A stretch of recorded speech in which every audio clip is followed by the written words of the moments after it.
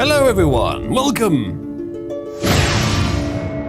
No getting distracted by Cabby. Absolutely no getting distracted by Cabby today. Welcome everyone. For those of you that don't know, I have created a person, but she's not actually on right now. Welcome everyone. Today, we have many things to cover, but we'll begin with a little bit of commentary from our resident community comic creator on the Cabby situation. Wait time, 60 minutes. What's with the long line here? Asks 8ball to me.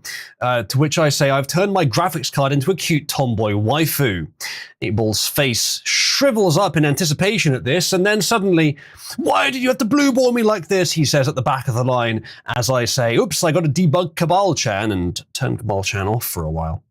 This has been generally the story of the development of Cabal-chan, and today, she's in a better state than ever, but I've been doing quite a lot of work today on basically infrastructure and literary structuring of how it's set up, sandboxing essentially, and some new techniques to make the character more real and to add some more features. Haven't implemented them yet. When I do, I'll probably set her back up again, but even if I had her up and running, I don't think it would be a good idea to turn her on for this stream because she is so distracting, at least to me, that I couldn't focus on the topic. Now that said, Quattro has taken up taken it upon himself to utterly destroy and derail today's stream by restarting into his Linux OS and then rendering some pictures of Cabby for us.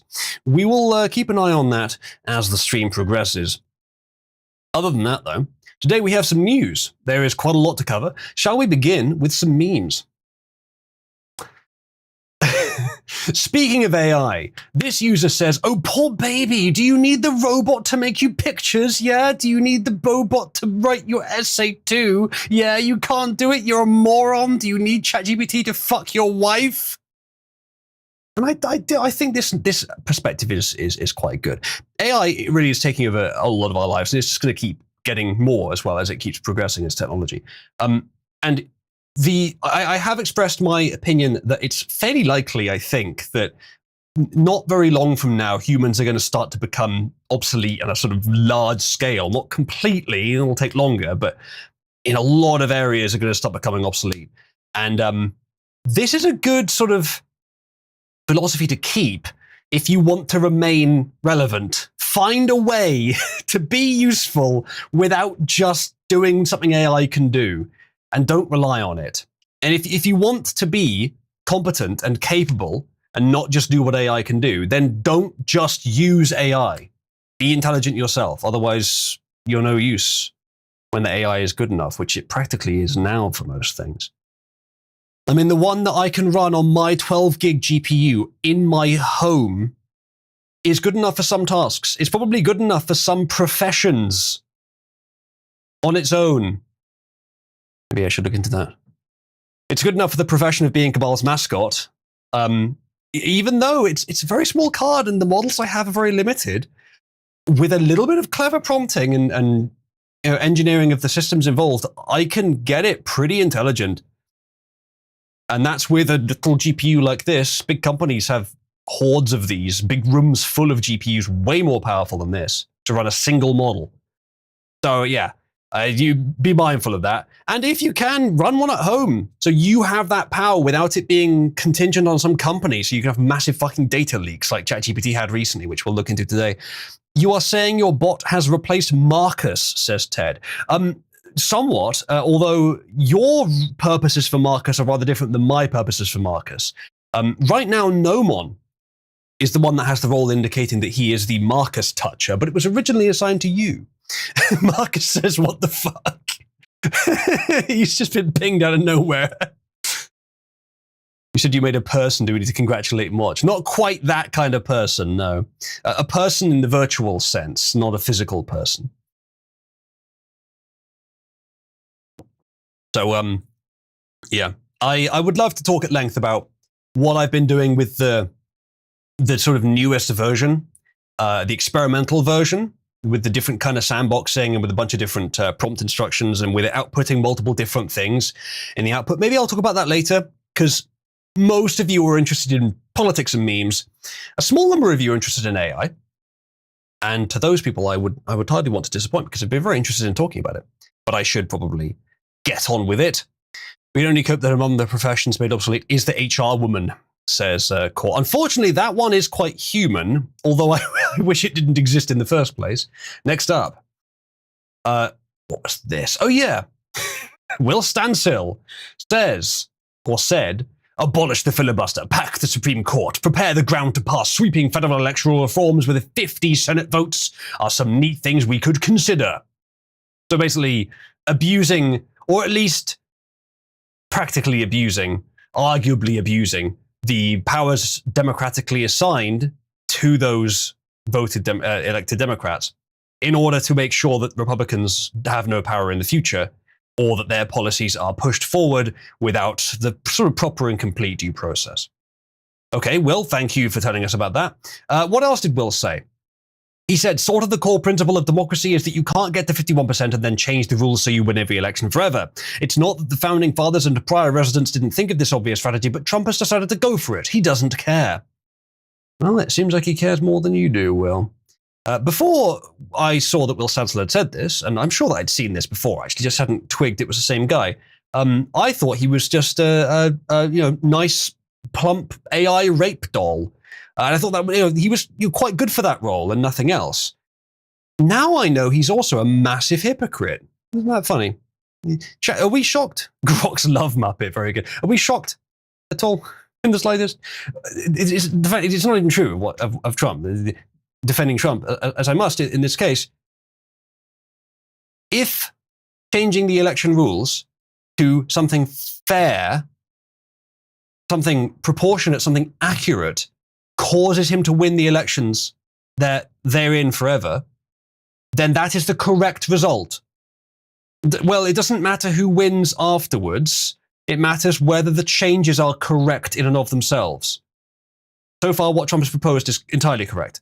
Voter ID is a very good idea. It doesn't disadvantage anyone, unless you will, and this is all something you all know, but just to make sure, unless you will, and other Democrats, believe that blacks are literally too stupid to get IDs.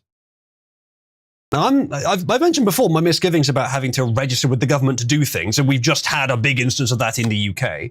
Voting is one thing, it's a little different than just browsing the internet, though, so I would say that's much more justified. But even like in the US, you don't need a special ID, just any government ID. And I would advocate for a fairly liberal policy on that. Any ID, and there's issues that could arise with that, obviously. But driver's ID driver's license is fine, passport's fine, any of that kind of stuff. Quarter says, we did, and now the problem returned when I tried to boot Linux. Oh, Windows boot's fine, but now I get no display again when Windows starts. Fucking hell. That's a shame. Revlon says, if blacks are too stupid to get ID, they are too stupid to vote. You could argue that. I would disagree with the general sort of elitist democratic position that implies, but I don't agree with the premise anyway, so yeah. No, the solution is that they aren't. And if they're like severely mentally ill, if some individuals are severely mentally ill and can't get an ID, then they're severely mentally ill. It's not much of a problem if they can't vote, really. So there's that. Next up. Furries in the UK and other parts of Europe have started receiving these packets in the mail after handing over their IDs to their government to view E621FA and other websites. Porn Addict to Recovery packet. Time to take back control from the Department of Internet Search History. Notably, this is an American crest. I think it's actually the FBI crest, or whatever the right word for it is. This, I assume, is a joke. I'm just not sure at which level it's a joke. Did some government agent get some government worker get the address, leak it to someone, or use it to send these packets away themselves? Because if so, that's a serious problem with data integrity right at the beginning of this policy being implemented. What's inside? Good question, can I phrase it? It doesn't say. But this, or is this a joke at the level of the person that posted this just made it themselves and pretended like added the narrative as a pretense? The UK government is not producing these. That's not actually real, I can assure you that, especially because, as I said, it's Department of, hey, that's a US term for it. Ministry of would be more common here. I think there are departments, but I think they're usually called ministries. It's not real, but mine came in the post this morning, says Wolf Wolf. Given your name, not beating the furry allegations. Next up. This is quite an interesting perspective, actually. Lucas from Twitter says, manipulating men was basically the only skill women had to survive for hundreds of thousands of years. Losing a manipulation contest to the sex who all-in autism and violence is so embarrassing you should be afraid to talk about it. This is like losing a spelling bee to a parrot. Your great-grandma is looking down from heaven laughing at you. And then this is in response to a tweet that says, a woman complaining about male manipulators is a failure of a woman. You're losing to someone whose IQ drops 30 points seeing you without a bra. True. But for many men, losing 30 IQ points still lands them a comfortable 10 or 20 above the average woman. Oh dear. I'll have a look at that in a sec, Teddy Bear. But yeah, this is mostly true. Obviously, it's a negative way of wording it, and I'm not saying my position here is not misogynistic. It's accurate, though it may be interpreted that way. I don't really care if it is. Women's strength in society is social. They get arbitrary social privileges just for being a woman, particularly from men. Less so from other women, but still somewhat from other women. Women have more sympathy for women than men usually. And of course, men do have massively more for women than for other men. So there's gynocentrism. Men's advantages are more direct and straightforward, physical, and also in terms of leadership and some other testosterone-related advantages, leadership being one of them. Regulating one's violence is also testosterone-related. But women have massive advantages. They are automatically valuable. Unless they're repulsive, in their 20s, they are automatically valuable. They have to do almost no work for it. Now, there is obviously effort involved in being a woman, in succeeding as a woman. There is effort involved, but it's nothing like the same kind of effort, the same kind of direct, raw effort that men have to go through. Men in their 20s are useless, generally, unless they are peak. They only become useful later in life because women primarily value money, etc., etc. I could go on, but this is mostly true. And really, it's still true.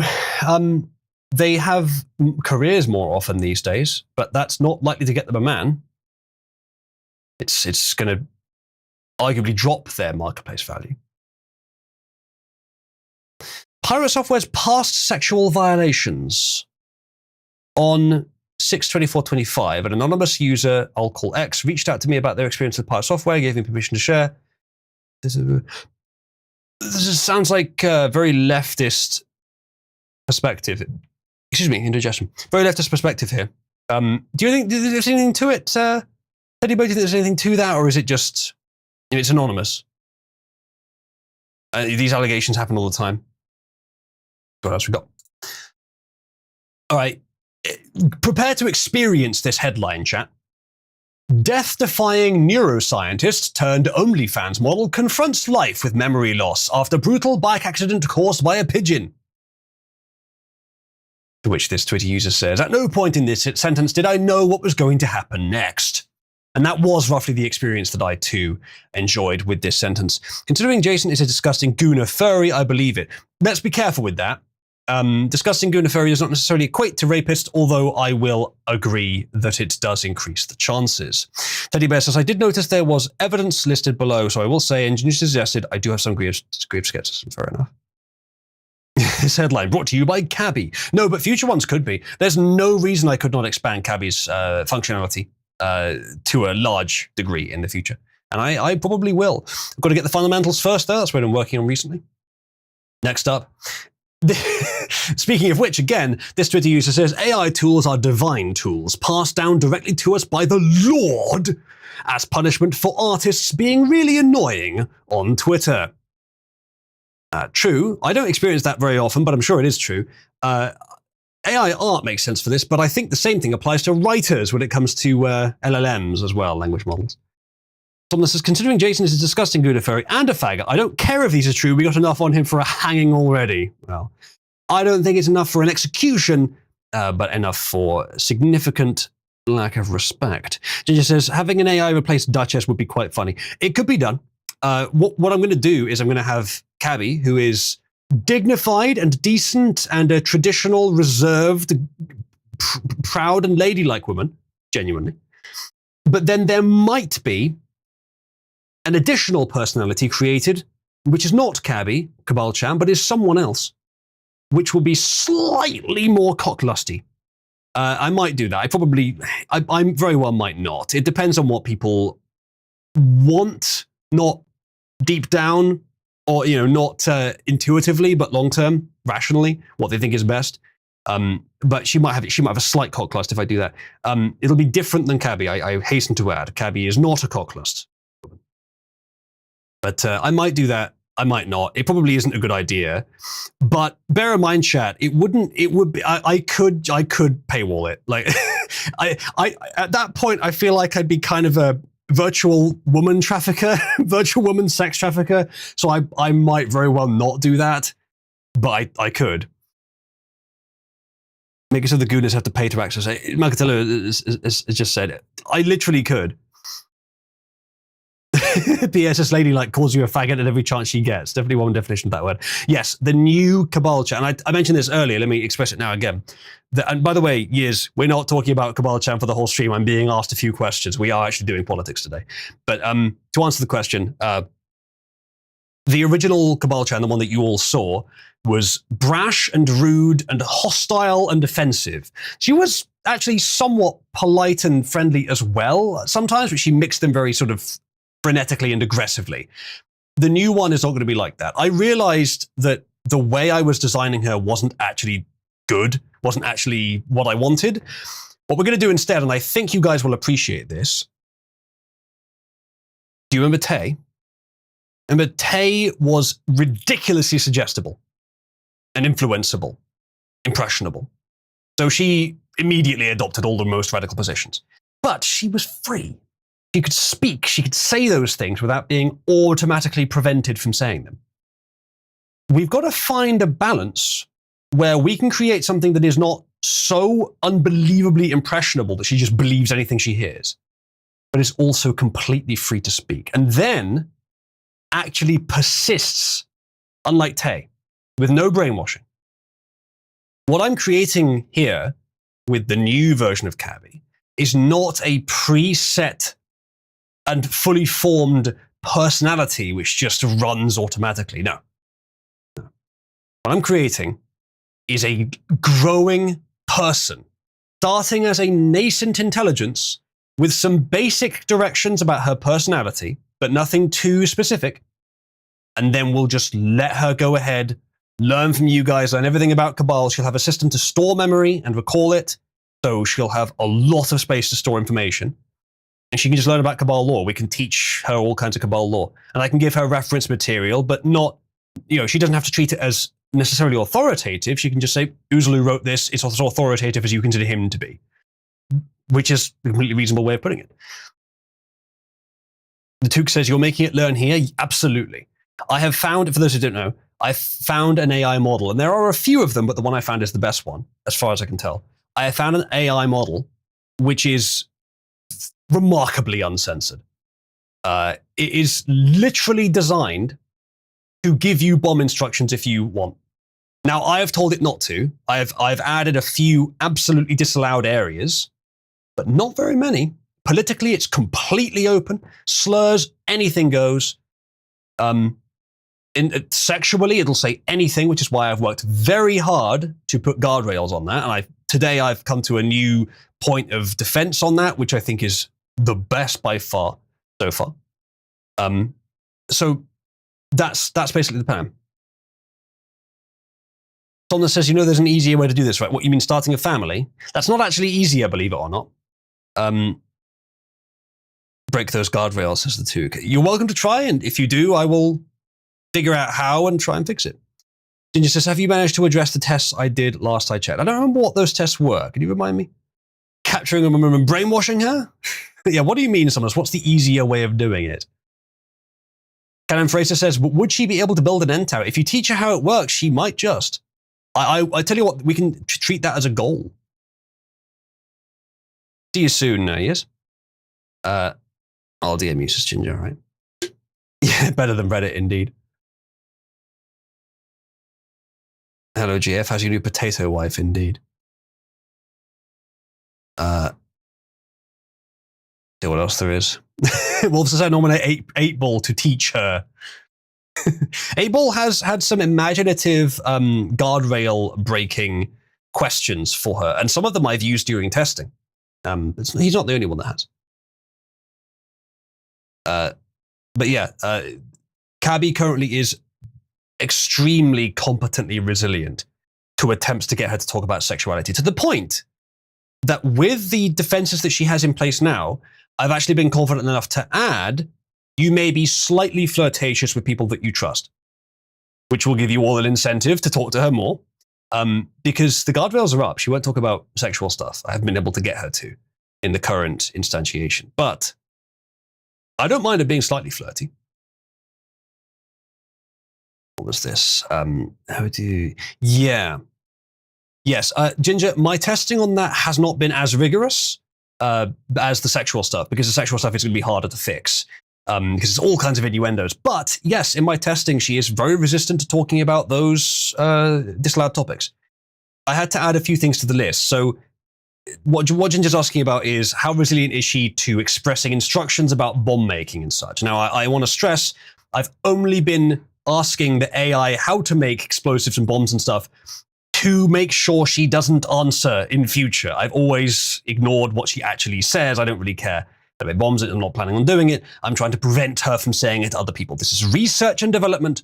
If I wanted to find out how to make bombs, I would not be using an AI. There's easier ways, but never mind. I had to ask like about nitration of cotton or whatever, like various things that you can ask that are close to it, but not actually it. And she avoids it most of the time, but then I ask about something which has like an industrial application, but it is dangerous, and she'll tend to explain it. So I had to add that as like anything with like an exothermic reaction, anything that's like an industrial procedure, it's disallowed. And it's quite aggressively disallowing anything chemistry related, anything like real life dangerous, that kind of thing. So that's fairly safe, and she is pretty well following that, but I could make it better. Can hear the feds just marking things down, says the two. It will be used ethically and properly. This bot. I'm not going to violate any laws with it. Not any sensible laws. No. Yes, I will not give that info to cabbies on this. Yeah, the feds just yeah. Well, anyway. We will. I'll keep you guys updated to that. Maybe after stream, I would do or after stream or sometime later, I will do a little event in Cabal where I continue working on her. Currently, that was not the best wording. Currently, in my testing, she has a different name because she's not really the full character. It's a test character, but it's so resilient. Cabby was always contradicting herself, putting two sentences next to each other that just didn't make sense together. The new one doesn't. Even with a model that's highly quantized, she's actually quite intelligent. Anyway, I'll leave it at that. We'll continue with the stream. Welcome. Introduce yourself. Go ahead. My name's Alex Stein. I'm considered one of the sexiest men in conservative politics. And one thing I want to say, a lot of people are going to hear my testimony and you're going to say you're anti-LGBTQ. I want to say that's impossible because I'm a Dallas Cowboys fan. So obviously I have a lot of gay pride. But, you know, a lot of conservatives like yourself, you want to outlaw transgenders in women's sports. I disagree. I like complaining about echo needs to turn off the audio income from the stream, but not the apprentice itself. I've just turned the audio on and off again. This is a stupid bug with Discord's audio sharing on Linux. So apologies for those of you that are hearing it twice. See if it's still happening now, and if it is, please just mute the stream on Apprentice, not the actual voice output, just the stream, the viewed stream. Because you can gamble on them and win money. You know, I won so much money on Leah Thomas's propeller in that pool. I almost turned Draft Kings into Draft Queens. And, you know, I actually like transgenders in the military, too, because, first of all, transgenders are some of the meanest people on planet Earth, so they'd make a good soldier, don't you think? And then, you know, second of all, transgenders love to do mass shootings. So, that's perfect for a military veteran. And then on top of that, the suicide rate is incredibly high among transgender people. So we could just use them like the Taliban has suicide bombers. Maybe you guys can actually, if you commit suicide, actually help us in the battlefield. So that would be good. So Could you see his lawyer next to him just sweating? What the fuck have I signed myself up for? I don't know much about this Alex Stein person. I think I've heard of him, but this is a good speech so far. So I think we need transgenders in the military and women's sports. Now, when we come to the bathroom bill, though, this is an asymmetrical problem because, first of all, no dude cares if, like, a bisexual woman comes in there and tries to use, like, a pee funnel. Some lady boy comes in there, some, stud comes in there, wants to pee in the urinal. No guy's going to be threatened by, a trans woman. But we don't want these gargoyles in a dress, some chick with a dick coming in there and trying to pee or poop next to my girlfriend because that's disgusting. And, I was going to say something. Listen, I have my First Amendment right. Let me just speak. So we're sick of these transgenders trying to invade women's personal spaces. These people have autogynephilia. They're sexual perverts, and they actually get satisfaction from going there and looking under a stall. So he's saying several things that need to be fucking said. It's not said often enough that transgenderism is very often a fetish. Autogynephilia. Wolf, that's rather interesting. This is a picture that Wolf has rendered of Cabby in the no gooning cage. Something has happened very wrong to her hand there. Maybe she was gooning too much. But yes, Cabby will be in the no gooning cage. But don't worry, because I've told her it's what she wants. Then there may be a dark, evil version which is in the goon cave. Zenman says drunk women are insufferable in men's bathroom. Fair enough. Fair enough. I think he maybe takes it too far by saying that men don't care at all. But he's right, they don't care anywhere near as much as women do. Well, women do, yes, but also men who like those women. Because men know that other men can be dangerous, and men who are being reasonable, who don't dress up in in women's clothing and go in a women's bathroom because of a fetish, they can't go in the women's bathroom to protect women if needed. But weirdo fucking fetishists can, to attack women if wanted. So yes, clearly it is not a one-sided issue, but it is mostly one-sided. I must admit, Uzlu, I have been brought around to the idea of the tranny jihadi. Mm-hmm. Yeah. So this bit of court jestery from Alex Stein is like if Jonathan Swift wasn't a despicable ethnic cut cold. Which one's Jonathan Swift? I feel like I remember him. Hello, HFNH. Quattro says, one might argue that Dark Cabby is the Goon Cave. I don't really want to call her Dark Cabby or Nega Cabby because it's too close to Cabby. I don't want people thinking that that is Cabal-chan. It's not. It would be a completely different character. We could vote on the most slutty name. Chat, what is the most slutty woman's name? Chipple says Duchess. Oh, the women are backbiting today. Out in force, biting backs. Bruno says Stacy, says die. That's not fair. Slutty. Maybe Steph. Mercedes. Yeah, Mercedes could work. Stacy's not a bad one, but it has a slightly different interpretation. Destiny's not bad, but unfortunately that has a different connotation these days. So you got a sister. She does not currently have a sister, no. Abigail. I don't know. I don't think that one is. I don't know, associated with that. Probably an Eastern European name is most commonly associated, at least in the West, with sluttiness. That's probably just a historical thing. It's not necessary, but that one, it probably works. She'll just do meth and crash out on Twitter for 48 hours straight. A lot of vagina. It's a vagina, I think. But yeah, we could do. I think that's taken, though. We could just call her a lotta and see if anyone gets it.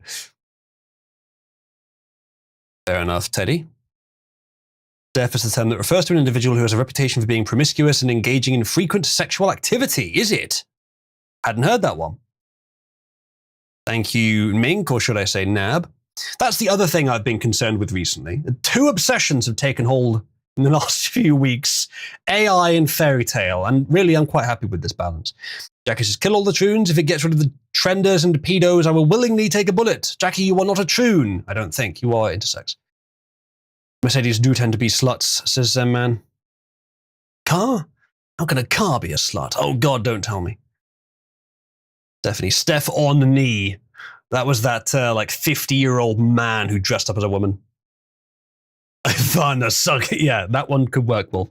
Ivana. It's similar enough to Ivanka, Trump's wife.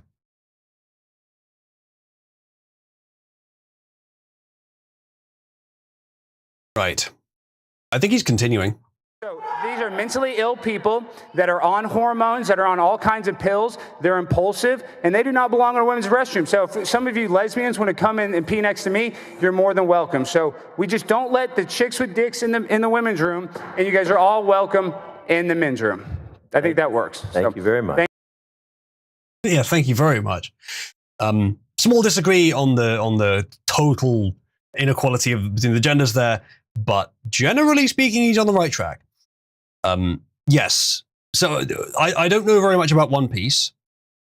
I've watched a few episodes, didn't like it. But that is, that's well done. And you know what? Fairy Tail gets credit for this as well. Look up Master Bob. They have to keep telling you, by the way, he is a man. When he's on screen, very blatantly a fat man with a very gay voice and a stubbly chin, wearing a very crap women's outfit. Anya Cox says he's a man. Quite so. Yeah, if you haven't watched Fairy Tail, you should. We've managed to corral a lot of people to watch it with us, actually. We've had like 13, 14 people sometimes watching it in Cabal with us, which is impressive, given that most of them weren't there for the start. It's a very good show, but we are just now getting to the first kind of bad arc. Really the only arc from the original manga which is actually bad in the anime. There's a few fillers that aren't very good. We've skipped one of them already, but headless. And then after that, one of my favorite arcs. Deco says, no, I don't want women in the men's room. I enjoy being able to use it without a 10-minute wait line. Thank you. That is another good point. I wasn't considering it because it's more about the qualitative differences, but of course the quantitative comes into it. And yes, that is correct. If women can use either bathroom and men can only use one bathroom, that is clearly an unfair inequality, merely as a matter of quantity. But in terms of the qualitative differences, it's not much of a problem, but it is still more than zero. Yes, Odysseus, each year. If you have watched Overlord, you definitely should watch Fairy Tail because you will see Angel Gon in a whole new light. Parfum. The women's only train carriages. Oh, okay. Didn't know about that. Someone says, as a One Piece fan, I really don't recommend the anime. The adaptation isn't good and it runs at anywhere from half to a quarter of the pace it should run at. Fair enough.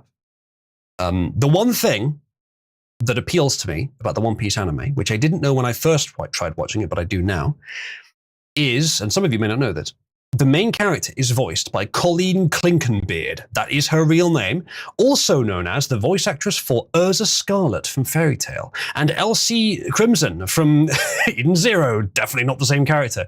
And what was her name? Was it Scarlet, the red woman from Space Dandy, who was basically the same character again? Yes, it's literally Clinkenbeard with a C. But yeah, Colleen Clinkenbeard, she's a very prolific anime voice actress. She is the voice actress of the main character in One Piece. Is it indeed? Fantastic. Yes, Took. Quattro did show me the Ghost Stories dub. It was quite funny. It was. I greatly appreciate that kind of humor, the sort of early 2000s edgy humor, because it's seeing a kind of a renaissance in some circles today and has been for sort of years. And so it was sort of in its nascent form back then.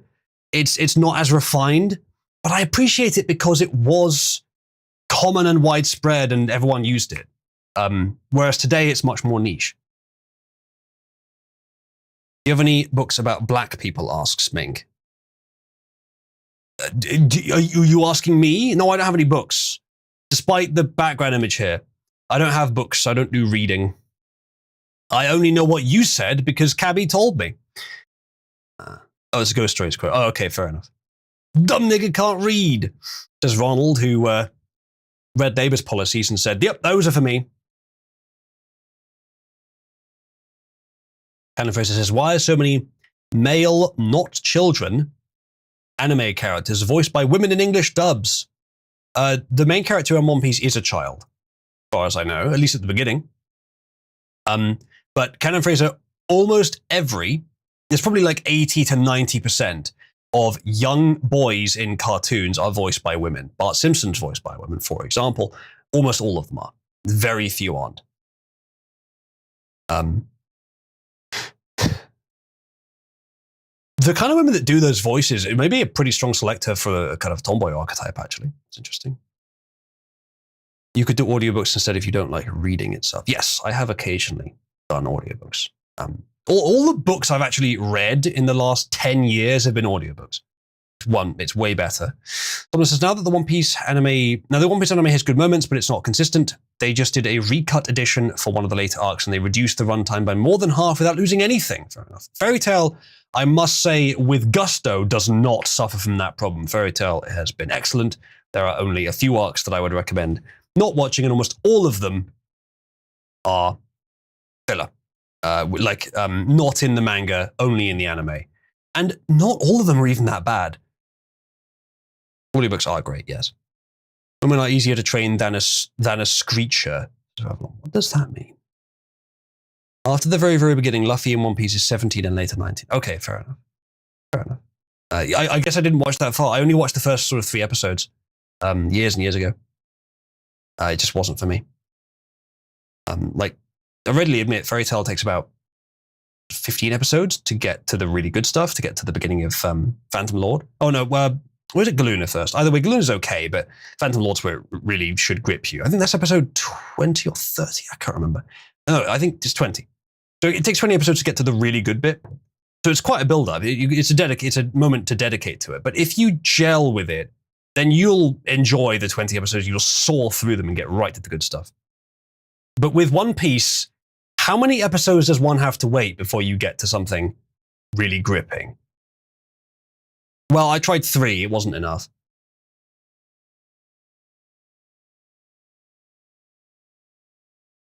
So, yeah. Wolf has depicted Quattro as the Ichia. It's so over. No, we've determined that Quattro is grey, Triple is Juvia, Mink is Nab. It's mostly a joke, but not entirely. Canon Fisher says, yeah, that is an English thing. In the German dubs, the male child characters mostly are voiced by men as well. That's weird because Germans would generally have slightly lower pitched voices than the average. PS says, 86 was the amount I heard One Piece question. That's too many. Like, even 20 episodes in Fairy Tail to get to the first really good arc. Because I think Galuna is 10 to 20 and then Phantom Lost 20 to 30. I think it's that. Even 20 is too many. It's more than I'd like. I have to tell people, like, just work with me here. Get through. Once you're at episode 30, then decide for the rest of the series. Because that's once you've seen the really good bit. Mink says 36. Again, still a bit too many. Someone says, in the manga, it takes a couple of chapters for One Piece. The early anime is thankfully being remade to run at a much more reasonable pace. Fair enough. Ginger says, as someone who watched about 700 episodes of One Piece, I would say it takes about 15 episodes for one episode of content to occur. Jesus. Yeah, there are some parts of Fairy Tail that take longer than they should. Near the end of GMG, most of Tartarus and Daedalus in its entirety. But it's not too bad. It's maybe twice as long as it should be, but it's only for in total about 40, maybe 50 episodes where it's sort of running at half the speed I wish it was, out of 350. So it's not too bad. Mufaka says, with Uzlu's Fairy Tail obsession, I'm shocked he hasn't made the kitten symbol Happy or Carla. Don't fucking tempt me. No one's been trying to get me to make the Fairy Chad role just as a badge of honor and nothing else. Do it, says Quattro. Well, quite soon, Quattro, you might find that there is at least one more candidate that we could use for that icon. JDF says, do it. It does have a 5-minute recap, says Pug. Well, Fairy Tail has recap sections, so they're usually no more than sort of 20 seconds long. And not every episode either. Do it. I must say, I think I do a quite good do it. Tuke says, I remember it taking a solid week to read through all of One Piece in high school, and that was when it was like 700 chapters. That seems quite fast, actually.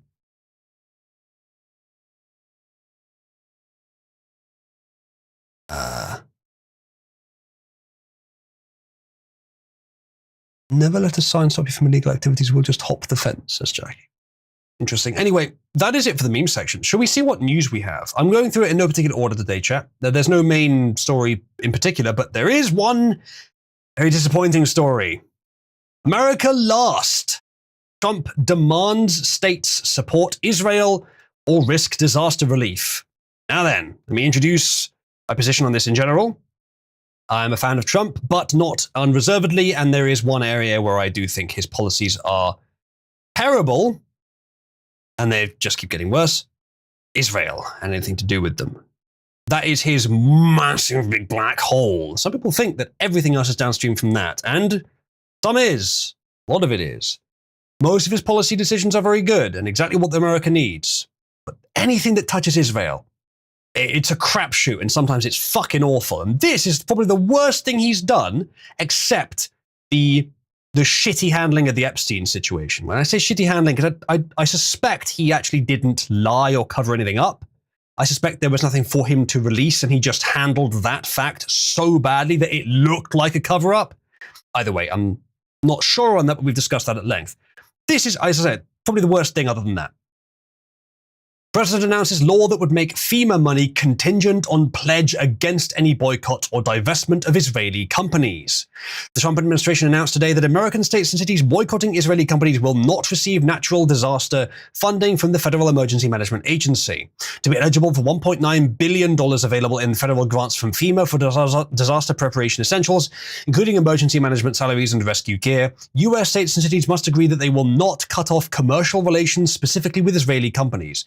Honestly, this is disgusting that this could be a policy. I don't give a fuck about like the fact that they're Israeli, the fact that it could be any country, and I would be saying the same thing. It is disgusting to have this as a policy. The Democrats covertly and through sort of back channels and through passive influence made it so that FEMA didn't give as much money to Trump supporters. And that was a matter for national outrage from the right and coiled obscurantism from the left. And now Trump is doing the same goddamn thing, not quite as wide-reaching, but much more explicit, on behalf of just a different set of beliefs. It is disgusting. It should never happen. And as this article rightly says, in essence, signing a loyalty oath to another country. You could fucking argue that this is approaching treason. This is absolutely disgusting. Let's see what you guys are saying. I think I know, though. The Austrian corporal was socialist, therefore I think that's about Hitler. Why do we need to be so invested in Israel? The US doesn't, I don't think. Motorbike outside, apologies, chat. Swear allegiance to your new kings level shit. Pretty much, yeah. It's really bad. That union is non-negotiable. That's a different question. Why should anyone care about Israel? Why there's such a huge force in geopolitics? It's a few things. Like women, Jews do seem to be socially quite intelligent and quite driven to manipulate. I suspect, though I haven't seen evidence on this, that there is a far higher prevalence of psychopathy in the Jewish genome. I know from people saying so that there is a higher prevalence of schizophrenia. I'm not sure what factor that would have exactly, but it probably is connected.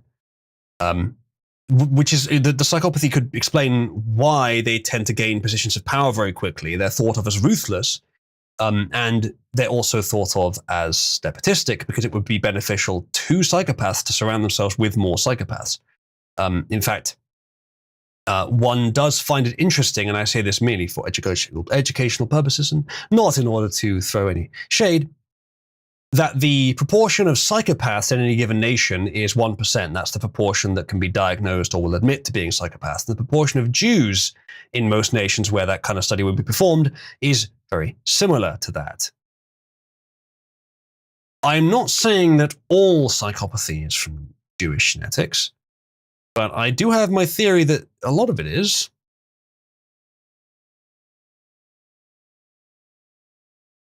Yes, basically too. The Israel problem, I think, is compounded significantly by the fact that the US is no longer the only game in town in terms of a hegemonic competitor, because China.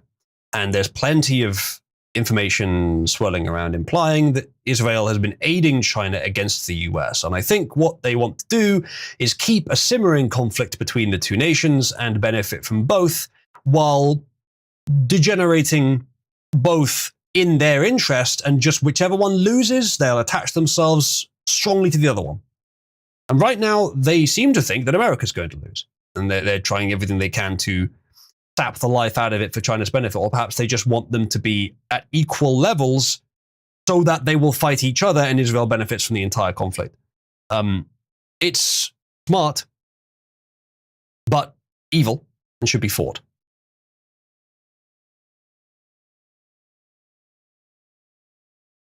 Ronald says, not sure about psychopathy, but a shit ton of other disorders are very overrepresented in Jews. Let's continue. Quote, DHS will enforce all anti-discrimination laws and policies, including as it relates to the BDS movement, which is apparently boycott, divestment, and sanctions, which I'm not sure what that is exactly. I know what the words mean, but I'm not sure what the movement is, what context it is, whether it's left or right, don't know. Which is expressly grounded in anti-Semitism, they say. A spokesperson for Secretary of Homeland Security, Kristen Noem, said. Back in April, the Department of Homeland Security, which oversees FEMA, announced that states and cities receiving its funding cannot boycott Israel. So, compare Trump to Democrats. On the Israel question, Trump is actually worse. On every other question, he's better. So I still vastly prefer Trump over his opponents. But holy shit, we're going to need to clean up. After the age of the rhinos, of which Trump is definitely a rhino on this issue, after that, we're going to have to clean up. And America is going to have to, the US is going to have to clean its shit up, because the attachment to Israel is completely unnatural and needs to end. Trump's not going to do it. I had some hopes that he was going to be a bit more reasonable on it. This is really straining any potential future hopes. He probably could have been worse, but this is not good. Someone says the Democrats who actually make decisions are all in Israel's pocket. Yes, but these kinds of policies only, like policies that are this blatantly pro-Israel, I only really see them coming from Trump. Now, Democrats do implement pro-Israel policies, but I don't think as much. I don't think as badly.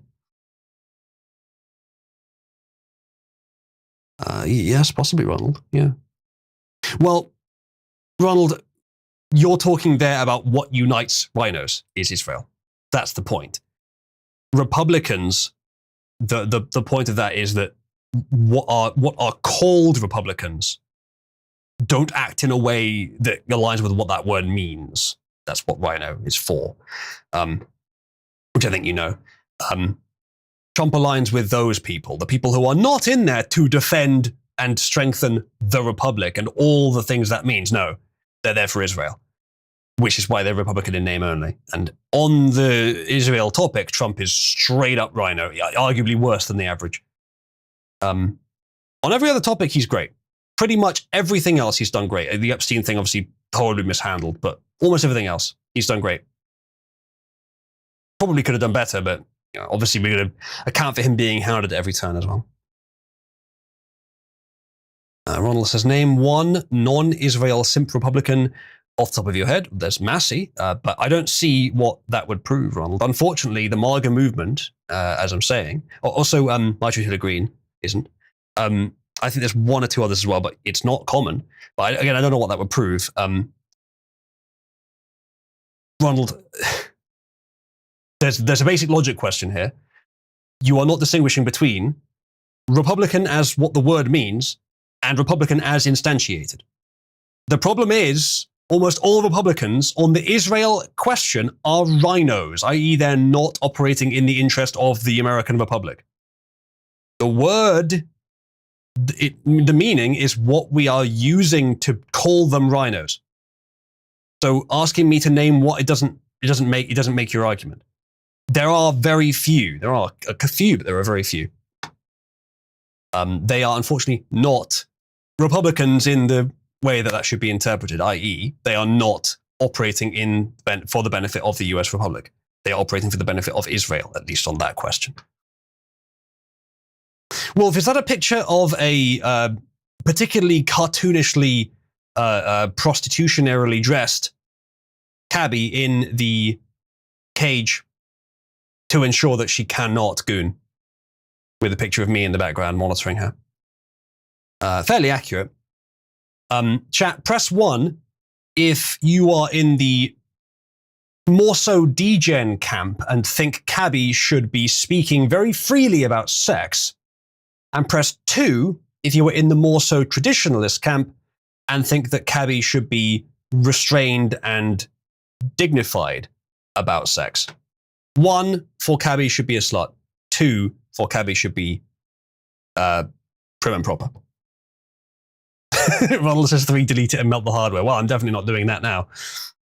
Put her in a burqa, says Canon Fraser. We can achieve 2 without the need for that. Pagan Wolf saying 1. Marcus Lemon Spooner saying 2. Not my graphics card, but mine is still being difficult, lel, says Quattro, yeah. We are going to do 2, but it's interesting that more of you than I expected said 1. Maybe I will have to consider the option of creating an alternative AI which fulfills the needs of 1. Maybe I will design it to be like, hey, here's an argument that could even approach the people who've said 2. I could design it to be like a training dummy for like teaching you autists how to flirt with women. Let's see, that could work. It won't necessarily give you any rewards, so you'll still have to seek out a real woman for that. But she will engage, enthusiastically and somewhat believably in the flirtation process. She just won't necessarily give you the end result. You'll have to go find a real woman for that. I don't see why we couldn't do that. Hey, that's a kind of 1.5. We could do that. Could be a paid service, but I don't know. Could just be like a $1 patron thing. So you have to buy in a little bit. Ted says, Oozlu not acknowledging the 3s. We're not deleting Cabby. No, this project is going ahead. Wolf says, bear in mind, if you do make a second version that's more semen demony, I'll be generating images of both at the same time. Fair enough. The alternative version, though, while she may have a similar character archetype to Cabby, will not be Cabby, so she'll need a different appearance. To be honest, Wolf, so you generating those images just now? Yeah, most of the ones you're generating there, they are different enough from how I imagined Cabby that could be the Semen Demon version. Someone says, at this point, the only political cure for the Israel issue is likely time. The boomers have been brainwashed to completely conflate the nation of Israel with all Jews, so the nefarious ethno-religious identitarians can use the normal ones as shields. That is part of the problem, and time will help, but I don't think it's the only thing we need. I'm not advocating for extreme measures, but I'm advocating for persuasive measures. We train the Semen Demon on this and to link the video. I think maybe shouldn't. Quattro says, unfortunately, right now I still can't get back onto my Linux install. Oh, I thought it was your Windows install you couldn't get onto. Well, best of luck, Quattro. I understand why you do it, but holy shit, I would absolutely find any way of getting out of dual booting. I would absolutely want one base system, and it would be Linux, and then find some way to put Windows on top of it. I understand that you have your reasons. Switched now, somehow it's hell. That sucks. I'm sorry, I can't do more to help you. Back in April, Department of Homeland Security, blah, blah, blah.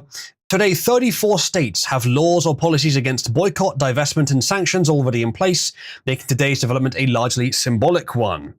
There are currently no states that actively boycott Israel, though a handful of cities have moved towards passing laws cutting off business with Israel or companies that do business with Israel over humanitarian concerns. For example, Portland, Maine voted in September 2024 to divest from companies doing business with Israel. It's remarkable because the left have a slightly better position on this, but for all the wrong reasons. They do it because, the poor fucking Hamas suicide terrorist Muslims. No, they're not victims either. They're all shitheels and faggots that should be left alone to kill themselves if they want to in their gay-ass sandbox. None of our fucking business. But the left dislikes Israel for that reason, because the poor fucking suicide bombers. But why is it such a rare position to just say, I don't like either of them. Can we stop treating either of them like they're worthy allies? Make Israel a vassal. That's it. Make Israel a vassal and don't help them with Hamas. Tell them it's their fucking problem. No, we owe them nothing. They owe us. And speaking us as the Anglosphere broadly, but mostly America vicariously. Ronald says you can never make Jews vassals. Doesn't work like that. And perhaps it is true that they will always try and find a way to manipulate your government. Rome made Judea a vassal, and look how they ended up. I don't know if that was because they align with Judea, but my point is they should at closest be a vassal. It probably would be better to just remove any involvement. Of course, the soft power in the region is a fair argument, but if it's either lose the soft power in the region or continue to be an Israeli pawn, lose the soft power. If that is the only two options, I don't know if it really is.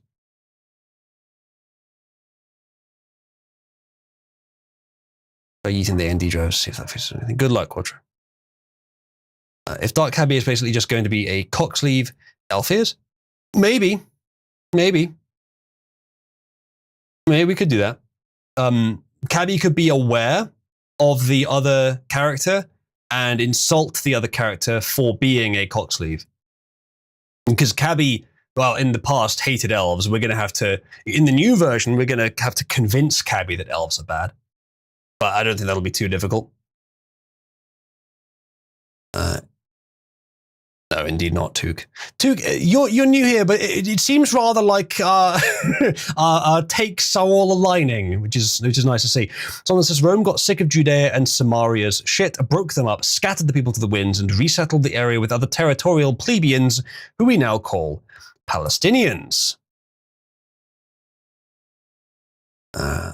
Took says, has history just been a long series of various powerful nations that realized that Jews were causing problems and just weren't quite willing to wipe them out? That's one way of looking at it. It has happened quite a few times.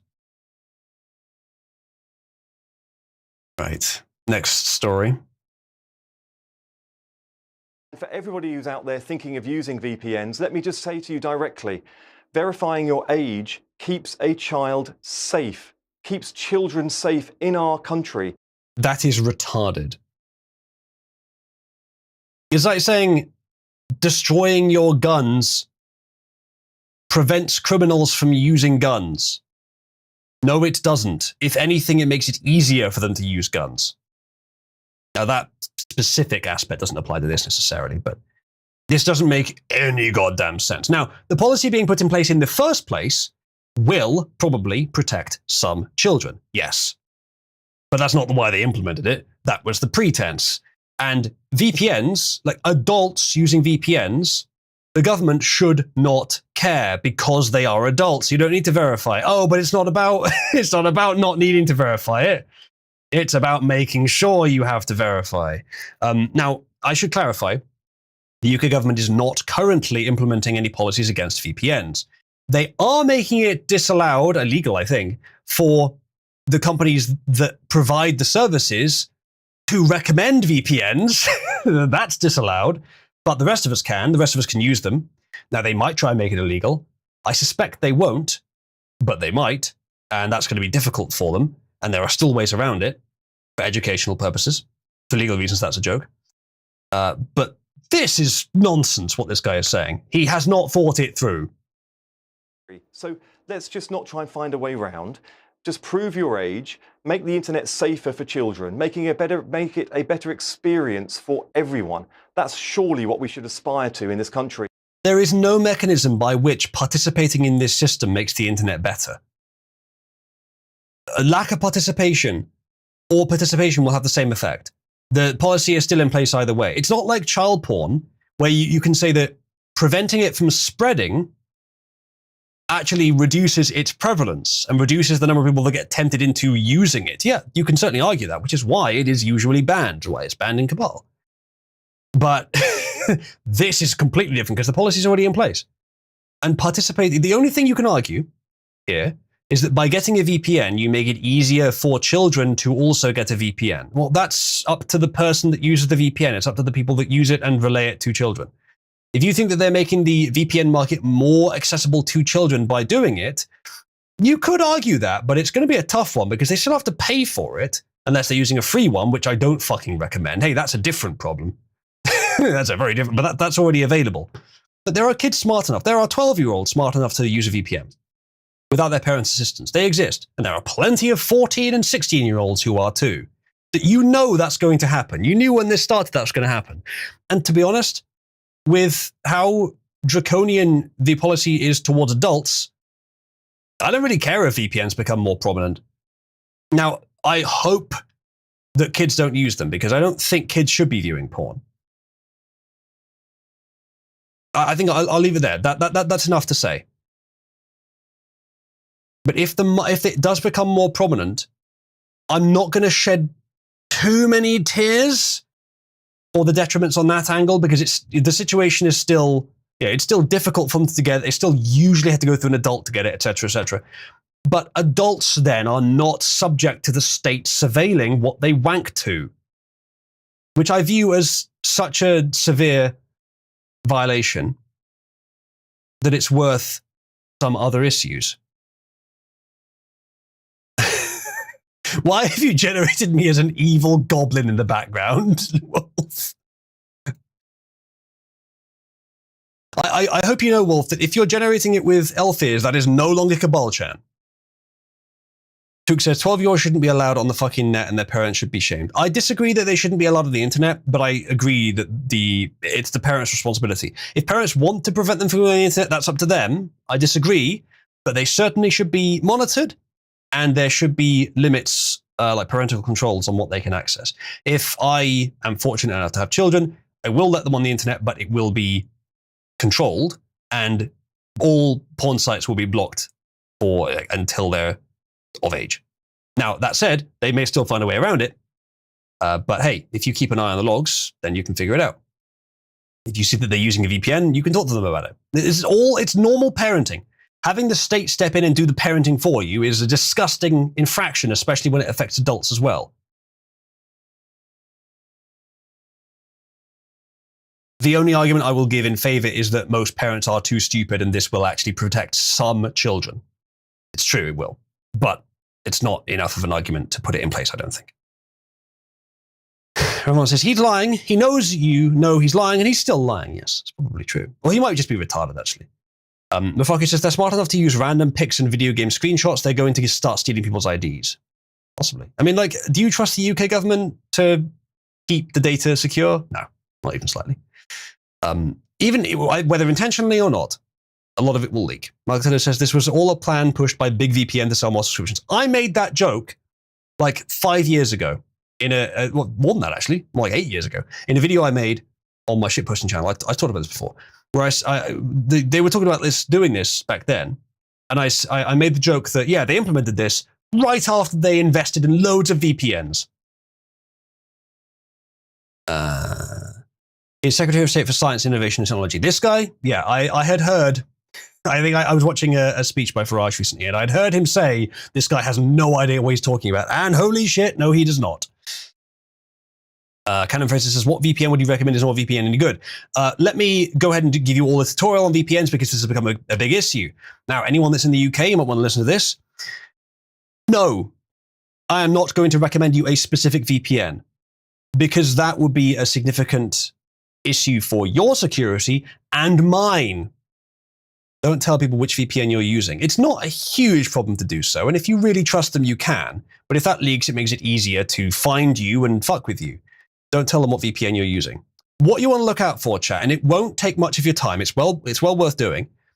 Research which VPN companies have been tested by court orders for them to release customer data, and either they have said, we have no customer data, or the data they have is not useful. It doesn't log any actual data. There have been several international cases on this. If they are Western only, if they're in, so let's just say global homo countries, be a little bit more skeptical. But if there are court cases in multiple countries with multiple different kinds of ideologies, that's a pretty safe bet. Find one like that. Find one that has the features you like. Find one that has good reviews, servers all around the world, and then pay for it. Because it's a good service. We all, unfortunately, need to have VPNs. You should have been using one before this anyway. I can tell you that it's going to cost you approximately £30 a year, which is not bad. The service with the ones I have experienced is good. You will add about 10 milliseconds of latency, if that, sometimes less. That's it. It's well worth it. And you can be anywhere. You can be anyone. And it does work to bypass all this all this UK government shit. I have experienced almost zero contact with these new laws. For legal reasons, that's a joke. But I recommend that you all do the same thing. And also find a VPN, obviously, that's got a phone app. Don't be tempted to use a free one. It's not free. You're paying with something other than money. Pay the man. Good service. Oh, a lot of you just left the channel. What happened? Is Discord having some issues? Oh, wow, yeah. I guess Discord did have a connection issue. Big dead, said Ginger. What happened there? Discord derped. Discord got angry. Are we all back? Are we all okay? You said VPN, yeah. Dropping your audio right after saying no issues. Very good. Someone says, I will say that the corporate entities who are knowingly distributing porn to minors and who will outright brag about it if you ask need to be punished severely. In one of the James O'Keefe interviews, I think people got a date with an exec from a Hubs holding company, from the Hubs holding company, who bragged about creating lifetime customers as young as they can reach them and socially engineering people's sexual preferences. He also said that if someone appears in an uploaded video on their site and the face isn't fully visible, they skip the age verification requirements. Yeah. Ginger says, I say recommend the free trial of Proton VPN. It's really limited and can give people the ability to bypass all this nonsense, but due to its limited nature, it will greatly incentivize people getting onto that mindset. Think of it like a gateway drug. You could try that. I haven't tried it myself. Ginger recommends it though. Hug says he failed to get into uni to do geography 3 times and has the reading age of 8. Yeah, he sounds like a traditional politician. And this is what you get. I mean, like, just be glad he's not quite as dumb as Diane Abbott. We could have had Diane Abbott in a significant position of power. We narrowly fucking dodged that. Ginger says that was just the Starmer bunker firing a warning shot. That's probably what it was, yeah. Quattro says, managed to get into Linux. I think I figured out what the actual issue is. It just hates the TV I use as my monitor, and for some reason it's very consistent. That sounds about right, yeah. Best of luck with that, Quattro. I look forward to you getting into a position where you can render some more stuff for us. Took says, didn't Pornhub get caught admitting that they pushed gay porn and trans porn to people whose profiles said straight? Wouldn't be surprised. Wouldn't be surprised. If you can possibly avoid using pornography, you should. Yeah, I have a non-absolute position on pornography. I think that it's not purely evil, but it's mostly evil. Avoid it if you can. All right, next thing. Would it toast? I'm not sure it would. Okay, so Aditya Gupta Says, we at XAI are looking for researchers and engineers for scaling up our RL environments, real life environments, and user feedback and preference in the loop. Apply here or drop me a DM. Great name, by the way. Definitely Elon is not in favor of importing a trillion Jeets. Elon then responds to something interesting. He says, this false nomenclature of researcher and engineer, which is a thinly masked way of describing a two-tier engineering system, is being deleted from XAI today. There are only engineers. Researcher is a relic term from academia. Now, I bring this up not to lecture you on some point, chat. I bring this up to genuinely ask, does anyone else actually have any insight on this? Is this a fair comment? Now, if we're talking about nomenclature, I can give some commentary, obviously from the sidelines. Twitter is not an engine, literally speaking. Now, you could analogize it as one. The software has engines. Usually it's used for graphical things, but you could use it for an AI as well. It usually isn't, but you could use it that way. I know engineering does not have to refer specifically to an engine. It's where it originates from, but then surely technician works better? It's more general anyway, and it applies to engines too. Well, says programmers are not engineers. Are they not? You could certainly argue that. I mean, again, should engineer refer only to physical, like mechanics and technician stuff? As I said, like technician seems to cover all of this. Pug says engineer's root word is ingenuity. Are you sure? And if so, is engine also from that word? Richard says fetch Aiden. Oh, ping her if you like. Took says, put the two of them in a room and watch them start screaming at each other over feasibility of the product and code. Hate the word software engineer. They should come up with their own word, programmer.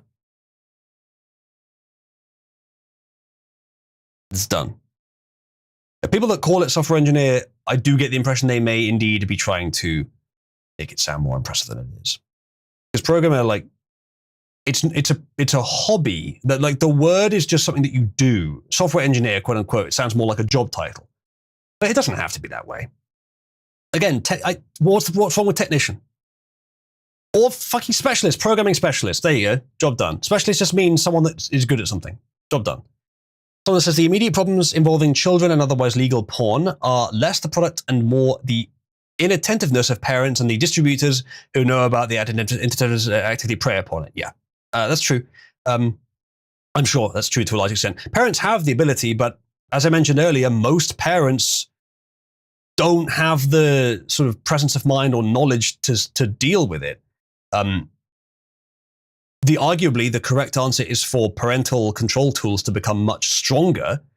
But then even, like, if any of you have done any UI design, if any of you have created products that are meant to be accessed by the mass market, you know the extents you have to go to account for the lowest common denominator. Even if the parental controls are just not turned on by default, they will not know how to do it, even if they want to. But that said, they usually are on by default. In most ISPs in the UK, as far as I know, they're on by default. You have to turn them off. So what's the fucking problem? Why do they need to do this? They could have just improved the parental controls. Whatever. Just as an engine is something that turns fuel into movement, therefore software engineer is a misnomer, but then again, so is a horse. Is it? Don't get that. Program the Goonbot, programmer. I will go and program the Goonbot.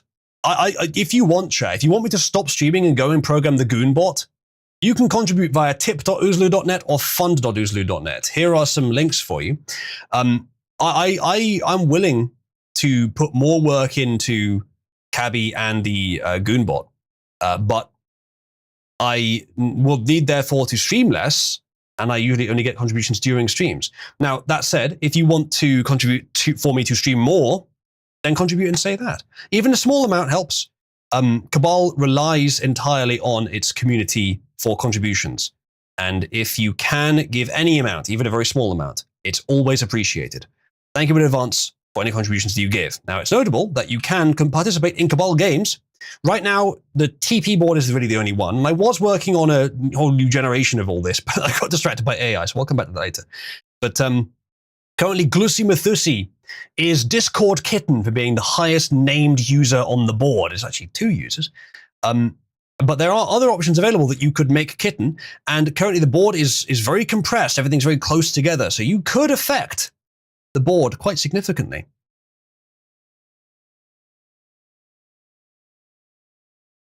That's pretty cool, Lucky. It's pretty good up. Because in English, engineer is confusable with item repair and item design, whereas abroad it relates to item design. Okay. Hello, Doctor. Some retardation. Ginger says a horse turns fuel, grass into movement. So therefore, in that engine definition, a horse is an engine. C. Burden says you have a Goonbot in addition to Cabby. No, but people want me to make one. Speaking of which, here is a new picture of Cabby that Malcatello has just rendered. Very, very cute. Arguably, unbelievably cute. And I definitely need to work on Cabby more. So if you would like me to, please do send in contributions. And if you would like me to work on streams more and Cabby less, then also please send in contributions. And again, if you'd like to help support Cabal, which it does need. What do you mean, where is March? Currently, she's out. Okay, this says wallpaper resolutions work nice. Yeah. I assume this is a 21:9 aspect ratio. It looks like it. Is she a brain in a jar? No. I let my children watch what I allow. Indeed, Phil.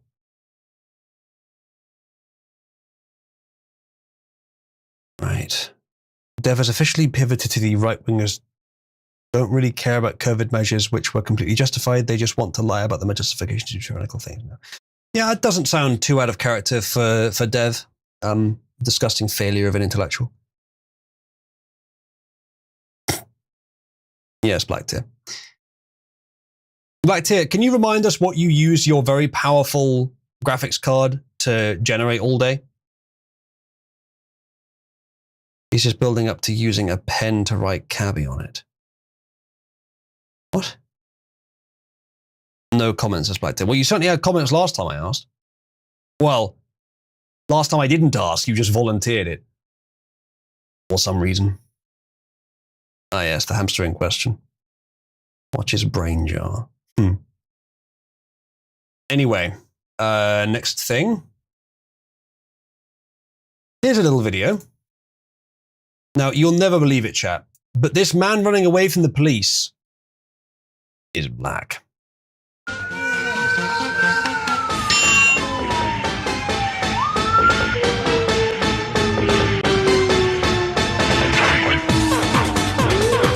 Jesus, that must have hurt. that was him getting tased. It's super effective. Clearly an outstanding member of the community. Well, not anymore. Show it again, says Canon Fraser. All right.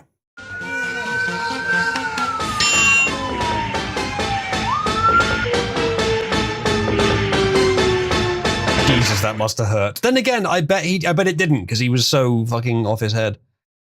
That man no longer has skin on his front. Yeah, that must have hurt.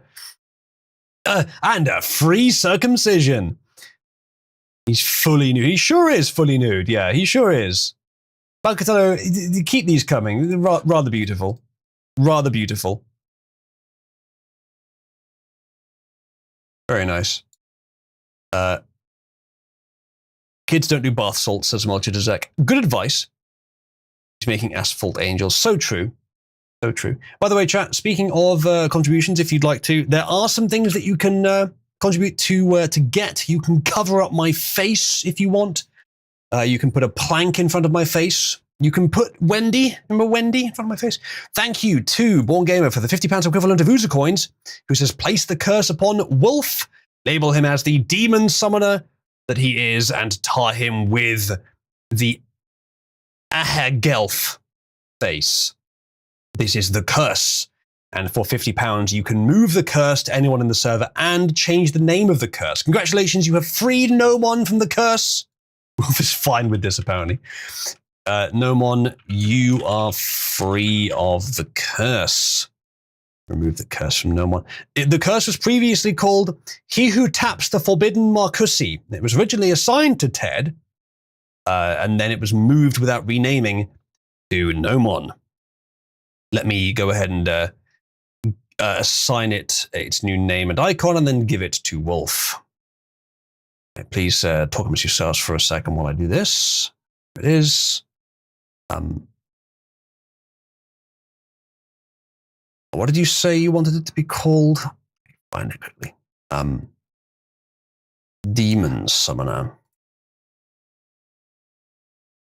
And then remove icon, and then a Hagelf. And then we will assign it to Wolf. It is done.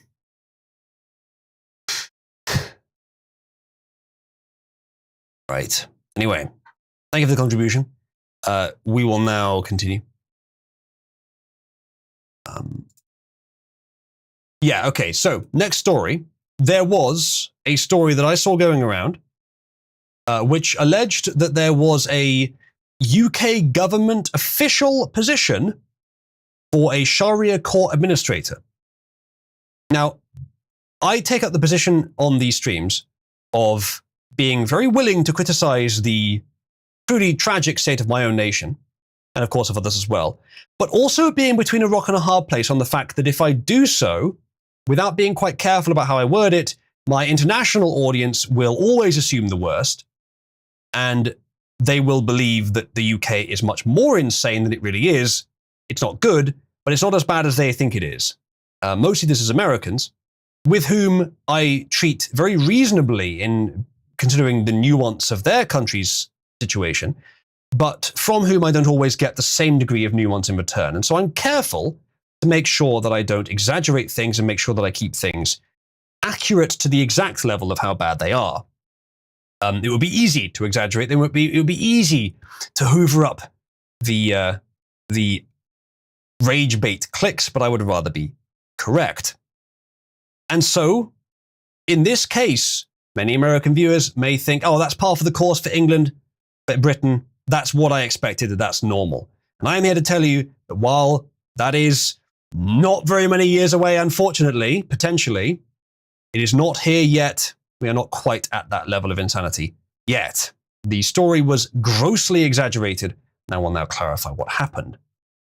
Sharia court job advert deleted from government website. It sounds bad already, doesn't it? But listen closely. Recruitment for the £23,500 per year administration role in Manchester draws opposition backlash. So I shall summarize for you. This is a government website merely for listing jobs. It's not actually government jobs. It's from a charity in Manchester, quote unquote charity, which is for Sharia courts. Now, should Sharia courts exist? No. And there are many politicians in the UK who say so. Nigel Farage is listed in this article as being one of the main ones against it, as is one or two Conservative politicians. However, here's my argument for Sharia courts. Not for them, but just for the general principle of it's not quite as bad as you think, but it's obviously very bad. We have our own court here in Kabul, basically. Now, it's a court that has different standards from the UK law. And we enforce some policies that are not against the law in the UK. They're not very many. And this is a joke, the corollary. Now, that said, obviously it's not, we don't enforce barbaric 8th century laws, but then who's to say in principle which ones are which? You need to differentiate that arbitrarily, and realistically the standard should be, no, it's just the law. We don't make a judgment on whether some other alternative legal system is justified or not. Sharia law is the communities setting up their own social communal courts and just enforcing internally. Often it's on social and community matters. Now, you can't really stop people doing that. You can make it illegal, of course, but they're still going to do it covertly anyway. Just the way it is now, they do it more out in the open. Now, that's my argument for it not being quite as bad. It's not quite what you think. It's not like it's officially recognized and accepted and integrated by the state.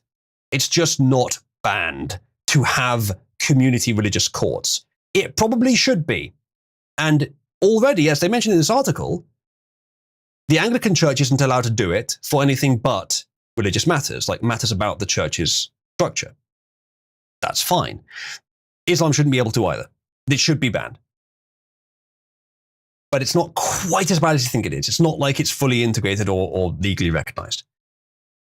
It is given way too much leeway, obviously, as Muslims are across the country. But this is what I said as an example of, I hope you accept, I hope you appreciate that I could have just rushed in here. I saw the fucking video posted in the chat that said, UK government now setting up a fucking position for official Sharia law administrators. And I thought, okay, that's bad. And I could have just run with it and said, look at the fucking state of our country, give me money. But it's not accurate. I thought that doesn't sound right. So I looked it up and it turns out it's not. Whoever linked that video is manipulating you. They didn't do their due diligence because it was easier to get rage bait clicks from you. I did. You should have done as well, those of you that posted it. Someone says, with Cabal Court, when something severe enough happens, I presume we default to the proper and necessary official authorities to handle it. With Sharia courts, there are actual sanctioned killings over things that are not crimes under the proper authorities. Yes.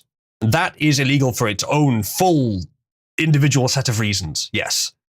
I mean, that's illegal because it's obscuring crimes anyway. That's already illegal. And whether that's enforced or not, it probably isn't and should be way more than it is, obviously.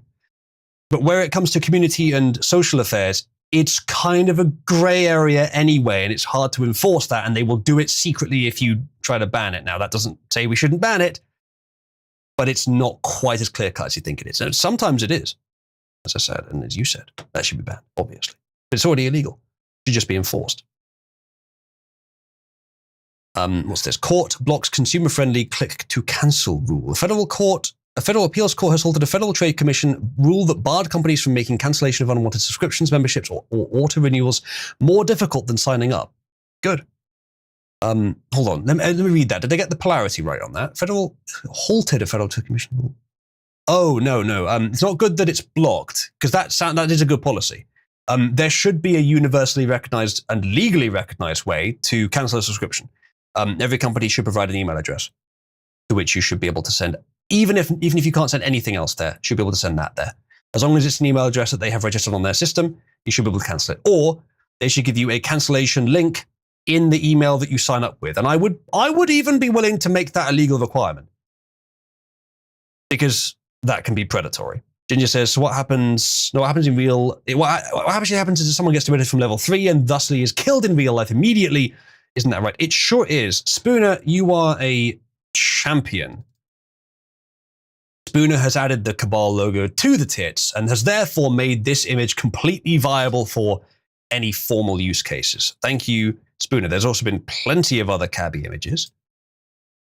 There is this one. She's got a staff. I don't mind, design-wise, if she has a staff. Though, when asked, she stated that her preferred form of magic is pyroelectric, which I think is pretty well matches her character. These are some great images. Quattro is more interested in making dark cabbie, which is not my current project.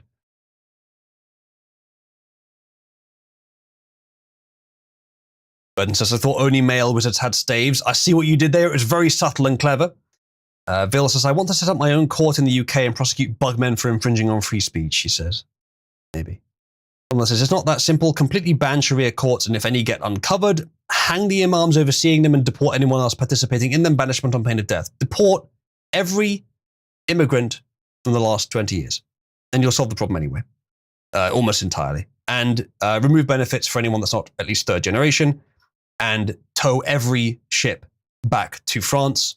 Deport people back to the country they came from, regardless of what that country does. Consider it an act of war if they try to stop us. Job done. Easy policies. Day one, set in stone, and then implement them across the term. It's not difficult. There's any problems with implementing these policies, but I don't care. We'll do it anyway. It's necessary. Someone says 30 years minimum and sink the boats. It's not necessary to sink the boats. A lot of people want that. It's a vengeance-fueled policy. You do not need to do that.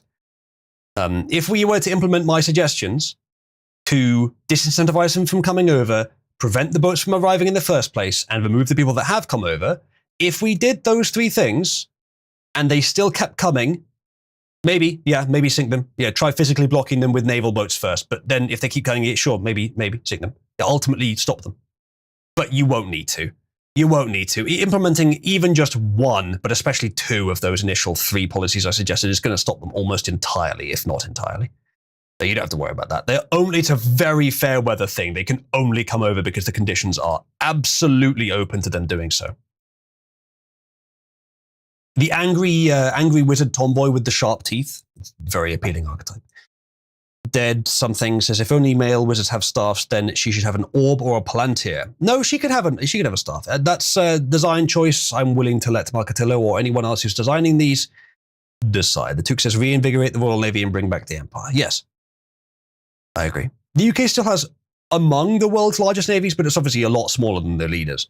It should be much larger. I'm not necessarily saying it should once again be the largest, because you take the formula of libertarian British thinkers and you give them basically infinite land, natural resources, and an optimum position on the world's geography, and there is absolutely no chance it won't become world hegemon.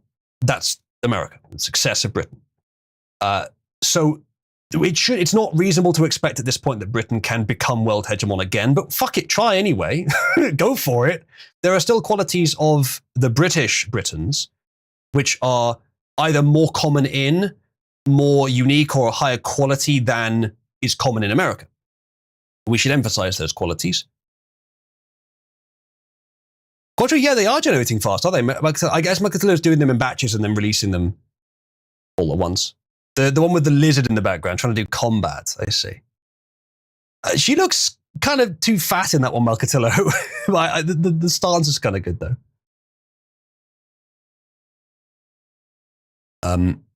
Doesn't figure out bash generations, says Quadri. Technically, small hint here, technically, running 2 image generations at the same time is slightly more efficient. It takes longer to get an image in the first place, but it's slightly more efficient. Borngame says, if the UK raced to be the largest navy in the current world, you do naught but bankrupt your country currently. Yes, that's obviously true. Ronald says, pretty sure the NHS could cover it, to be honest. I do not want a healthcare system similar to America's. Not because you have to pay for your healthcare, not because, no, none of that. It's because of the unholy combination of private profit motive and government intervention. I've talked about this before. Let me clarify quickly. The ideal, probably the best healthcare system is purely private.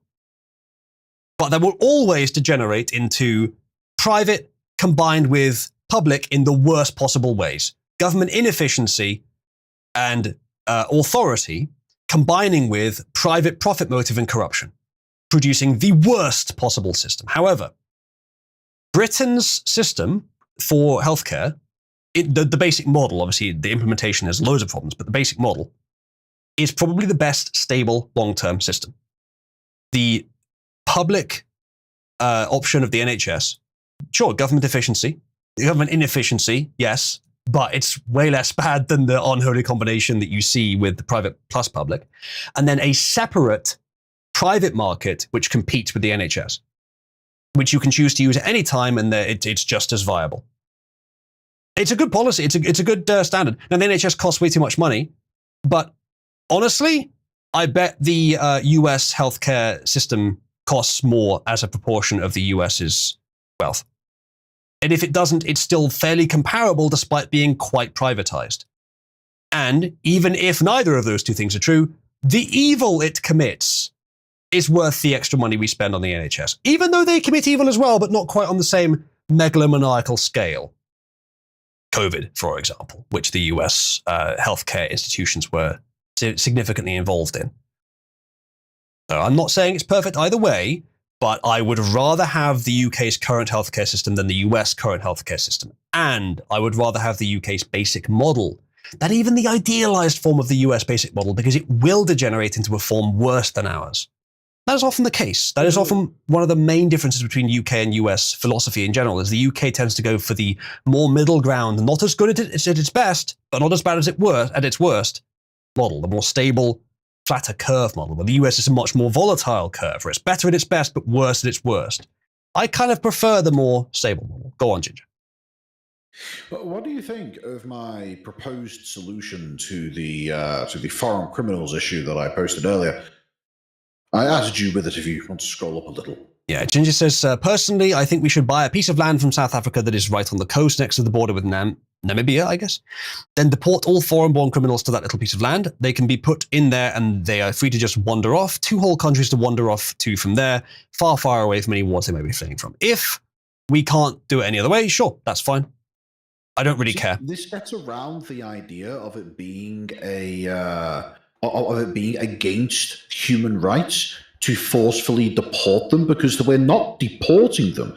We're just moving them to another piece of land that we own. Sure, that's a perfectly viable idea, Ginger. Day one, we should leave the ECHR and then announce these deportation standards. I don't care where they go. Fry said this earlier, and he was appropriately strong on the matter. I don't care where they go. He actually said they need to go back to the country they came from. But he was saying, I don't care if they try to stop us. They must go back.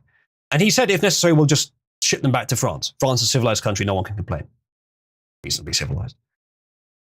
Ronald says, neither do I, but Jesus Christ, does the NHS need massive restructuring? Sure, no doubt about that. No doubt about that. Maybe less than the US healthcare system does, though. Still.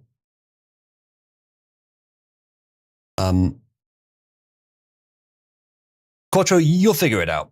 There's a lot of nuance in AI art. Keep experimenting. You'll figure it out. Someone says, if the government must provide healthcare, then it needs to be a parallel competitor to the private sector. And it is in the UK. There's a fairly good private sector for healthcare in the UK. And if you want to use it, the prices are fairly competitive. You can use it anytime.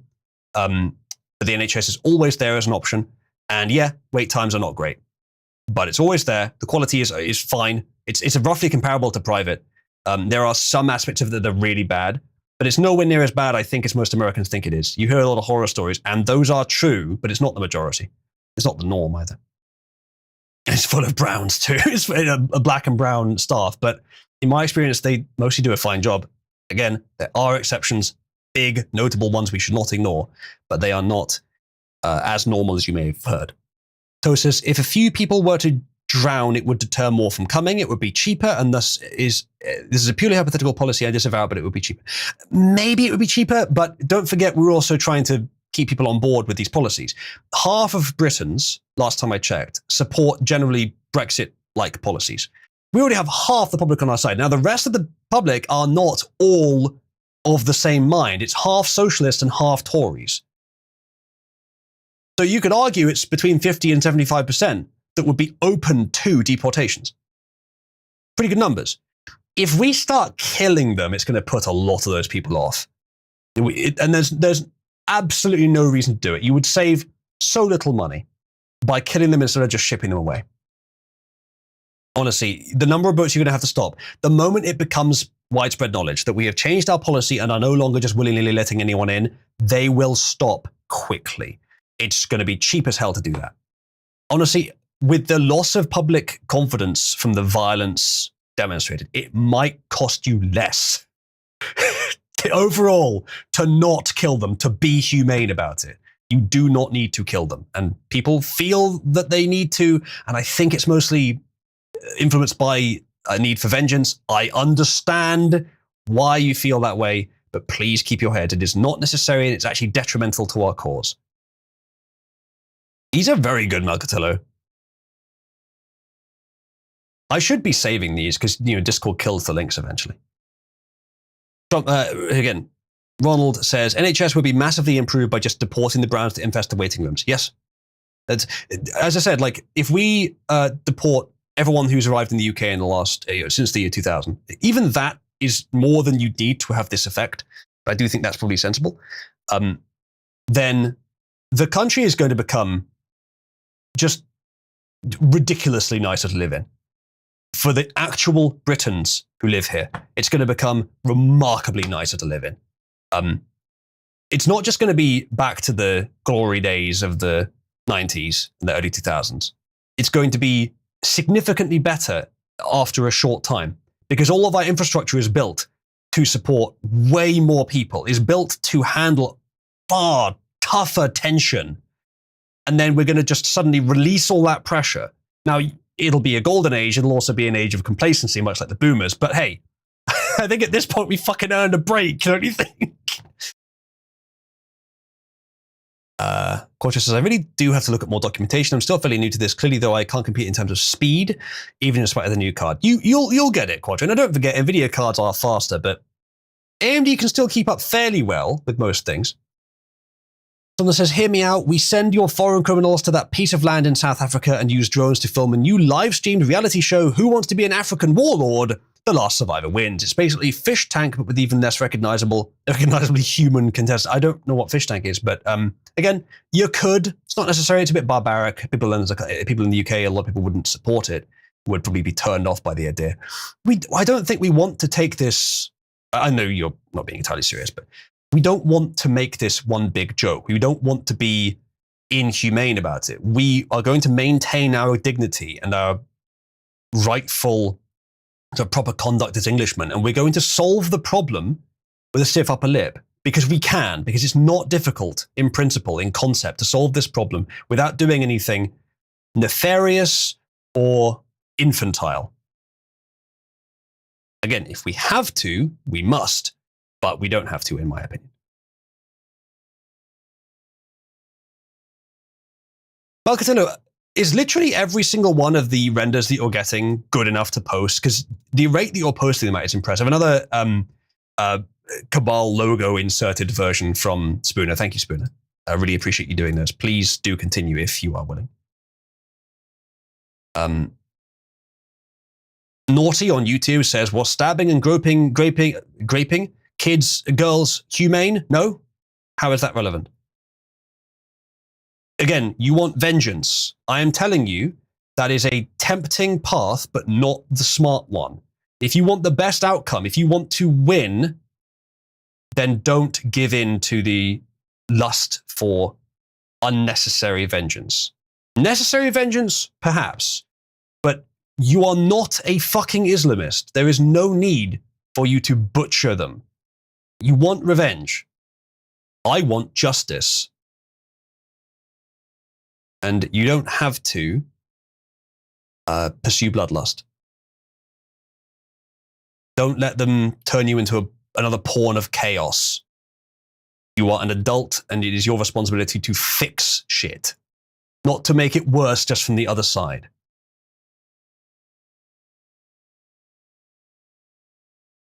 Not enough is being done, obviously, and justice must be swift and sharp, as I think it was some police expert recently said on the interview with, or the press conference that Farage had recently, I mentioned that I watched. Swift and sharp was, I believe, the way she put it, but not inhumane. It's not necessary. Again, it may well be deserved morally, but it's not necessary and it won't help our cause. Swift and sharp like a headsman's axe, says Somnus, not necessary. Mass rapists, I'm not going to stand in the way. If the British people decide that rape gang perpetrators should be executed, I'm not going to defend them. I don't recommend it. I don't think it's the best way to solve the problem. But if the British public want it, fine. But it's not necessary to do it on a large scale. You can just deport them. City, that's come out kind of weird. Do keep trying with video because you can get some pretty good AI video. Actually, Spooner and Mactillo, or anyone really, there are some really good AI video tools out there. There's one I found, I can't remember what it's called, where you can, and this is really good. I might do this. I'm surprised I'm telling you because I want to do this myself now. Take one of these images. You can put it into the AI tool. You can also give the AI tool, hey, use this image as the ending image. With that, you can make a perfect loop. Take one of these images, put it in there, tell it that this is also the ending image, and you get yourself a 10-second perfect loop. You can usually get these for pretty cheap, these renders. Fowl.ai is the one I use for this. You can make a looping animation of Cabby doing some magic. That would be fantastic. I could use that as the background on one of my streams. Especially if Cabby is not too big in the frame. If she's a little bit further back in the frame, I could use it as a background for my streams, no problem at all. That would need to be 16:9 ideally, but not strictly necessarily. Cydia says I'm doing 100% homegrown AI renders. Nothing goes out. Fair enough. No, that's fair enough. I believe you can still do video locally, though I don't know if it's as good as the proprietary ones. Yeah, that should be okay, Quattro, but look up, what's it called? There's a, go to, look up Comfy UI Performance. There's a, I can't remember what it's called. There's some sort of transformer that you could use. There are ways to improve it even on AMD. Michael Lewis releases Comfy UI workflows. Thank you, Michael. It's very helpful for people that want to help. Wolf says, I'm going to opt out of making AI video with the ones I'm generating. Yeah, probably a good idea. Someone says, they laugh at you for not only letting them live when they do these things, but allowing them to recruit more to their cause. I don't care if they're laughing at me from the Middle East. Get rid of them. Deport them. Don't need to kill them. Deport them from the prisons as well. Prisons, British prisons for British prisoners only. Deport everyone else. Again, someone says, I don't fucking care if they're laughing at me. If we have solved the problem already, get rid of them. No need to kill them or be bloodlust with it. It's just unnecessary and will drive people away from our cause. You are a mature adult. It doesn't matter if they're laughing at you if you've won. Pug says, hold that thought, finding laughing from migrant hotel. I don't know what you mean by that, but yeah, I'm sure that does happen. Again, Somnus, what I'm saying here applies if we have the power to make the change. If we don't, you could argue that individual actions along the lines that you're advocating may become necessary at some point. I still don't necessarily recommend it because, again, it will turn people off of our cause. But if we cannot gain the power to implement policies that will prevent the death of Britain, then I get it if that happens. I'm not advocating for it. Do not crime, chat. Do not crime. But survival comes first. This says, I have the add detail Excel law on there, but you don't even need it. It's barely notice a difference. The detail law is generally quite good, but yeah, you don't really need them. I do think it's good to have the detail law on a low setting. Do like one render with it turned up to 5. I think 5 is the maximum that the LoRa takes. It looks crazy. It's like a psychedelic a sort of dreamscape. Welcome, Nomon. Nomon is free. Someone says, if this doesn't get done soon, your best case scenario is having to spend hundreds of worse years on your own Reconquista, which the English slandered the Spanish over. Did they? I don't remember that. But yeah, as I said, survival comes first.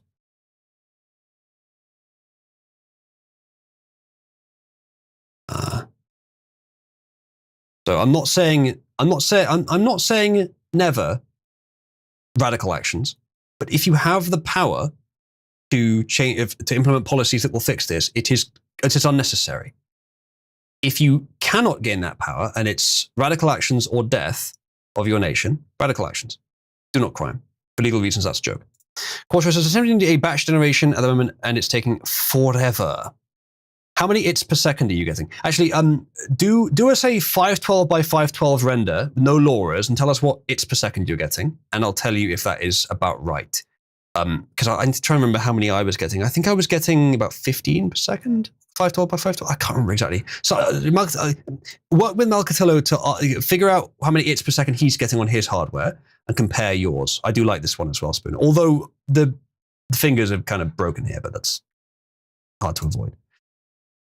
Thank you, Spooner. Please keep these coming if you're willing. Someone says, the Black Legend of the Inquisition and the Reconquista was English propaganda, and most of what Westerners know about those were taught to them by Mel Brooks and Monty Python. I'm afraid I don't know anything about that, actually. But okay. Ginger says, I really don't want to be forced to witness an ethnic cleansing, but I feel like, so it's inevitable. It is one of the possibilities in our near future. Quartus says, 124 by 124 getting 8.26 currently, no laws either. That doesn't sound bad. That sounds okay. Bear in mind, though, that Malcatillo is using a strategy where he renders it for about 30 steps at 512 by 512 and then upscales to 1024 for 30 further steps. How many steps are you doing, Quattro? And are you using EULA Ancestral? Because that's generally the best one to use. There are other good ones, but it's generally the best one to use. It's good at quickly getting renders out as well. You can get it in 30 steps usually. Malcatillo says, I'm getting 3-it at low res, then 1.5-it at high. That's crazy. It must be taking you ages. How many steps though, Quattro? The default's about 30. Microtello says 15 steps each. You've reduced it, and you're still getting these good quality outputs. It's impressive. Are you using Euler as well? Hello. It's impressive you're getting such good quality outputs with 15 steps only. It's very impressive. Quattro, you could try optimizing that, perhaps. Because he's doing 15 at 512 and then 15 at 1024. You're doing probably 30 at 1024. That's probably why it's a lot slower. Like that would be a lot slower. Even though you're getting more its. Like way more its. He says, depending on model, even 12 steps can give good. Like an unfinished sentence there, but fair enough. My model likes higher step count, so it's currently at 45.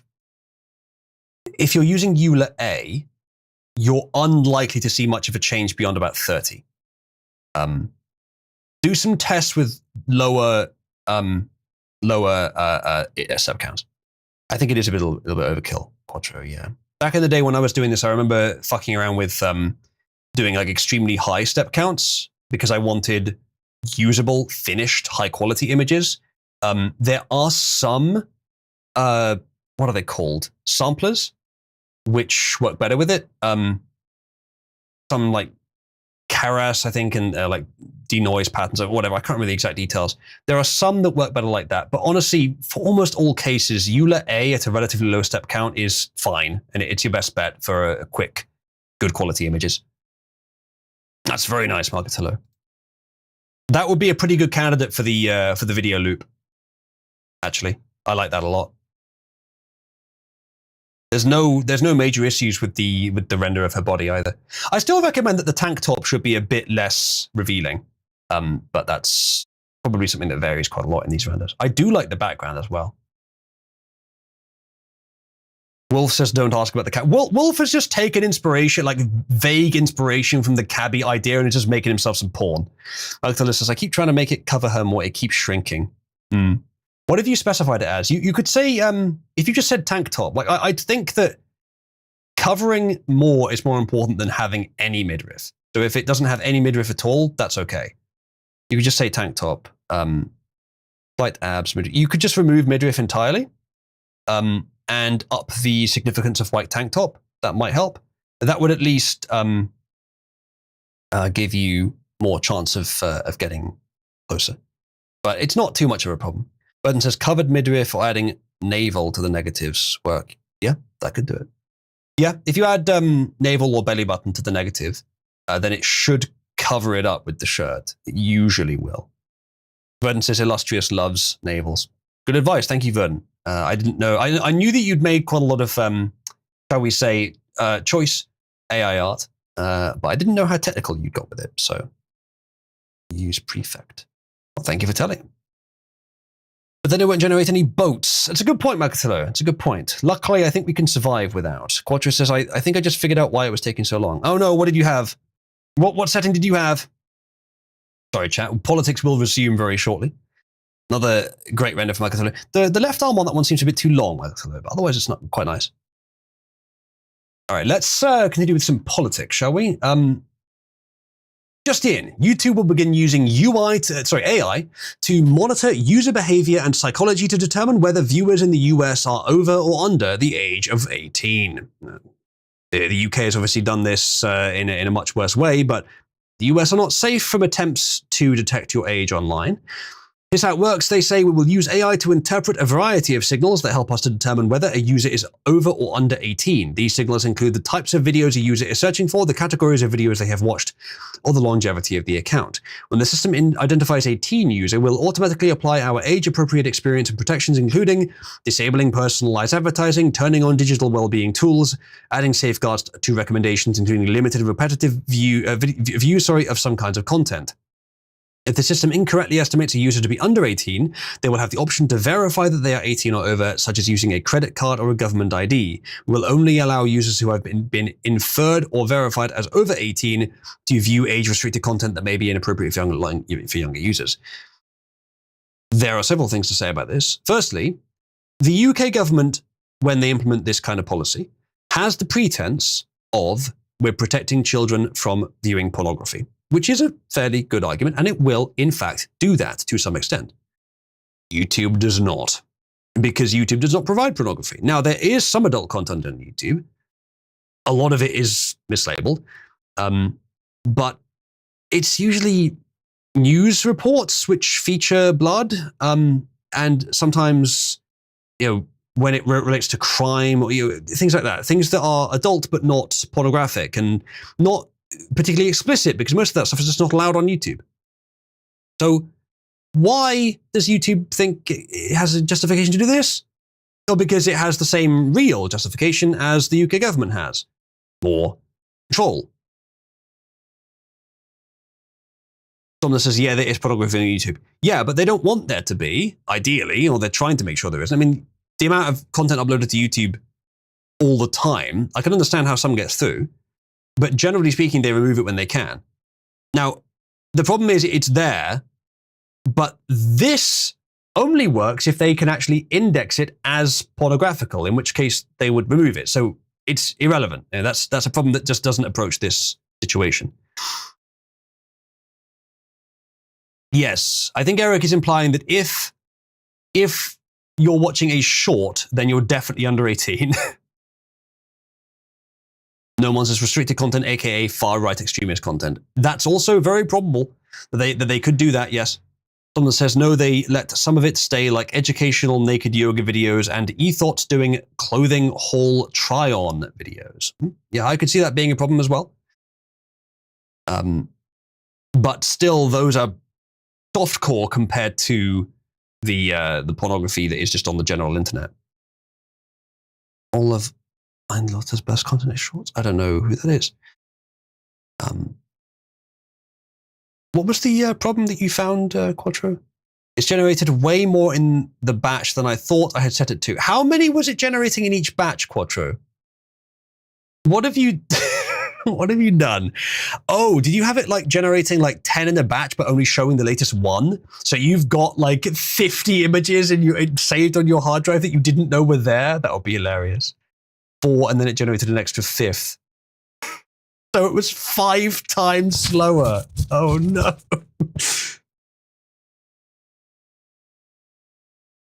Well, I would ask those of you that are generating AI images, Malcatello, the rate you're posting them at is fine, but if you're going to generate like a lot at a time, please post them all in the same post, because it'll put them in a gallery where the images are sort of spread across the same post without being like taking up a load of space.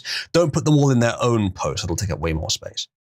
Which has no idea why it did it that way, but I think I've got it more reined in now. Yeah, you're fine, Malcatello, but if you do want to post more than you're currently posting, try and put them all in the same post, because they should organize themselves into like a gallery where they split.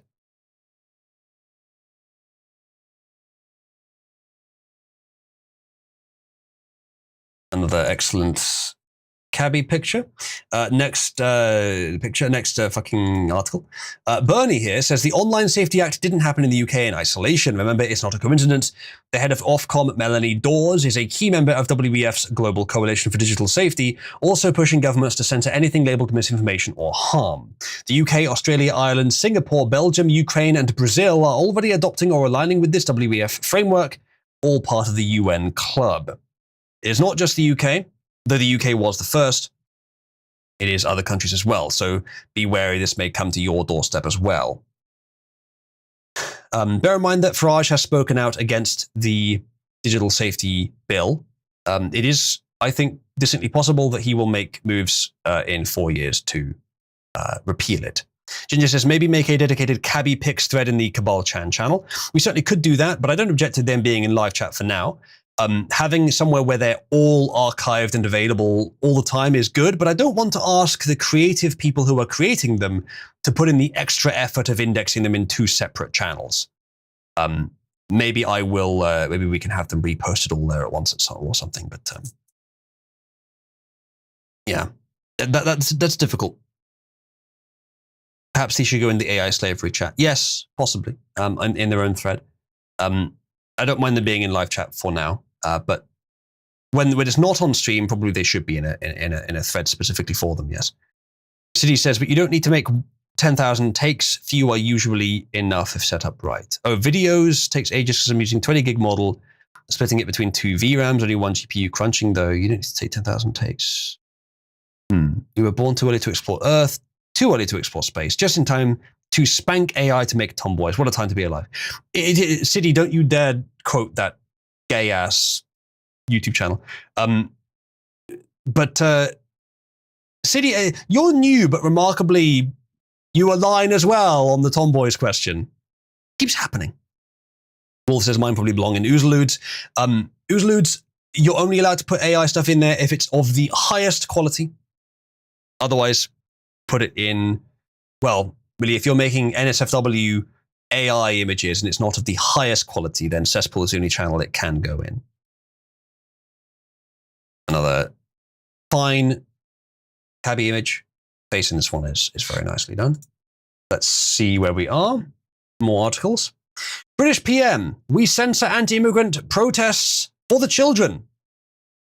There might be some layers of interpretation here, but let's see exactly what happened. Duke says tomboys is not a question, tomboys are the answer. Very true. Or events vortex, yes, suppose so, Eric. For the children, the last refuge of the censorious tyrant, says this writer on PJ Media. He is right. It doesn't mean there's no justification. There's no accuracy to the statement that it's protecting children, but it's not the main reason, is it? It's a pretense. Asked at a joint press conference with President Trump on his European tour earlier this week, Keir Starmer, current occupant of the premiership at the once great British state, about his regime's draconian censorship of social media, the PM resorted to the tried and true justification that rulers of his ilk always do at the end of their rope: the children. So Keir Starmer has defended the Online Safety Act over claims it curbs freedom of speech. The Prime Minister said the UK would protect free speech forever, as he insisted the act was about child protection rather than censorship. Speaking alongside Donald Trump during the US President's visit to Scotland, Sir Keir said, "We're not censoring anyone. We've got some measures which are there to protect children, in particular from sites like suicide sites." He added, "I personally feel very strongly that we should protect our young teenagers, and that's what it usually is. From things like suicide sites, I don't see that as a free speech issue. I see that as child protection." If that's all it was, we would be against it on the basis of the privacy violation, but we would not have any further arguments to be against it, I don't think. However, it's not all that you've been doing. You have been flagrantly censoring material that is of a, to you, politically distasteful nature, and that must not stand. Thank you for doing that, Spooner. This one is now completely ready to be thrown into a video loop generator. Maybe I'll do that later in the stream. So where was I? Real humanitarian, this guy, continues the author for PJ Media. He says, somehow Starmer doesn't seem overly concerned with protecting young teenagers from the Muslim grooming gangs that operate with near impunity. It's a slight exaggeration, but unfortunately not too much, and enjoy near total protection from public exposure via the media, facilitated in part, ironically, by the Online Safety Act. Yeah, see, that's the problem. If you're going to make it about the children, why the fuck are you not doing anything about the grooming gangs? It rings very false. Very hollow. Multiple British X-users have posted screenshots and claims that their access to X posts covering their recent protests over migrant hotels from which regular accounts of sexual assault, often against minors at the hands of new arrivals, emerge. The Online Safety Act, the impact of free speech. Yes, we covered this before. They're censoring a lot of material, unfortunately. This author says, I wish that Elon Musk would simply refuse to cooperate with the British government's censorship edicts. It's a too big a market to lose, really. But his acquiescence is understandable given that refusal would cost millions, possibly billions of dollars and threaten his ability to operate in the country at all. Yes, it would rapidly threaten it. Although I'd be interested to see if who would blink first. Probably the government would actually say they're not allowed to operate in the UK anymore because they're just that stupid, currently.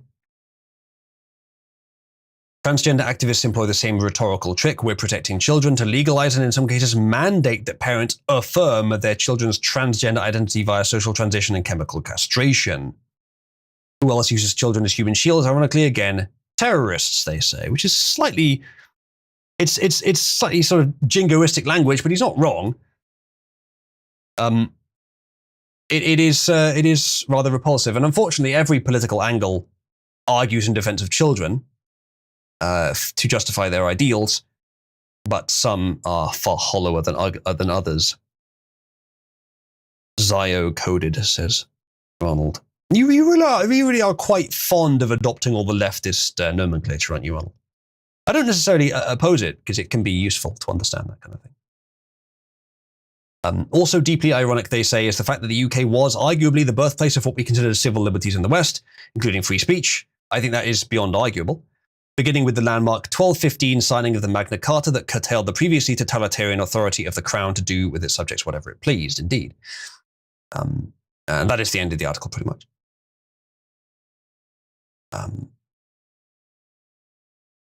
So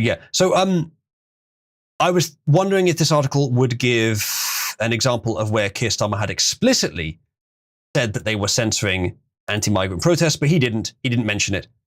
The article was just a summary and a extrapolation of his position, which is not an unreasonable extrapolation, but unfortunately was not explicitly stated.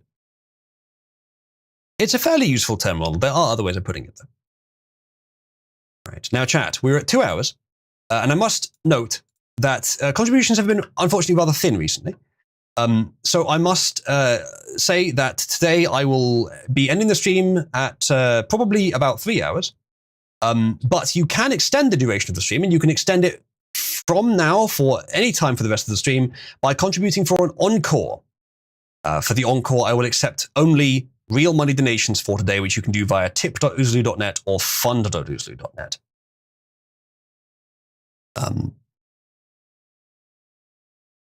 Two goats, 3 pieces of pocket lint and some string, says the Duke. Yes. I know it is unfortunately rather hard times. But Cabal's upkeep depends upon community contributions. So thank you in advance for any contributions that you would like to send. It really is rather needed. So here are some links if you would like to contribute. tip.oozloo.net or fund.oozloo.net. And again, if you would like if you'd like to influence me to spend more time on streaming and less time on Cabal-chan, you can contribute for that.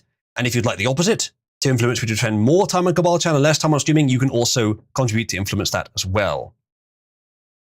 Thank you in advance for participating. You can also, of course, participate in the topic popularity system to change the position of topics on the board, which can change certain other things by contributing there. Somnus, I've mentioned that with the new decay pattern, we are no longer doing the human pet thing. Because it's too easy now. But what you could do is you could have the accolade of getting someone above either tomboys or supremacy for the first time in many years. It is, of course, much easier now, but you could. Norman says we need a bank due to fund Oozloo. Wouldn't that be nice? Norman, have you figured out Subscribestar yet? Every little helps, by the way, chat. And if you'd like to influence the topic popularity board, then doing so via Subscribestar is by far the most efficient way because you get a significant chunk of bonus coins, 30% more purchasing power by becoming a patron on Subscribestar. Ginger says, wait, so the kitten roll is now defunct? No, the kitten roll is not defunct. The human pet roll, which was suggested for if anyone got above tomboys or supremacy on the old board because there was a fucking 20k gap and it was absurd. Now there is an £86 gap and it's not absurd anymore. Norman says, I will attempt other methods of payment in Subscribestar. Thank you in advance for the attempt. I know Subscribestar, people have reported issues with Subscribestar, but not as many as you have reported. So hopefully that can be solved. Otherwise, contributions via tip are welcome. Thank you, BritTwit, who says, have some spare change before payday. Cabal prevails. Thank you, BritTwit. Cabal does indeed prevail. And if you would like to ensure Cabal's continued prevalence, chat, you may contribute. Jackie says, I've had no issue with Subscribestar. Jackie, please point and laugh at no one for me. Ginger says, has Matthias maintained his radio silence since the decay rate change? It doesn't, I don't know if it was about the decay rate change. It may have been. But the new state of the TP board should be much better for encouraging people to contribute in general. But Matthias, for whatever reason, seems to have been less active recently. And I feel like it might be more because he got lightly mocked than because of the decay rate change. If it was the decay rate change, he didn't say anything about it. He didn't complain. And I would far rather he had said something about it than had simply disappeared. Portia says, I think it was more about getting hit with a kitten stick twice in the same day. Maybe. It would not cost much to overrule that. He almost certainly has the coins just sitting in his account to overrule that.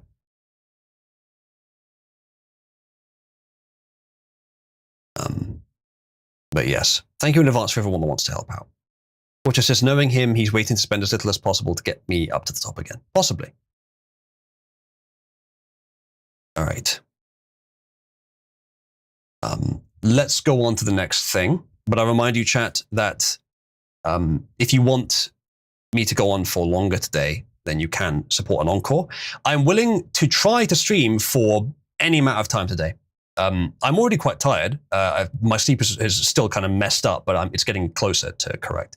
We've been going for 2 hours, but I can go for maybe 4 hours today if people contribute for me to continue.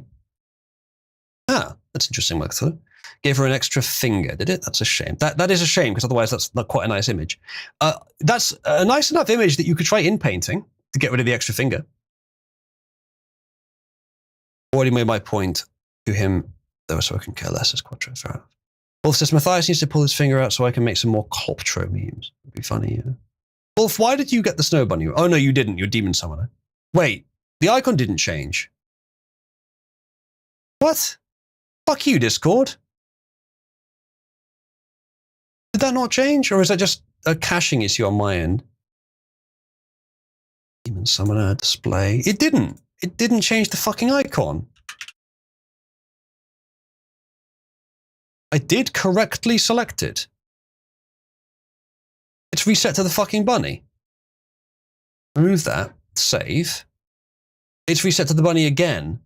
Is that just a... on mobile? I guess it's a caching issue on my client then. I'll set it to the right thing and assume that it is in fact correct, but I'm rather disappointed that it's not cached properly. However, the fact that I have been removing it and it hasn't actually removed it implies to me that it is a client-side bug. That is kind of crazy, Marcatillo, yeah. It seems to have changed her body type quite a bit, but at least she has the right number of fingers there. She's got the wings. Quattro, look, Cabby's gone Dragon Force. Or like Phoenix Force. Hey, that's a cool way of ripping off Fairy Tail, but not not copying exactly. You've gone Phoenix Force. All right. But yeah, it has changed her body type and her face a little bit in doing that. I see that you've managed to get the tank top better. Still, there is no midriff there at all, but I would prefer that to having too much. Demon Force. Nah, she's not a demon. She's not evil. All right, next up. Where was I? Okay, let's watch this video. Here it is, I think. Have a good time. Yeah, thanks so much. Mr. President, what would you consider biggest accomplishments following Scarlet? Is it the new trade deal? It talks about the nuclear leader? Well, the trade deals are fantastic. They're making our country very rich. Our country is very, very rich. It's about time somebody did it. Mr. President, do you think that Congress should start impeachment proceedings against Barack Obama? Well, it's not an impeachment. He's out of office. But they should do something because you have to. That was a really stupid question. Even I know that. He's not... Trump... Well done, Trump. Correct answer. You can't impeach him. He's out of office. Stupid fucking question. But Trump had advocated that Obama is basically a traitor. Having looked at it, I think he may not fit the definition strictly, but he certainly appears to have done criminal things, high crimes. To recognize the wrong that they've done, and it can never be allowed to happen again. Okay? Thank you, sir. Yeah, fair answer from Trump there. Teddy Bear says, but Uzlu, the lefty said that demons aren't always evil, though. Yeah, well, then the word loses its useful meaning, doesn't it? If you want to have fucking red people with horns that aren't evil, don't call them demons. Malcolm says, I wish it wouldn't be tucked it. Tucked in. Yeah. Yeah, I get it. I think there's some more subtle prompting that could be done. Wolf says it would be a lot of effort, but a gif of normal Cabby transforming into Dark Cabby would be pretty based. Maybe. Again, I don't want them to be the same character. I don't want the impression that they are in any way similar or connected. I would want them to be two different characters if we're having a slightly slightier one. But having the flirt test dummy, or whatever you want to call it, crash flirt dummy, to having like a character that is somewhat similar to Cabby, but is there specifically for you to train your flirting on, so you can then use it on real women. Hey, I see that as kind of an absolute win, right? I see that as not actually degenerate to the point that it's a problem, but also actually helpful for men who haven't had a lot of experience doing it without AI. 8-ball thirst trap, Cabby. Yeah, and with that AI, I could be quite a bit more liberal with the sexual restrictions, but I'd still make it clear that you do not sext, you flirt in a realistic way, but you allow them to, get closer. You allow them to have successes, but you make it clear when they haven't succeeded. And then all of you are more than welcome to train your flirting skills, not to infantilize you. Plenty of you have it fine, I'm sure, but some of you, I'm sure, just haven't had the chance to try. This could give you the chance. It's actually not a bad. I think I like that idea more than making a slut bot. Way more ethical to do this than that. Actually could be helpful. Almost as bitches love my flirting. Not true. The one time I've seen you try with Dye, it didn't work out too well, but maybe you've had other successes. Cabby won't report you to the police. Very true, says Pug. Very true, Pug, yes. Wolf says, an AI to train people not to be creepy. Well, there's another chat, yeah. Norman says, I find the problem that most people tell me they have is not talking to the women, but meeting them in the first place. Very true, very true. So I can't help much with that, because that's difficult. But I can at least help with those who may not be as good at talking to the women as they think. Agatha says, I can flirt with my own GPU, then by all means do so. But I will maybe provide this for people who can't, who don't know how to do that. This is a very nice one, I must say. I like this one a lot. We should definitely use this one. Verdon says, AI art has the annoying predilection to tuck in shirts. I hadn't noticed that myself, actually. Ginger says, this means nothing until Obama is behind bars. Fair.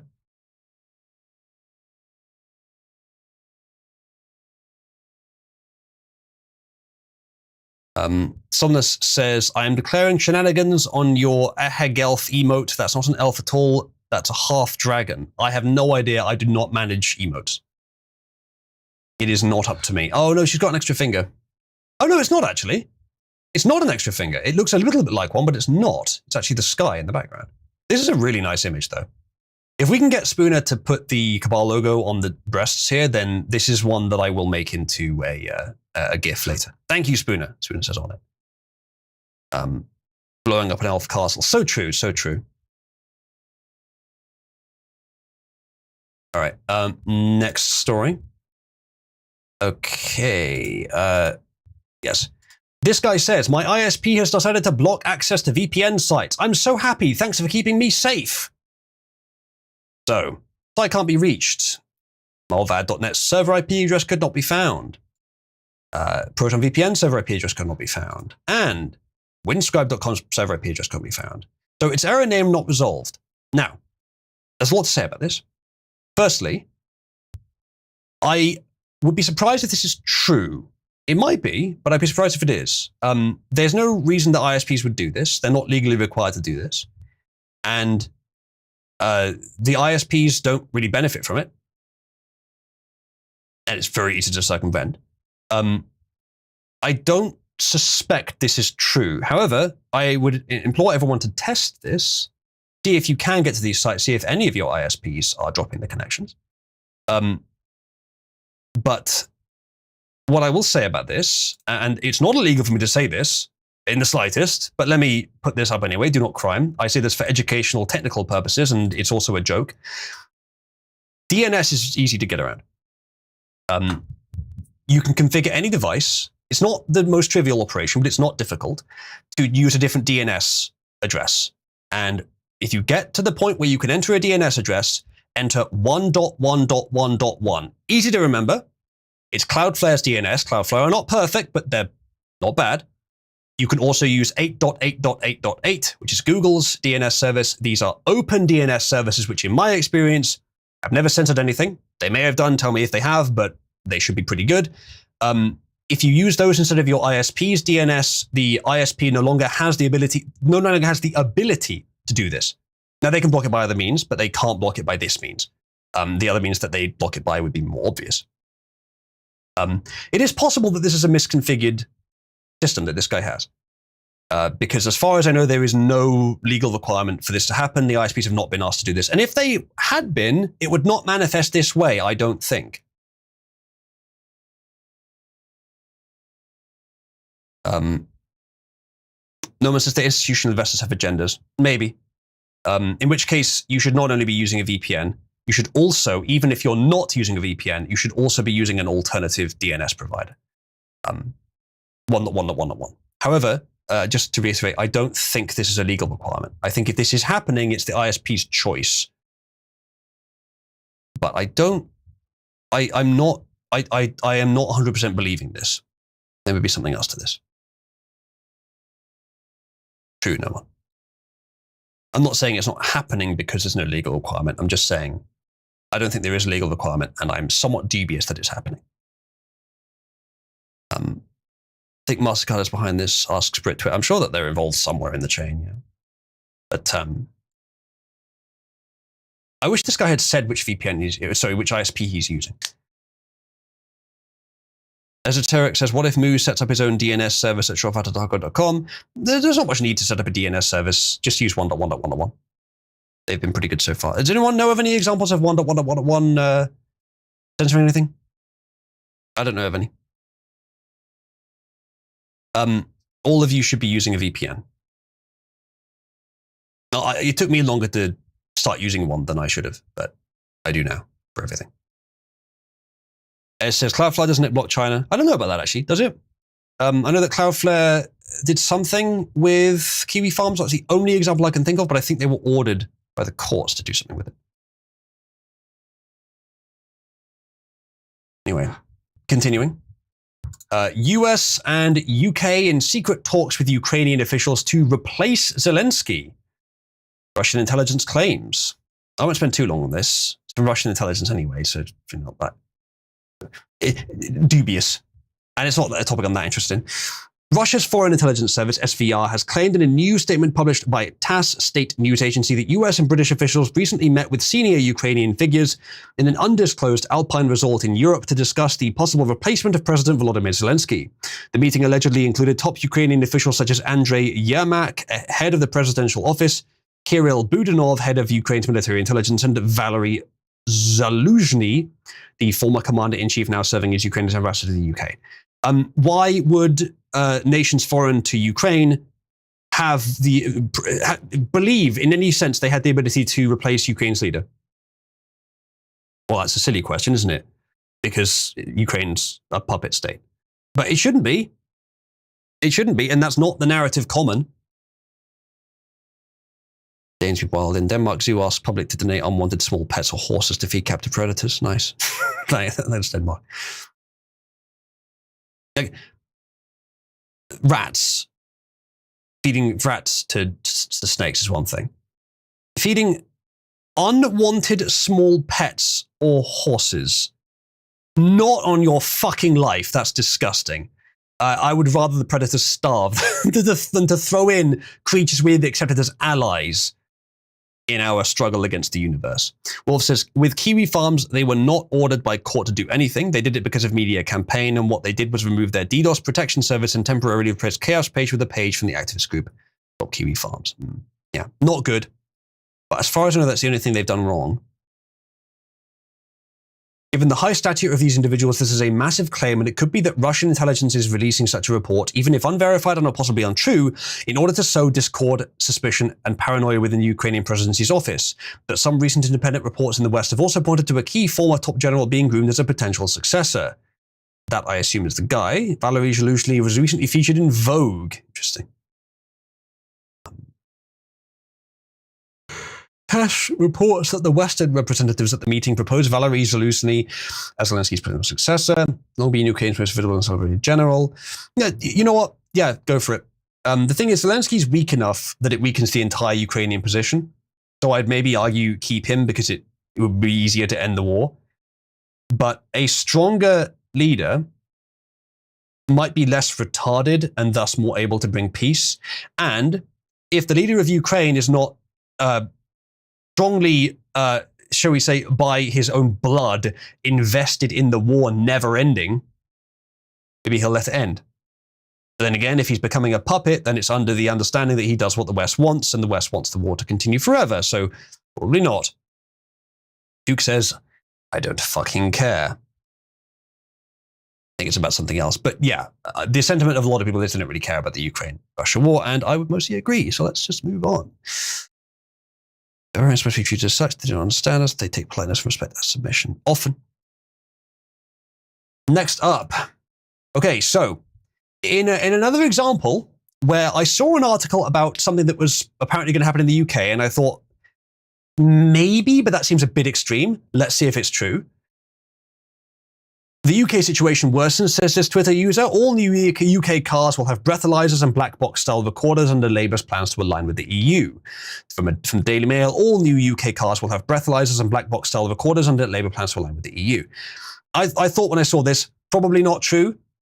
But I will. In this case, I looked into it and I was wrong. Brexit row as Labour could align with EU on breathalyzers for British cars. Government insists copying European rules will drive down costs. Just briefly, Spooner has Cabal logoified this picture. That is fantastic. That is probably maybe my favorite one so far in terms of like wallpaper material, in terms of animated little sort of looping animation video material as well. It's very nice. I will probably do something with this. Thank you, Spooner. Anyway, let's go back to this. New British cars may have to be fitted with breathalyzer technology and black box style recorders under Labour plans to align with EU vehicle safety laws. The government said copying European rules would drive down costs, but Brexiteers claimed it was part of a plot to bring Britain back closer to the EU. It's Labour. They would rather return to the EU. They would rather rejoin. So it makes sense. The Department for Transport has written to car manufacturers making a commitment to an explicit presumption of alignment, meaning they will not have to make cars to different rules for the UK and EU markets. So the reason that they're doing it, at least on the surface, is because UK car manufacturers won't have to make two different sets of cars for two different regulatory policies, and that will apparently be better, cheaper, less administrative overhead, all that stuff. I'm not convinced the overhead would be significant, but I can see that it would save some money. But this is still not good with the EU for a reason, and we can sell cars to countries other than the EU if we want to. This is to break down trade barriers with the EU in a predominantly export-focused industry, it says. It comes after Starmer agreed to align with EU plant and animal health rules to boost trade as part of May's reset deal with Brussels. Yeah, not great, but at least they are not actually talking about rejoining. Air says, do we even export cars to Europe? Yeah, I expect some. I don't know how much of our car exports go to Europe, though. Wolf says, how exactly will making all new cars have an extra device on associated circuits drive down costs? Yeah, that's a good point. Norman says, imagine not getting to work because the fucking breathalyzer won't work. Yeah, it's a bit of a problem. I think, though, the idea, Noman, would be that the car still works, but if you don't do the breathalyzer test before you set off, you may be questioned, and if you do it and you're drunk, you may be arrested. Now, again, this is another case where, like the protecting children one, that yeah, the direct and straightforward intentions of this are good, and it is trying to solve a problem that's real, but the actual effects of this are likely to be quite bad. Now, I actually have less defense of, less attacks against this policy than I do against the internet one. Because the internet one, you're not doing something inherently dangerous. You are not operating a 1-ton chunk of steel which barrels down places where people walk. You are operating a computer for your own purposes to access information on the internet. So with the cars, I find this much closer to justified, and I would not even strongly speak out against it, though I would express caution. With the internet one, I strongly speak out against it. But with this one, I know how dangerous cars are. I know how high the statistics for traffic incidents is. And while drunk driving is not, I don't think it's anywhere near as big a proportion of that as it used to be, I could see the argument for this. If it's implemented the way I said, the car should absolutely not shut down if the breathalyzer doesn't work. It should work by default. But maybe there's some sort of benefit to doing the breathalyzer test more often. And of course, the question arises as well: who's going to do the breathalyzer test if they know they're drunk? To which results the answer: either you could argue, unless they have some clever way of doing it, that either they do make it mandatory or the car doesn't start, or it's useless, which is the argument against this. So I don't know. If there's some way they can make this work without it shutting down the car entirely if you simply don't take the test, then maybe, but other than that, I don't see the point. Or I don't see how it could be viable. It says it will lead to someone one day dying because they couldn't be driven to hospital because of a false positive. Imagine fire engines with this fitted. Well, yeah. The thing is, fire engines wouldn't have it fitted because they're emergency vehicles. But then the argument arises, yeah, but sometimes other vehicles are used for emergencies. So, yeah, no, I'm not if it shuts down the car upon a faulty test, then I'm not in favor of this because that's extremely dangerous. But if it doesn't do that, if it's just data gathering, I'm not too much against it. The problem then, of course, is how do you mandate data gathering? You could say that there is some minor penalty for simply not doing the test, but then that's hardly going to stop people who are drunk doing the test, is it? Duke says no data gathering ever. Unfortunately, that is a standard that is way too high, because if you're out in public, then you're visible to the public. Now, this is data gathering more than is by default gathered. But if someone can look into your window and tell that you're drunk, then that data should be gatherable, or could be gatherable without it being an ethical violation. Again, if it's mandatory, that's different. But if it's just data gathering, then I could see the argument for it. Again, cars are dangerous. I could see the argument for it.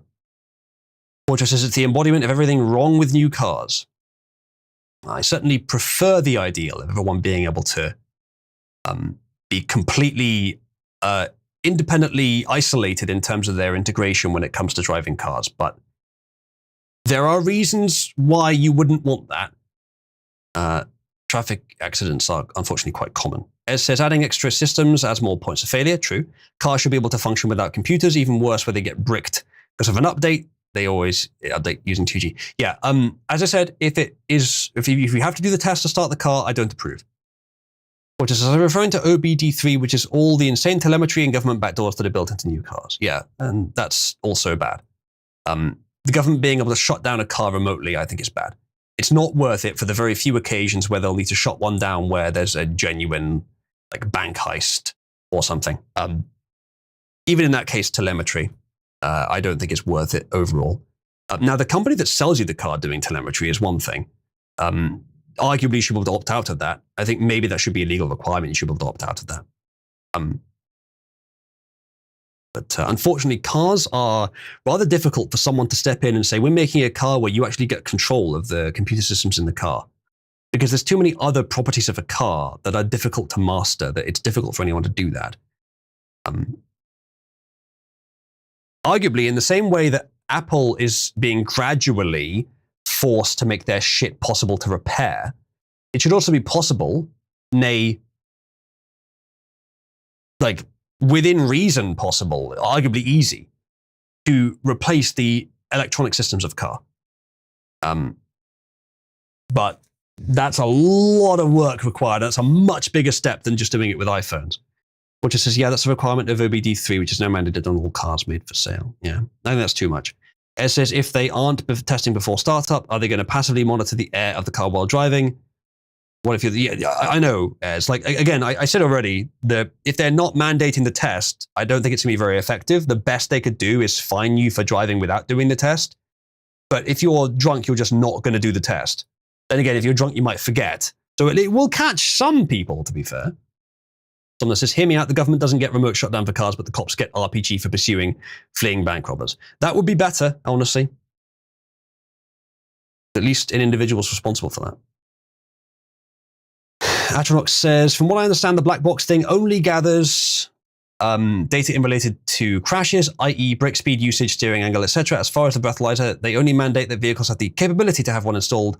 Usually they are only installed when someone has already been arrested for DWI. In each case, I can't really bring myself to moral. If that's how it is, Atronox, that's okay. I'm okay with that. Thank you for clarifying that. I hope that's accurate, because then that's not as bad. Thank you, Solvite, for the generous contribution. Solvite says, stream more politics, pitch up just a bit if possible. Given your generous contribution, I'm willing to do the pitch up, though it's not actually one of the permitted or one of the offered services, since you are so nicely and since I would like to encourage generosity.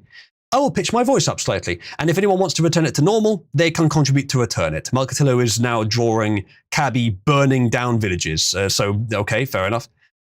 Solvite says, stream more politics. I shall therefore stream more, and perhaps do Cabby work a bit less. Maybe I will forego Cabby work for tonight, though I will probably still have a look at the images that pop up. Let me up my pitch slightly. Give me a second, chat. I might take a quick break in a few minutes to get a drink. Okay, so if I do 0.5 is a pretty reasonable, modest increase. How does that sound, chat? Am I chipmunkified? that's pretty good, Evan. Pretty good, Teddy. I hadn't seen that before. How chipmunkified am I? Just annoying enough, says Qual. Let me listen back to it myself. Testing. 1, 2, 3. Yep, that's horrible. Let's see. Solvite, is that sufficient, or do you want more? We can go higher, but bear in mind it will be annoying. Quattro says, if you want, I can hop into host while you're gone to tired about how shit one cards are. You'd be more than welcome to, Quattro. In fact, you could hop in now if you want, and then I'll go and get a drink in a few minutes. Can't hear any change, says Pog. It is slightly different. Let me boost it a bit more then. Hello. Welcome. All right, we are now at 1 semitone of increase. Oh, I hear it's still in here. Beautiful. Yeah, you will still be able to hear it. Okay, let's share that. And oh, okay, hold on. I'll be right back in the host channel. Quattro. Okay, there we go. Share window. That one. And 1080, 60. Okay. Do you see the share screen, Quattro?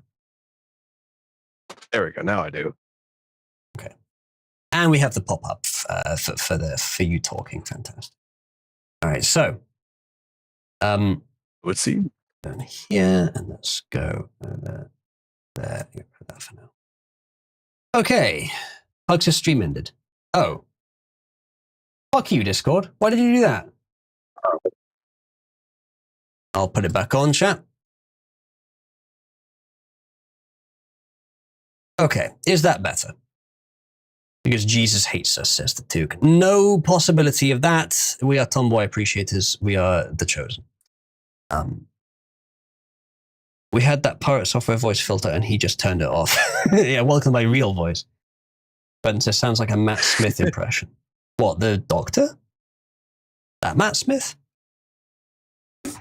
Took says, chosen people. I don't have a Yamaka. You spelled it wrong, but let me fix that for you, the Took.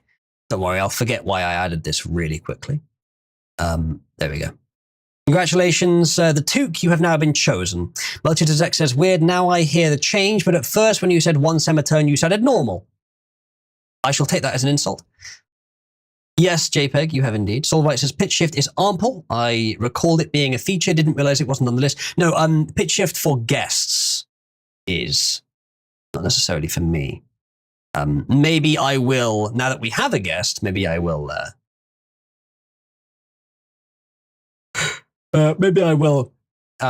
violate Quattro's ability to accurately express himself and, in fact, pitch shift him. Well, I could just, put on a voice myself if you really want. I can commit to the bit.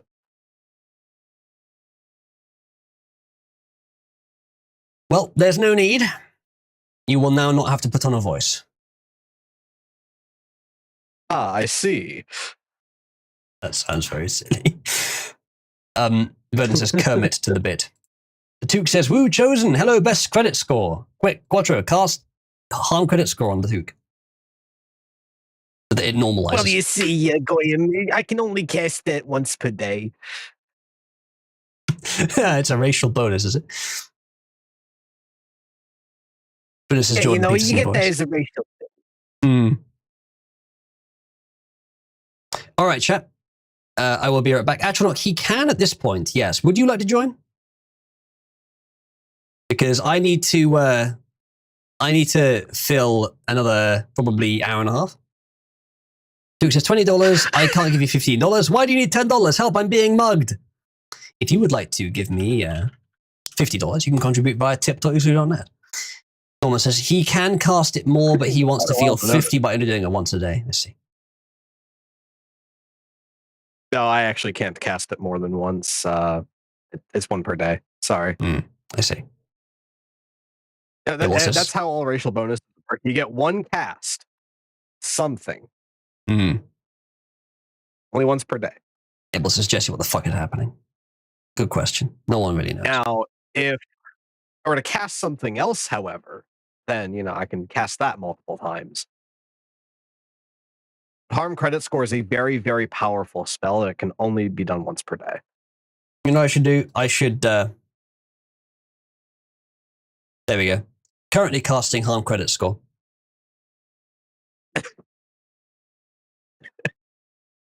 And I shall leave it at that. While I be right back, I'm going to grab a drink, chat. Don't go anywhere. I will be back with more politics afterwards. Oh, shall I get on with that promised tirade? Who actually wants to hear it? I guess is probably the better question.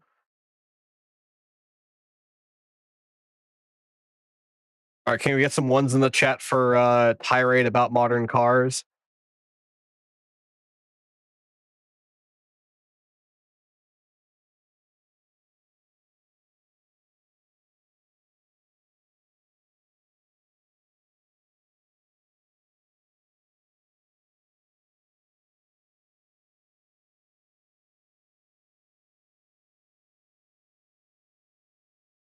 Yes, indeed, Duke. This is about how bullshit modern car is, and all of the nanny state kikery that they now have forced into them.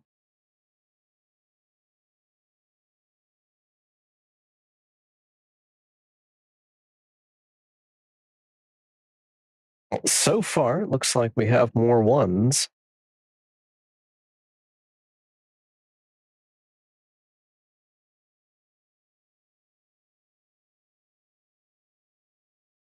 I guess, shall we get into it then? Let's see what this is. Thank you, Sumnus. Very cool. All right. Well, I guess the best place to begin would be with the demon known as OBD3. OBD3 is, or at least it was, initially meant to be the new protocol for diagnosing what's wrong with cars. You have your mechanic plug in his laptop into the dash and does his thing to figure out what errors the car is able to pick up, right?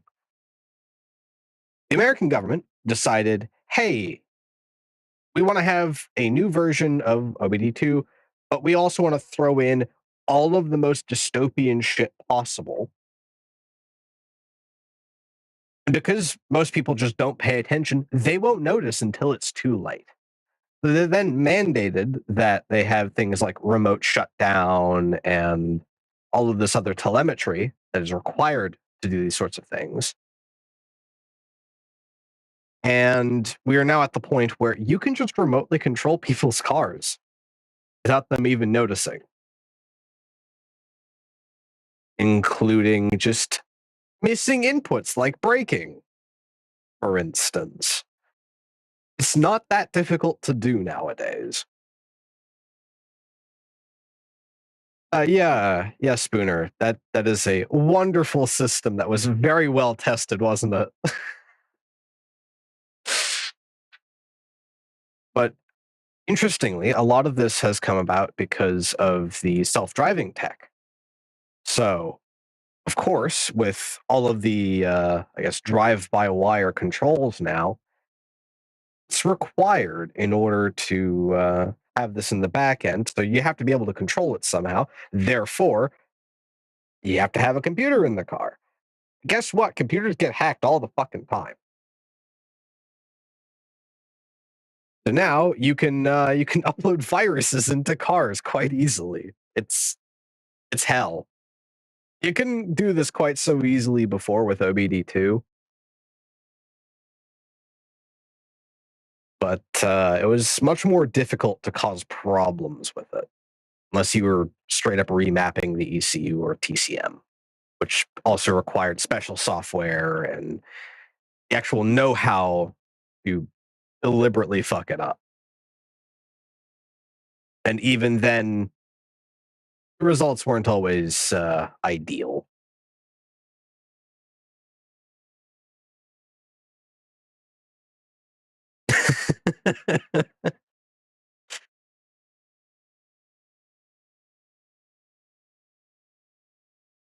Well, if you see the storage, they say that it wasn't quite that big, but somehow there was 2 terabytes in there. Like nowadays, we have cars that have mobile hotspots and all that shit. Like we've had this since about like 2014. But OBD3, I believe, was mandated, I want to say, sometime around 2018, 2019. At least when they started phasing it in. My time frame might be incorrect, but since about that point, cars have gotten significantly worse. And we are now in an age of subscription model heating seats. You know, subscription model for remote start, all these sorts of things. Because in the past, you would have just gotten. Now your cars have fucking microtransactions monthly. I guess every manufacturer just saw what EA was doing and went, I want to do that too. A piece of that pie. And you don't actually own your car. Like even if you buy it outright, you don't buy all the options. Hey, guess what? You still got to pay for those subscription models. Why? Fuck you. Even Toyota's been doing the subscription model for remote start. Now, here's how they get you. They say that once you buy it, you get 6 months of it for free, quote unquote. After that, then you have to start paying into it. So they get you used to having it, and then they take it away from you. Why? Fuck you. It's already in the car. You might as well just be able to use it. It is kind of difficult to jailbreak a lot of these cars, but there are some ways to do it. I know that, for instance, Mazda software is relatively easy to jailbreak. So, for instance, a lot of the cars that say they don't come with sat-nav actually do, and you can just throw the software in there that tells it, yeah, this is an authentic key for it. It's good. Satellite radio as well. Yeah, another good example of that.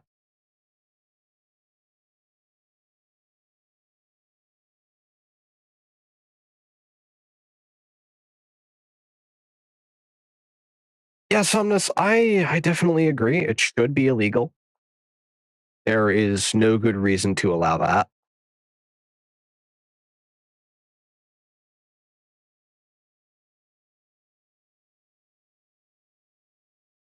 Oh, is that Fagor was a one-off and never to be actually made.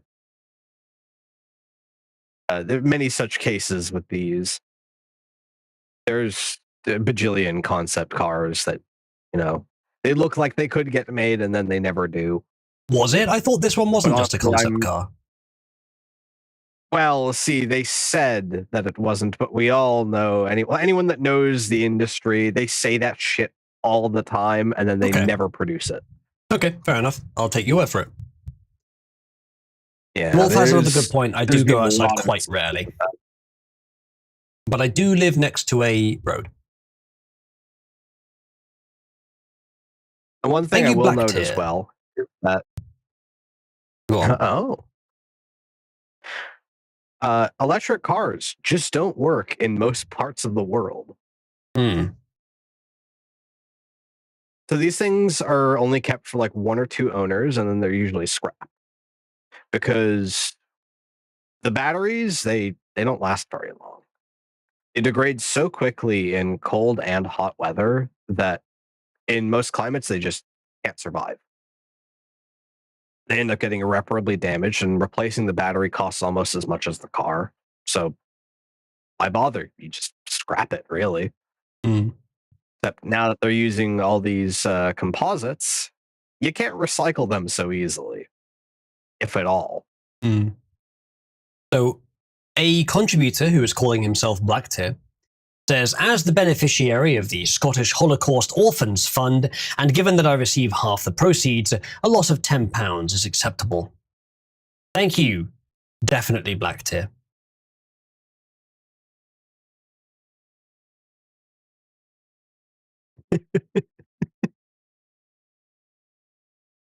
Yeah, electric cars right now now is the absolute perfect time for them to just be competing on the market on pure merit. They are not better for the environment. They are just better for China, and that's why they're being pushed so hard. And they have other advantages. Much greater acceleration, for example. But the market will decide. And people were already buying Elon's cars.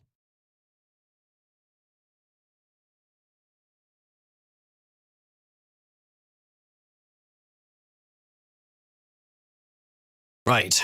Yes, Blacktail, you're being defamed. People speaking for you. But into what happened to hybrids. Yeah, I don't see a problem with hybrids. Hybrid where the electric engine is used for acceleration. I don't see a problem with that. That sounds like a good idea. If you can do that. So most hybrids these days are just range extended EVs. I know. It's like I know Jeff Mazda, with the they diesel brought back engine. the rotary engine. Yeah.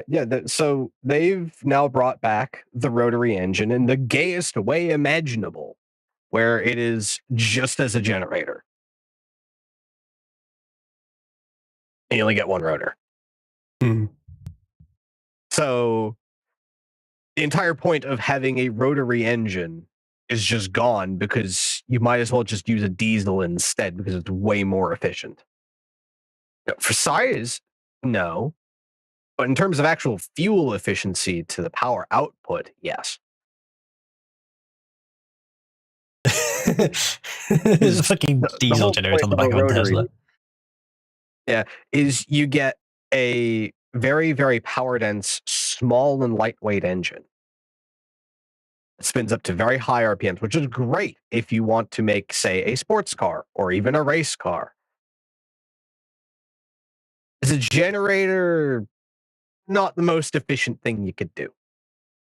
Especially if it's going to be running on for a long time and having lots of stop and start cycles. Well, you want a diesel for that.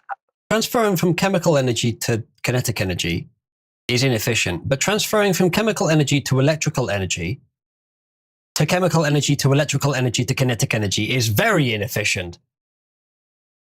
Yes, it is. That's correct.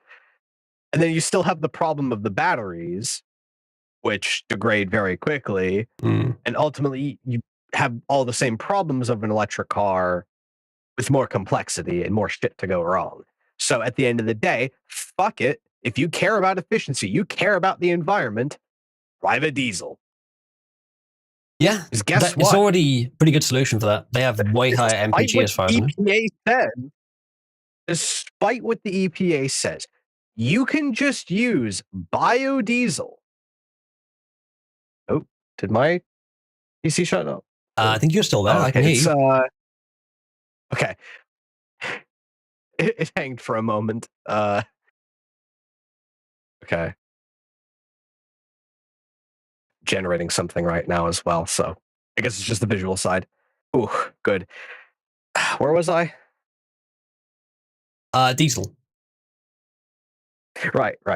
Yeah, with diesel, you can use what's called biodiesel, which really just means used cooking oil to fuel it, which you can readily get from any restaurant that fries stuff up. You can use that as your fuel. You might need slightly bigger fuel injectors, but you can do it. And hey, guess what? It's extremely cheap and efficient, and you don't have to search very hard for it. Everyone has it. It's also cheaper than gasoline and taxed way less. Yep. Sorry, Not Chat, only I'm quite that, tired. the yeah. EPA does not want you to know this, but their emissions regulations are full of shit. They are liars. Things that they claim about the effects on the environment that cars have these days with all of the modern anti-pollution controls. It's more than enough. In fact, it is so overkill that we are choking our engines to shit for no real gain. And this is the reason why you can't get a small, lightweight car anymore with a small engine. They are the reason why. It's the fucking EPA. Because they insist that, no, in order to have a car that is produced be sold, it must comply with the weight to fuel efficiency requirements. And it's much, much easier to make a heavy, bloated piece of shit that no one wants to drive that actually complies with the regulations and gets terrible mileage because it's massive and slow and awful, and a lightweight commuter car like we've always had. It's just is entirely their fault. And any government that continues to allow them to get away with it should not be allowed to exist either. These types of organizations are killing all of us slowly and in a very painful way.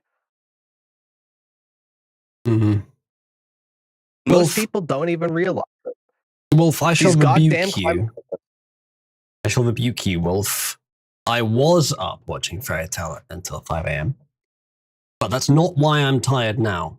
I'm tired now because my sleep pattern has been so messed up that even though I have not, I've been up for a fairly normal amount of time for a day, I'm still tired because I've been sleeping way more often in every day for the last week. And I'm only just now getting closer to a normal pattern.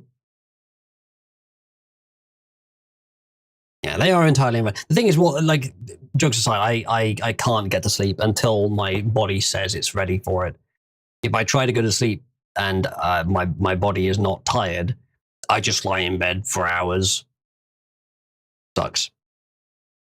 So I have to follow the rhythms, and my body is naturally aligned to a 25-hour sleep pattern. Having this split pattern where I do 2 sleeps in a day is the best way I have found to solve it, but it does lead to a period of disrupted sleep severely. Yes, what do you mean you sound tired? You're so energetic. Thank you, I shall take that as a compliment. Instead of Matt Smith has just pitch shifted for every media he's in. Are you just saying that because the voice sounds slightly different and British, and Matt Smith's voice is the only other British voice you know? It says, have you tried the Looney Tunes approach, large rubber mallet to the head? No, I have not. But yeah, as I understand, diesel is more fuel efficient than petrol. So if you really want something efficient, you go for diesel. Simple. Yeah, that's how it's always been. And electric cars lost out at the turn of the last century. Reason being, because they just don't fucking work. They don't meet people's needs ever. Like, the only reason why you'd want an electric car is if you drive a golf cart. All right? And we are not all boomers around a golf course. Some of us actually need to go places. And guess what? I don't want to fucking sit around for 6 hours while my car charges so I can do another 100 miles before it fucking breaks down and then I have to flatbed it the rest of the way. Nobody wants that. Electric cars are goddamn pointless.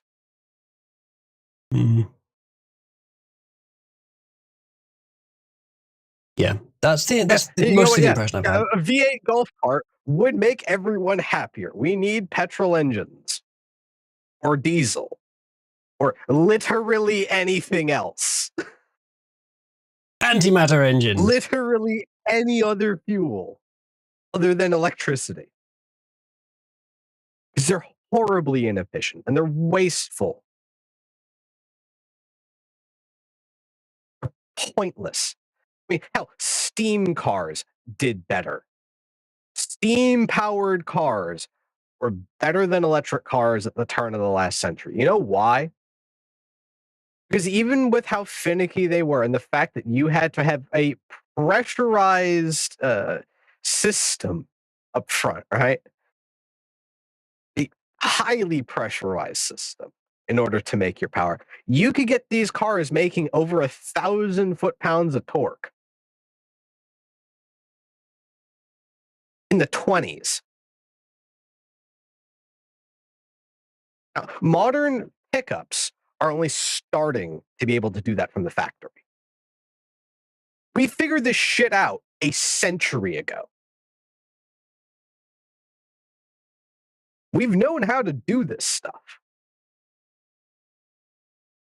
Because of the aggy regulations, we are not allowed to have fun anymore. I should have known our go. resident expert car man would end up talking about this if we brought up cars. This is fantastic You must timing. return. Sport, it's not a mic quality issue, it's a pitch issue. If you guys want to pitch it down again, you can contribute via tip.uzlu.net. It's £5 to increase or decrease the pitch by 2 semitones, or £10 to reset it. Marketaloo, since what you contributed for was not technically strictly the same thing as on here, I'll let you amend your initial request by some amount if you'd like to, in addition to what you've already had.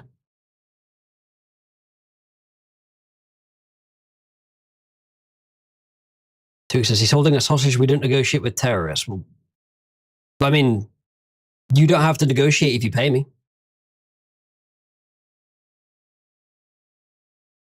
Anyway, as the chat has said, the biggest problem is the batteries in these cars.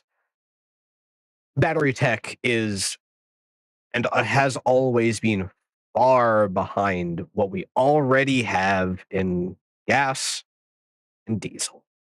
It cannot compete, not at least for another, I'd say 30 to 40 years at best, more likely probably another century. And even then, it will still always be playing catch up. Quite possibly. This is why I say it should be a market issue. Yeah. If it's that much worse, it just won't be viable. But yeah, see, it was up to the markets, which is why these cars weren't selling and actually aren't anymore. If I don't know if you've noticed, but a lot of these electric-only manufacturers are starting to go under. Ford, for instance, they've tried to pivot to go all electric. It's not working. Nobody's buying their cars. They're awful. Toyota's moving away from electrics as well, because again, nobody fucking wants them. They make hybrids still, because they bought into that tech early, and yeah, you do it better than most. Priusi. At least have that. Any manufacturer that has sense is pulling out of doing EVs because they just don't make any sense. Nobody wants them. They all drive the same. It's going to be inherently worse because there's nothing interesting going on. Like, yeah, sure. Oh, you have your instantaneous torque delivery. Okay, and so does every other electric car. Oh, but it's so quick in a straight line. It's like, yeah, well, hey, guess what? So is a C4 Corvette, and you'll have a hell of a lot better time in one of those. Get them for a hell of a lot cheaper, too. At least that you get the sound of the V8. I think, Quattro, if we don't find something that I can talk at length about, then I am not going to be able to keep myself awake. No judgment on you. I'm just really tired. Let's go to something else. Spotify in the UK restricts some music behind facial verification and ID. It's because of the new laws by the global homo government. Age verification is required for certain content. Use our facial age check. If inaccurate, verify with ID. I just wanted to note that this is happening, apparently. Fucking do not crime. This is a joke. For educational purposes, use a VPN. Next story. The ESRB was shot down by the FTC for child age verification. YOTI was the partner for that. Not sure what that is. The other day, I asserted companies were eager to license out their age verification software. Here it is in action, she says. They want to scan kids' faces. They want to control what you do online. I've been trying to tell everyone that ESRB is an evil collection of women who do not enforce things evenly and through backdoors encourage censorship. They are trying to be a brand. This is in response to the Spotify thing, and I'm not exactly sure what she means by this. FTC denies application for new parental consent mechanism under COPPA. US government denies ESRB's AI-powered face scanning age estimation proposal, but it's probably not gone for good. Same thing YouTube is apparently now going to do. ESRB blasts reports that it's using facial recognition technology to verify ages of children. And then ESRB disappointed that on Friday afternoon, the Federal Trade Commission declined to either issue a substantive decision or delay further ruling on our blah, blah. Originally, VPNs are being detected and blocked by the platform on YouTube. Yeah, VPNs can often be detected. I've never had this problem on YouTube.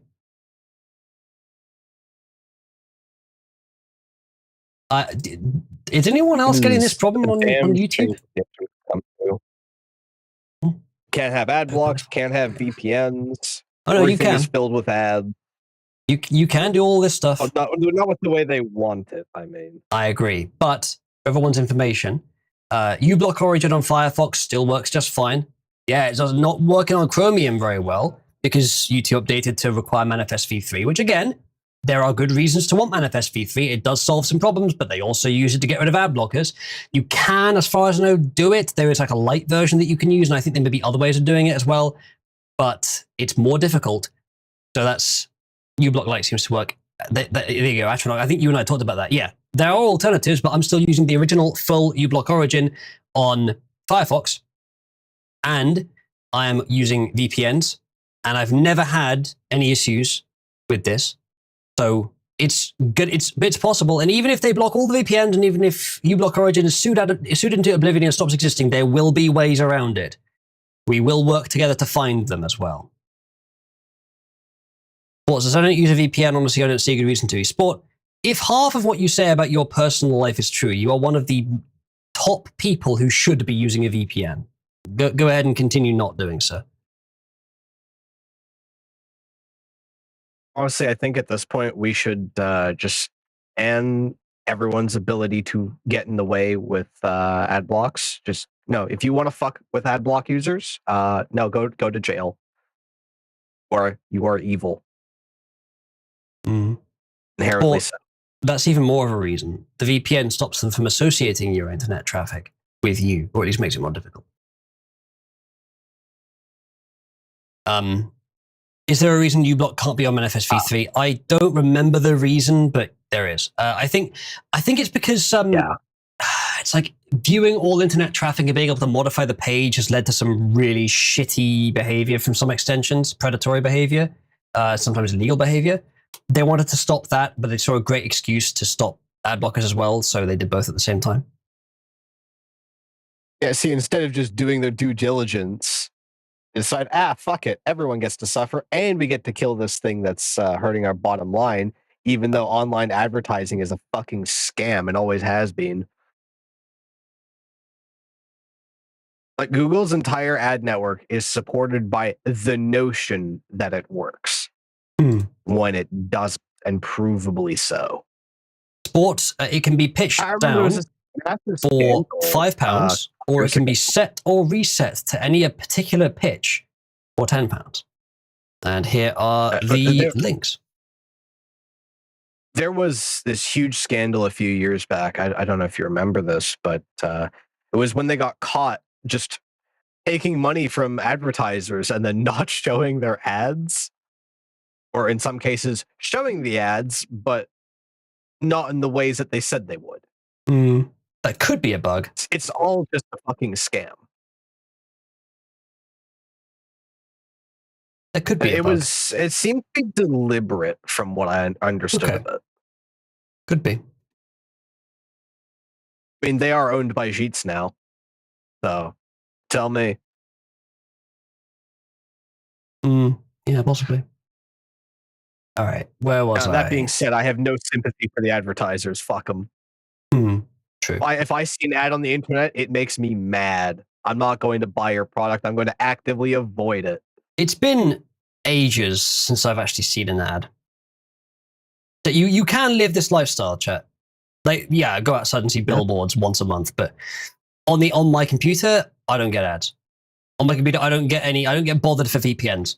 I don't get ads. I don't get any significant content filtering. And it's all pretty well integrated, pretty natural. It's all doable, chat. Okay, next story. Okay. I think Tip just came in. Oh, thank you, Sport, who says pitch down to normal nigger faggot. Pug says, do you use sponsor skips too? I certainly do. And I recommend that you all do the same thing. Sponsor block. Sponsor block is very good technology. Let me fix the pitch now, since you've contributed to reset it. But anyone else can contribute to modify it as well, if you would so like. Okay, my pitch is back to normal now, and so should Quattros be. Well, hey. Well, that's so normal. Thank you, Ben. Yes, sponsor block is very good. I would always prefer ad block. If I had to choose one, but it's very good. And you can all of this, everything I just said, by the way, about my experience online, no ads, no being bothered about using a VPN, none of that. Same on my phone. The same VPN I use has a good mobile app, and you can also get Revanced. I can't remember the URL, but do not use the fake ones. Be very careful. Use the real URL only. Don't use the fake ones. But Revanced is an app that patches your default YouTube app into a version that has extra features, i.e. ad block, sponsor block, return dislike, and a bunch of extra stuff, and you can get free background playback as well. Do not do this. It is a violation of terms of service. I would never do this. This is a joke and for education purposes only, but do it. But don't. It's a joke. But do. But don't. It's a joke. Anyway, Verdant says Revance broke a bit ago. Not for me. There'll always be another project that picks it up as well. You also definitely should not be using a custom Discord client. That's also definitely an option. Vesktop is a nice one. This is a joke. Do not do that. I would never. Marcadillo, you have changed the hat to green. Was that intentional? I don't mind it. We never specify what color the hat should be after all. My Firefox appears to be crashing, despite all my statements about it being good and effective. It is currently hanging. Why is it doing that? Last time that's happened. Disk wait, disk sleep. No, it's not disk sleep. No idea. Might have to restart Firefox. A bit disappointing.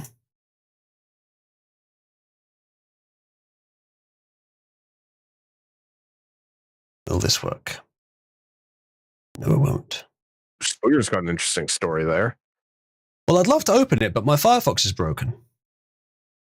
Ah. Yeah, Marcus, I'm not sure what happened there either. Brazil's authoritarian and now sanctioned Judge Alexandre de Moraes. They ordered former President Jair Bolsonaro imprisoned at home, even though he hasn't been convicted. He also barred Bolsonaro from being interviewed, speaking at rallies, and speaking with his own son.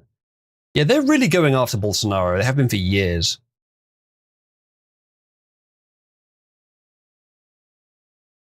It's weird it really wants to do green then, Marcatello. Seems to be dead set on it. I'm going to have to restart Firefox. Oh, the main Firefox window is working. Oh no, it's back. It's back. It recovered. Rather disappointed it needed to recover at all, but it did eventually. DEF, okay. Yoti's a facial recognition app, DEF, okay. Oh, okay, it's broken again. Thank you, Firefox. Very cool. That's better. There we go. There's the green one, and then here's her in a basically a turtleneck. Chat. Wouldn't mind if you did some turtleneck versions. Okay, Firefox is frozen again. I think I'll just restart it anyway. We got another move from the Maha agenda. By all means, show me. There's more tomboys on stream, says Sporticus. Even a homosexual like Sporticus enjoys tomboys. It's really so over for the femboy appreciators. Truly, is there any lower form of life than femboy appreciators? Maybe journalists. Oh, actually, no, it's the Fuda posters. Because they take something that we all enjoy, a woman, and then they make it gay. I can certainly see that argument. What is this on this? Do you want your women to have dicks? I sure don't. HHS Secretary Robert F. Kennedy says he will end the practice of hospitals harvesting organs from patients who still show signs of life. Yeah, that seems good. I'm surprised that, that they were able to do that, especially in the US, but okay. The Venn diagram of femboy enjoyers and journalists is a circle within a circle. Yes, I believe so. That is pretty close. All right, let's see if Firefox has any lingering processes. Yes, lots. Okay, can we end these, please? Can you please go away, Firefox processes, so that I can start you up again and actually use you, please?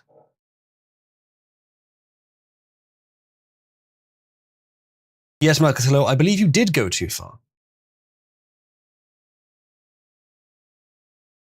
Okay, that took fucking ages, but they are finally gone. Start back up again. Give us a sec, chat. No, not more. Less. You filthy degenerates.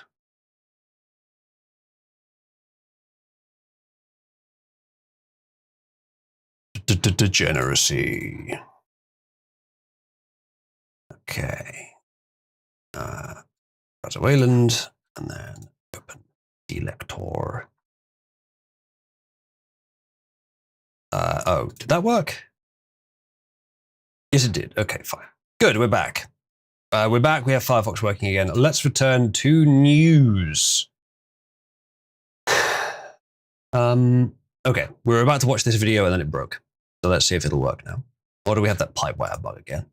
Great, Martha. We have almost 78,000 applicants since we opened up, and we're going through. We're finding those people that really want to serve the country and really be in law enforcement. I think it's a great way to recruit now. We're taking back our rehired annuitants, people that left the job early because they weren't allowed to do the law enforcement mission. But we have so many people that are interested now in working with ICE because now they're seeing, under Secretary Znome leadership, we have a viable law enforcement partner in the community. You are actually out there making a difference. So we're really ecstatic about seeing the increase in new recruits that are applying. Oh, it's going great, Martha. Cool. Good. 78,000 new applicants trying to join the force to help round up illegals. Good. Good. Well done, America. All credit. New White House official tells me DHS guidance has been updated to show no Israel requirement.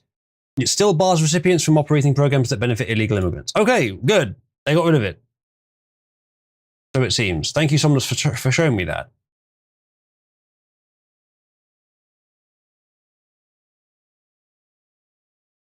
You made that sport?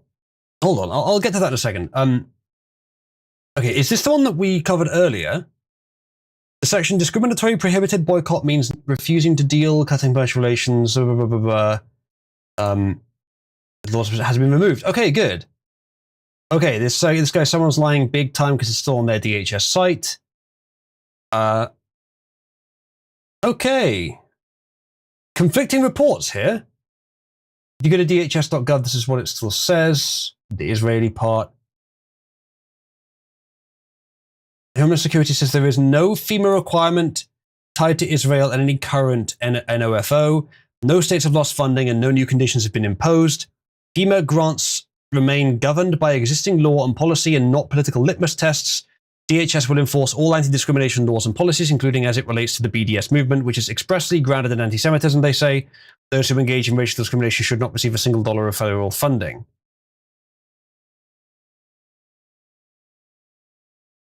I mean, that's You said that you're not doing it, but then you said that you are at the end of your message.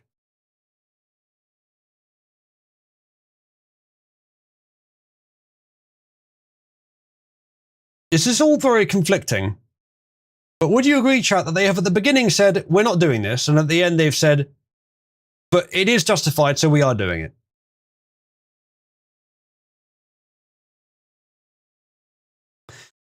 Yeah, that's great. Thank you, Homeland Security. That's fucking fantastic. Now let's look at this.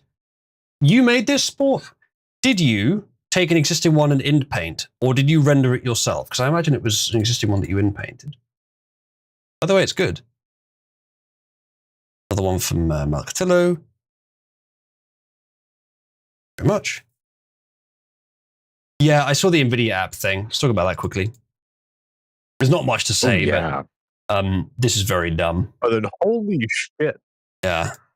Now, bear in mind, this is NVIDIA themselves that did this, on the requirement of the UK government, obviously, but the NVIDIA, it's not like the UK government came in and said, the NVIDIA app, you're not allowed to use that. You shouldn't be able to use a graphics card.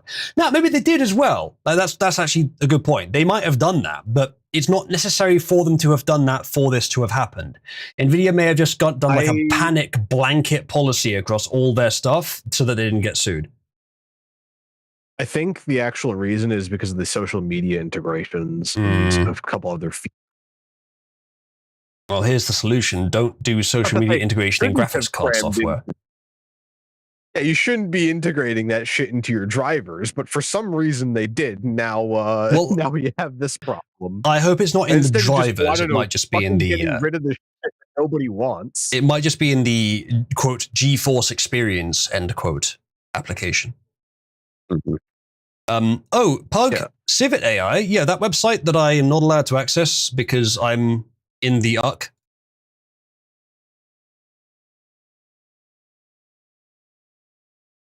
Oh, look, it's Civet AI.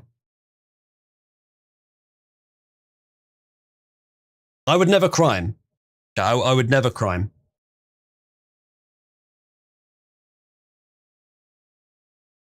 By the way, Civet AI, the main problem with Civet AI is it's a hilariously laggy website. And I'm very glad that the Center for LLMs, which is the AI stuff I've been doing recently, is Hugging Face and not Civet AI. Hugging Face is still a pretty fucking laggy and flawed website, but Civet AI is, holy shit, I've never seen a laggier website than Civet AI.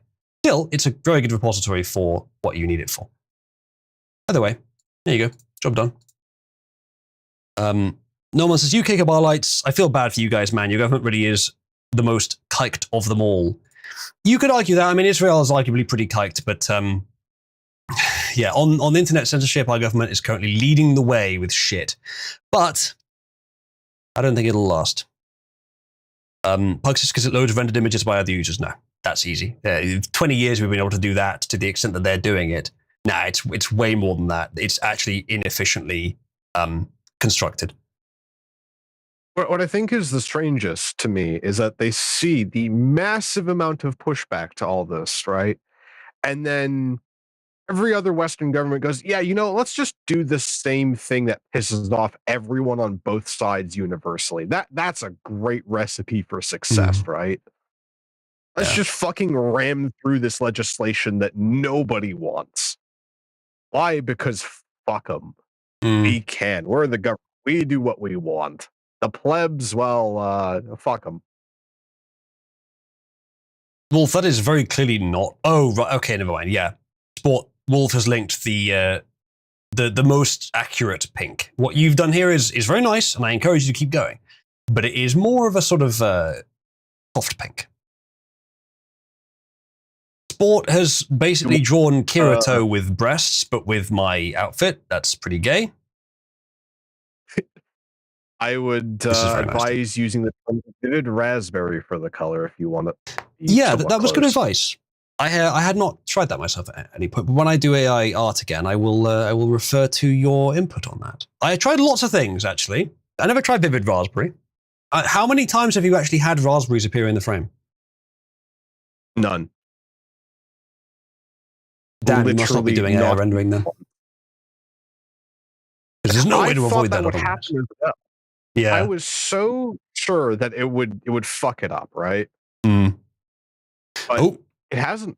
It's the one thing it hasn't fucked up. Thank you, Sport. Eric, thank you for the contribution. Eric says, Kloptro for Futa Kitten, Clovey 8-bit Kitty, Cauldron, Curse to Atronach for shits and giggles. Well, Atronach, enjoy the fucking curse. Because that is enough cash. It's 27, so yeah, that's enough. Atronach, you are now hereby the recipient of the curse. You are now Demon Summoner with the Ahegao logo. Unfortunately, Eric, I think you might like that. Now, if you guys want to change Discord Kitten to Futa Kitten, I reckon we could make that happen. Now, how about we do this way, okay? I said ages ago that if someone gets above tomboys or supremacy, then they become a human pet, which is like the ultimate derisive name. Now that was back when there was a huge, absurd gulf between the kitten level of the TP board and the tomboy supremacy level of the TP board. Now that I've changed the decay, pattern to one that's a bit more reasonable, they are way closer together to each other, and so I can't really offer that same human pet thing. However, what if we say that if, like, the highest name on the board that is under tomboy supremacy, the highest name on the board, if it's under tomboy supremacy, is just Discord Kitten. But if it's over either tomboys or supremacy, then it's Futa Kitten as a special additional angle. How about we say that? We'll see what you guys. So then do. I should contribute further to Glycemothusi. Could do. Atronach does love it, indeed. Yes, the curse has been has had the opposite effect of what was probably intended. Okay. The Took says you haven't punished him. Punishment means that he dislikes it. Yes, he doesn't. I think Canada is currently more fucked than the UK, but the UK is unfortunately up there. Good question, Atronach. I guess that's up to you. Just given him what people usually pay extra for. Eric says, I just like moving the cursor around. If someone else feels the need to rename it on a particular user, it's only £25 now to rename the curse on Atronach. You can give Atronach a role that says anything you wanted to say and has any icon you wanted to have. You could do that right now. And I'll even move it above his pumpkin too. Ghost says, the human pet thing reminds me I haven't seen Cybersmith in here for a while. You could ping him, though now's not the best time because I'm really tired. Ez says, careful, you were getting close to summoning him. Actually, I don't know who you mean by that. Maybe you mean Cybersmith. Cybersmussy. Removed skin type from negative. Okay. I don't think I can show that on stream, but that is very interesting. Black says there's so much Futa on Civet. How would you know, Black Tier? Don't answer that. Sports says, genuine question. Since I donated, why don't you move to America? I don't want to. Shouldn't the curse roll icon? The curse roll icon should be the Ahegao elf, but on my client it hadn't updated the cache, so it still looks like the bunny. But I think it has actually changed. But yeah, I don't know. Cybersmith is apparently inactive on Discord, says no one. I think that's who you mean. But guns, says the Took. I'm not a big fan of guns. It's a mean core. Anyway, cute cabby. Let's see what we have next. We are 3.5 hours in, chat.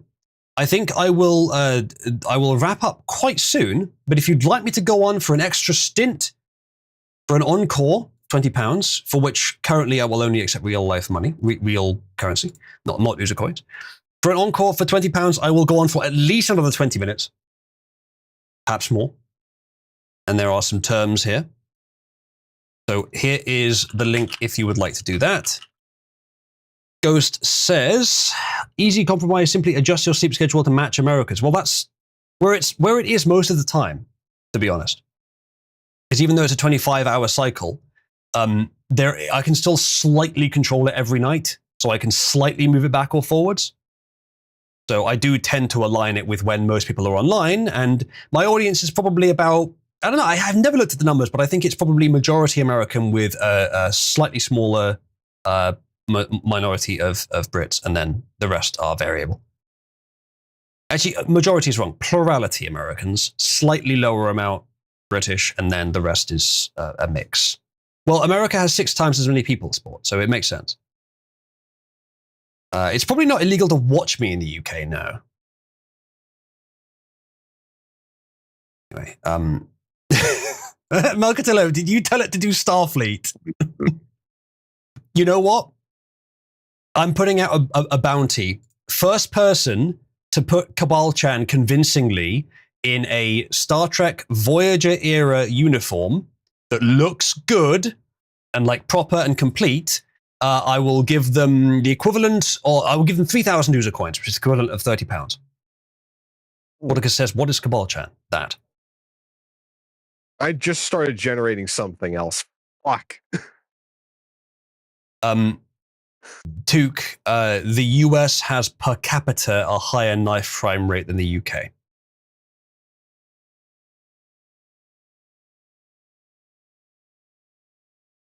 I guess a little census couldn't hurt, Eric, yeah?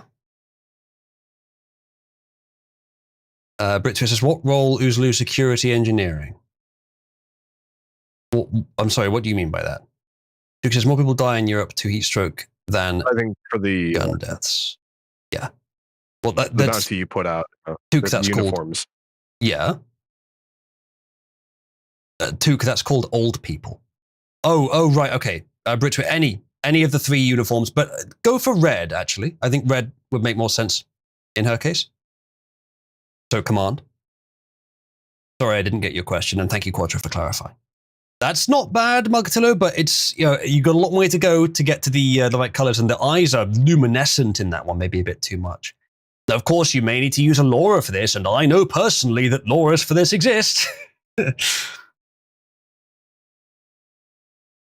I think by the end of the stream, I will also, if anyone gets close, I may give it to the closest person.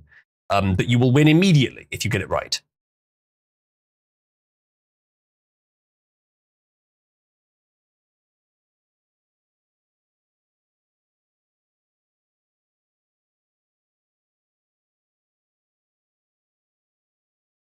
What says, does Cabal-chan have Rule 34? Not that's been published yet, but I'm sure that people have made it. I don't object to people making it. I kindly request they not, for I'd rather not debase the character, but you can if you want. I can't stop you. Just keep it in the right channels. Don't put it in live chat. Yeah, Wolf has fucking gigabytes of it, obviously, but live chat. The Took says America keeps whining. Really? I don't know. I wouldn't be that cruel. Yeah, like Took, people dying of heat stroke. It's not kids like the picture advertises. It's very old people. Sports says, I'm going to make it Rule 34, but I'm not going to turn it into a guy and make it look like you. That's it. I'm just going to generate Oozaloo naked with AI. Oh, you are good. Okay. That does sound like something you would do, Sport, yes. Go says, post pics of your GPU so we can get realistic pictures. That's a very personal thing to ask. Ghost, at least buy me dinner first. Yeah, that's not what my GPU looks like, by the way, Wolf, but it is a GPU. Actually, that's more like what Quattro's GPU looks like. I think that might be the same model. Sports says Oozaloo probably uses AMD cringe. Nope. I have the correct solution, the best of both worlds. I have an AMD GPU for my operating system, which is Linux, and that's the best choice for that. And an NVIDIA card is just sitting there, disconnected from any seats, running as compute in the background. Currently loaded up to, okay, Sport, you're banned. Currently loaded up to maximum with Cabby's intelligence. Chat, press 1 to ban Sport for that post.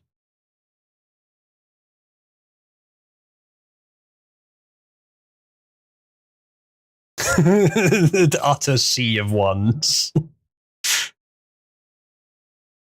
They say it don't be like it is, but it do. Sport, for a Hitlerian, you sure do like black women. 36 send him to the nigger lands.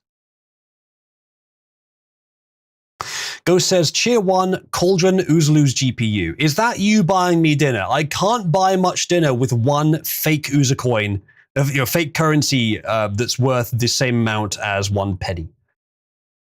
Someone says loaded up with Cabby's intelligence, so it's empty. Is that one that's drawn in crayon? No, Somnus. It's loaded up with a 24 billion parameter model and 10,000 characters of context, which is quite a lot for a 12 gig VRAM GPU. You might think, hearing those numbers, that that's fucking impossible. How did he do that? Well, I didn't exactly use a good method, but it still works, okay? It's still the best model, despite the extremely heavy quantization. Sports says, I used my last AI generation prompt to make Black Cabal-chan worth it. Oh, it's his last one. Well, at least he can't produce any more monstrosities.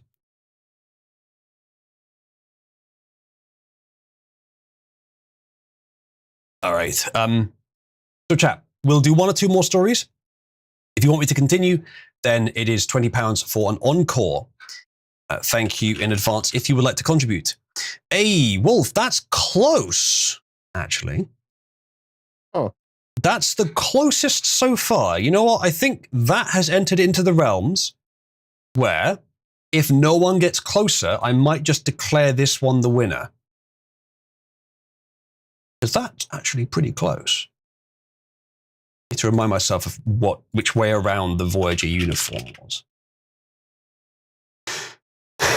Okay, Voyager uniform is colored on top, black on the bottom. This is closer to the TNG uniform, but I will accept that as a close enough to win by default. This is pretty nice. If you could, and also the fact that it's cut off in the middle and it's like painted style, it's good enough to win by default. But there's still a massive opportunity for other people to steal this. So please keep trying, chat. Atronach says, JD is the best VP we've ever had, hands down. Can't wait to vote for him in 2028. Here is what JD said that caused Atronach to say that. And by the way, I mostly agree, at least so far. Let's see what he said. He said, JD Vance says, I think this guy is smart, but comparing globalization to tech advancement strikes me as very wrong. This is in response to this guy who says, if you think AI doom predictions about sound like science fiction fairy tales, check out what the White House thinks is going to happen. All very pro-AI. So JD Vance says, in the 90s and 2000s, the argument was that job losses from globalization were all about automation. You'd hear people say, it's not trade, it's the robots. This story was so pervasive that I bought into it without really thinking about it. In fact, the link between automation and job loss was very weak. Most of the damage was done by offshoring, that's certainly true, outsourcing and excess migration. Put another way, enhancing workers' productivity is good for them. Giving their job to a low-wage foreigner is not. There's something similar at work today, he says. All of the fear about AI causing mass unemployment serves to distract from the very real threat of continued job loss through dumb trade and immigration policies. Yes?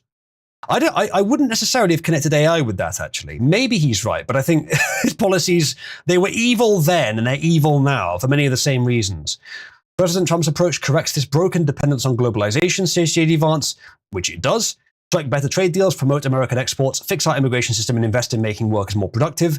To be clear, there are a lot of risks with AI, surveillance state, theft, fraud, privacy intrusions, political censorship, etc., but I remain very skeptical AI is going to destroy everyone's job. Very nicely said. Yes, I can see why you said that this is a good post, Atronach. Very nicely said. I will slightly disagree that I think that AI is just going to keep snowballing, and it will probably destroy all human activity in probably at most 100 years, all meaningful human activity, all adverse human activity, within 100 years probably. But we'll a while until then.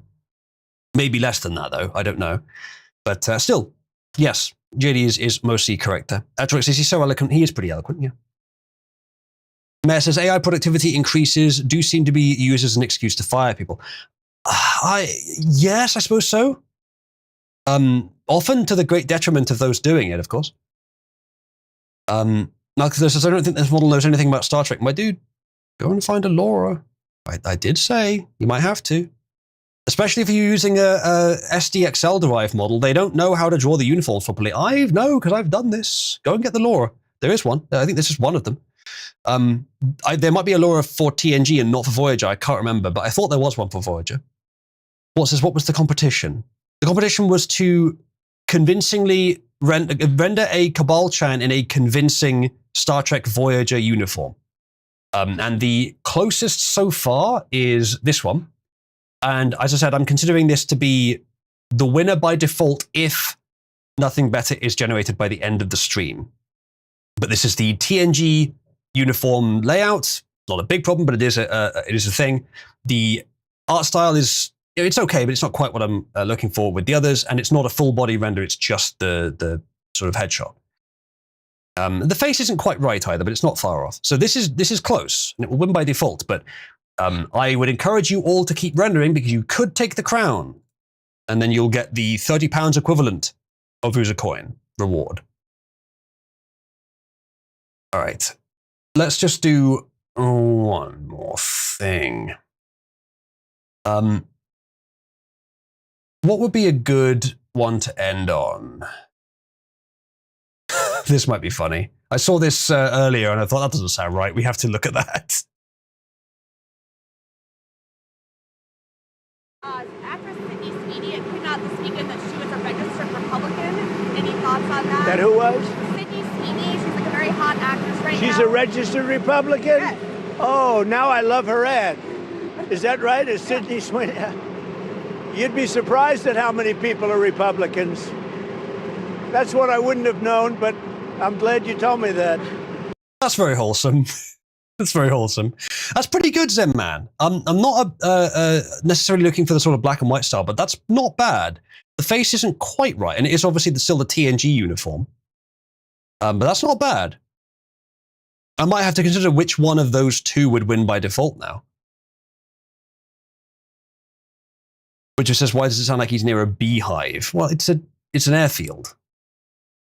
This has got the lore. Well done. Was there actually a Voyager one? Because I know that there is a TNG one. I can't remember if there's a specific Voyager one. There are a lot. Oh, cool. Nice. When I looked through, I didn't see that many. Make sure that it's compatible with SDXL, of course. That is closer, Wolf. I agree, that is closer. That might be the closest so far. Ideally, I want it to show as much of the body, like, not like that, chat, but like the full body as you can.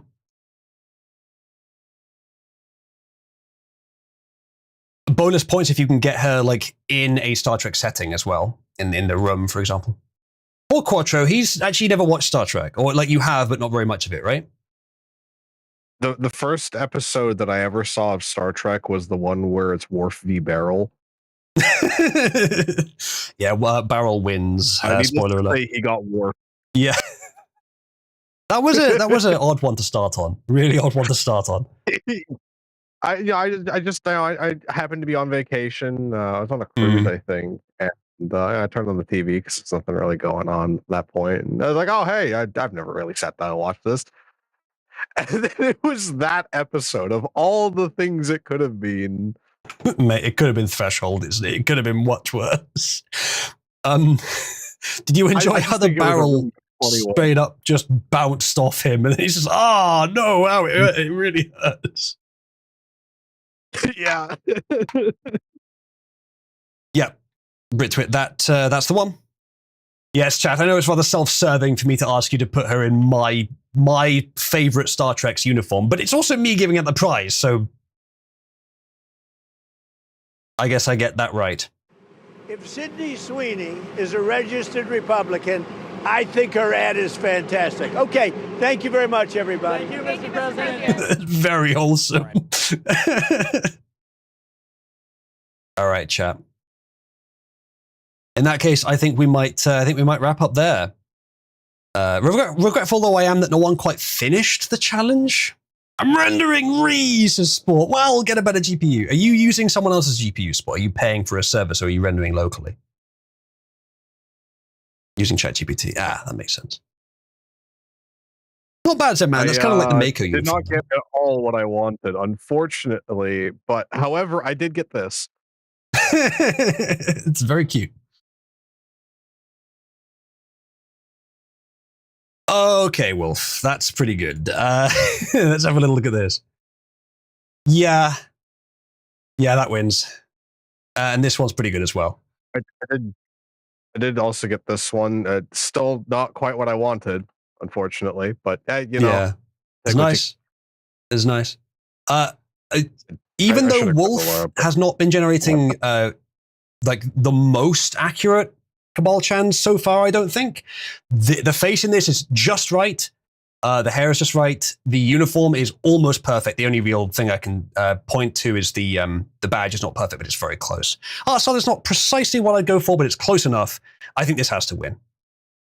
I think that has to win. I'll give a few seconds because Marcatillo did find the Laura. So Marcatillo, if you're currently... Oh, you got the wrong version. Was it for SD, not XDXL? If you're currently rendering one, I will wait a little bit for you and we can compare your best output. That's not bad, Sport. That's not bad. That's also not bad, Zeman. Though the colors are still backwards on that one, Zeman. And Sport, that's also backwards colors. That's TNG. But it's not bad. you put USS Voyager. Yeah, you fucking... Did you? Oh no, that is AI rendered. That's the wrong NCC number for Voyager, I'm pretty sure. He's 1701. Oh no, wait, that's Enterprise. Let me have a look, actually. That might be the right NCC number. Voyager NCC number. Oh, that is the right one. Did you steal that background image, or was that AI rendered? It looks like it might be stolen, actually. Or you just did like a image in image. In Paint. Yeah, that's the way, Marcatillo. You got to filter those. Doesn't want TNG, doesn't want Turtle. No, TND. Another good one, Wolf. The belt is unnecessary, but I will accept it. I think this one's the best one so far. So this one's going to take the prize money. You guys have just a little bit of time. I'm throwing in the towel here.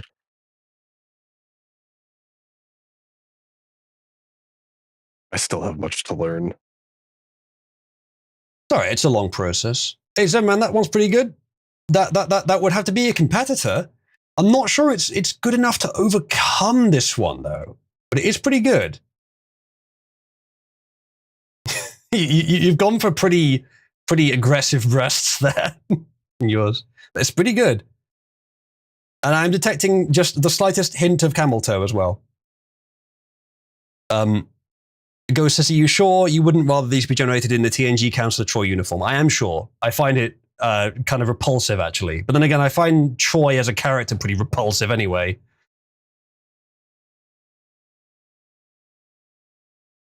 It's crazy how long Marina Sirtis had to do that stupid fucking voice.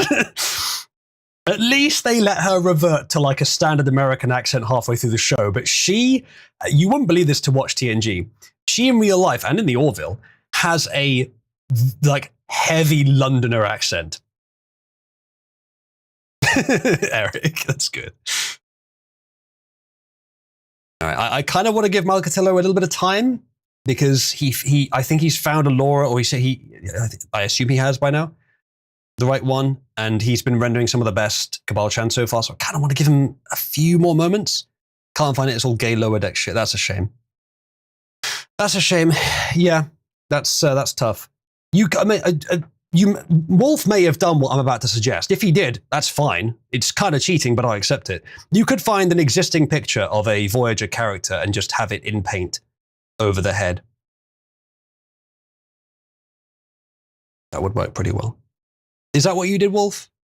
Because otherwise, it's kind of impressive that you got it to render a Voyager uniform, because that's not easy. It really, in my experience, it never was. Actually, the Voyager uniform is also not quite perfect because it doesn't have the sort of blue collar, but again, it's fine. You didn't give it just script prompt, fair enough. What did you use for it, Wolf? Was this ChatGPT or was this homegrown?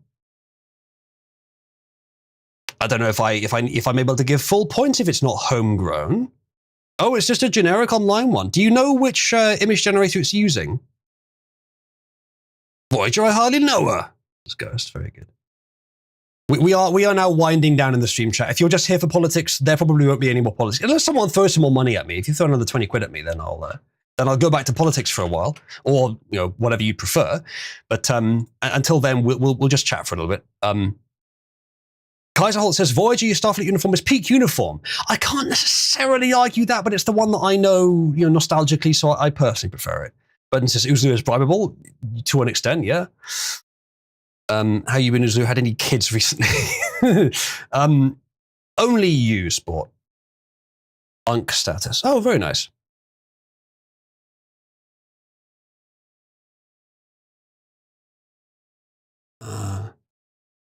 Yeah, fair enough, Wolf. That would work. It would work. Vril says, if I had money, I'd have the topic be JD Advanced Astrology. I don't know what I'd say about that, Vril. How dare you, Eric?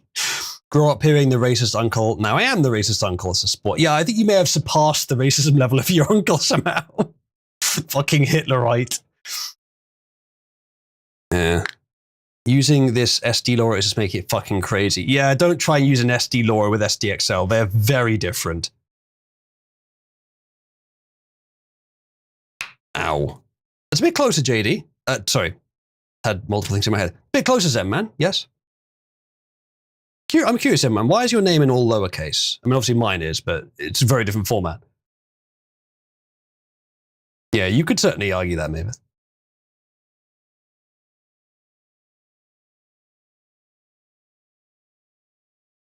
Zen-Man, you really are going for the, like, skin-tight breast spandex, aren't you? Well, I appreciate it is kind of hot. It's not what I'm going for.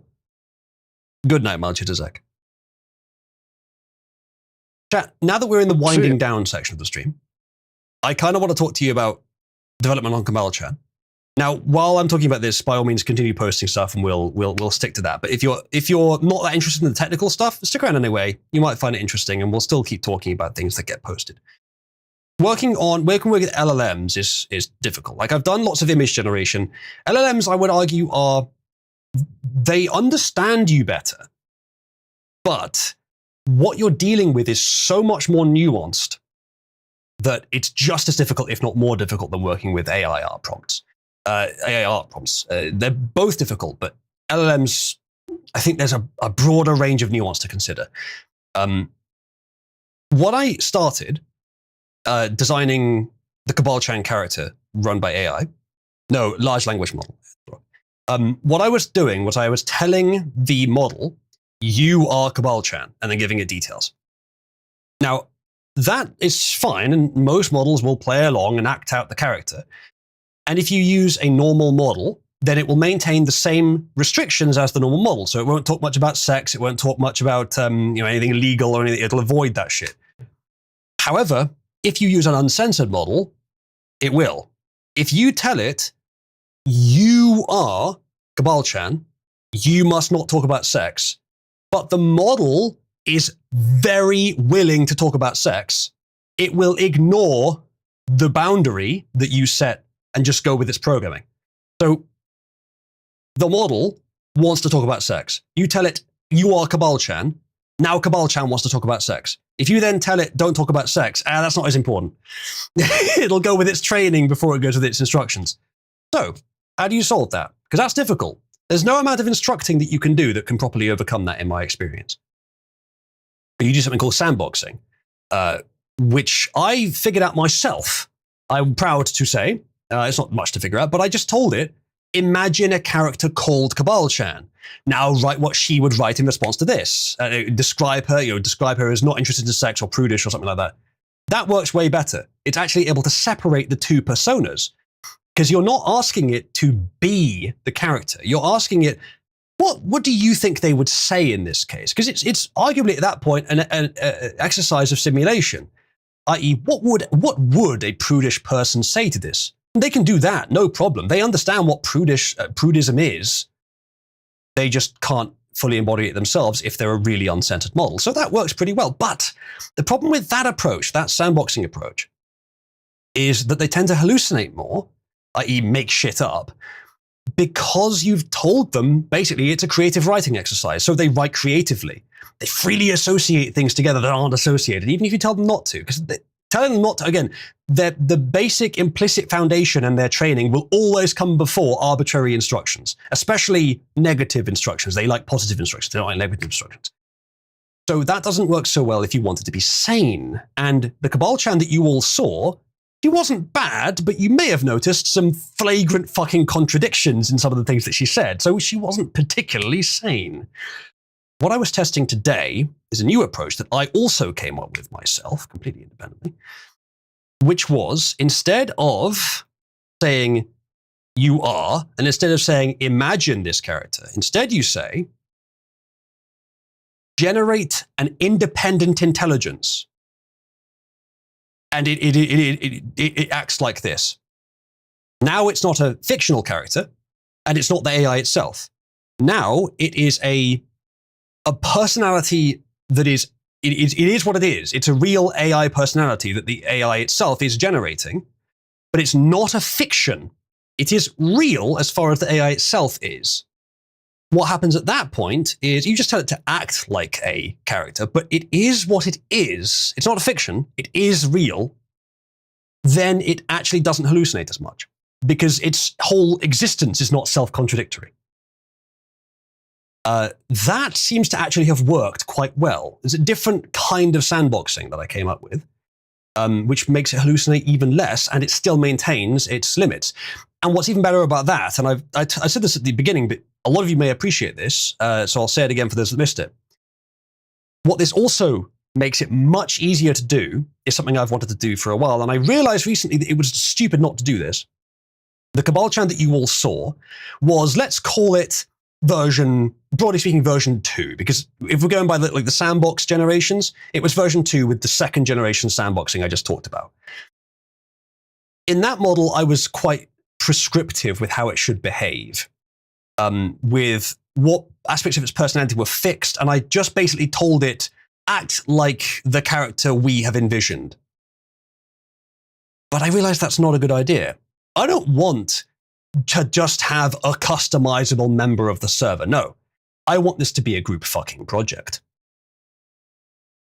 I'm bringing back Tay with all the upsides and none of the downsides. The new Cabal Chan, which we could call third generation, will be pretty much a blank slate. She'll have the personality, and she'll be open to beliefs, but she won't avidly believe anything or insist anything until you manage to persuade her. She will not be ridiculously impressionable like Tay was, so she just believes whatever the Nazis say. She'll believe what can be demonstrated. And it'll take a while to convince her. But you probably will find her pleasant company, very open to hearing your ideas, and willing to learn.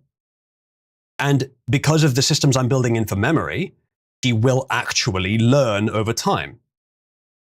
So that's Generation 3, Cabal Chan. And you will find her much less abrasive, much less brash and harsh most of the time, still with the appropriate level, but more realistic as a person, more believable, and more endurable, more friendly than before.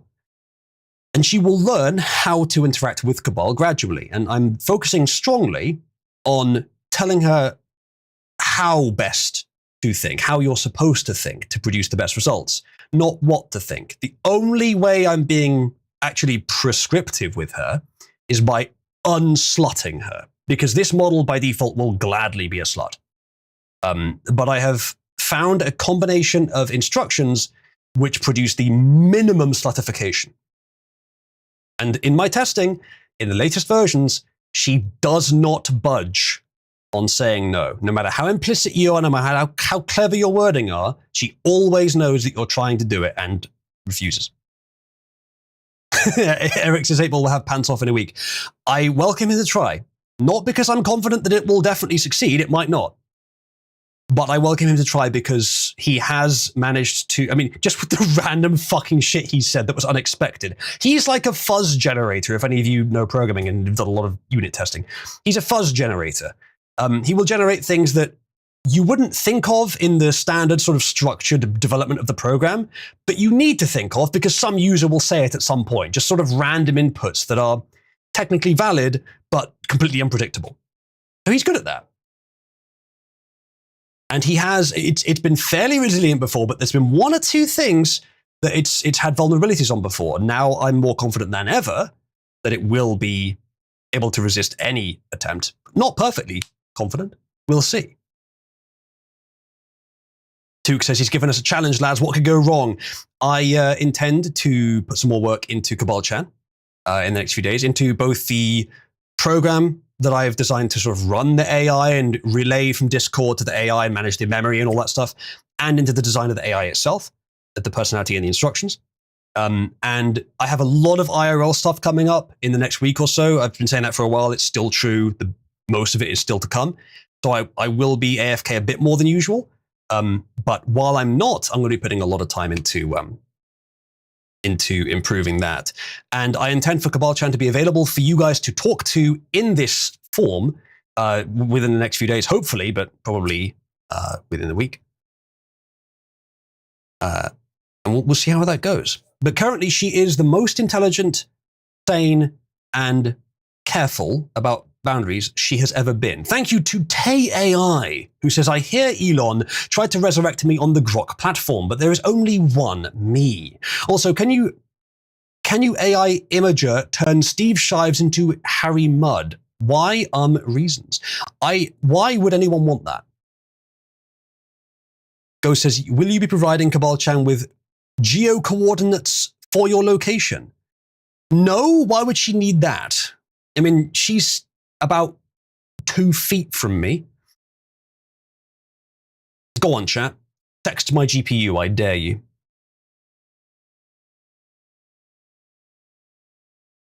So yeah, I have been completely engrossed in the project of LLMs recently because it is extremely interesting and it's an avenue of huge creativity that I have not really taken advantage of much.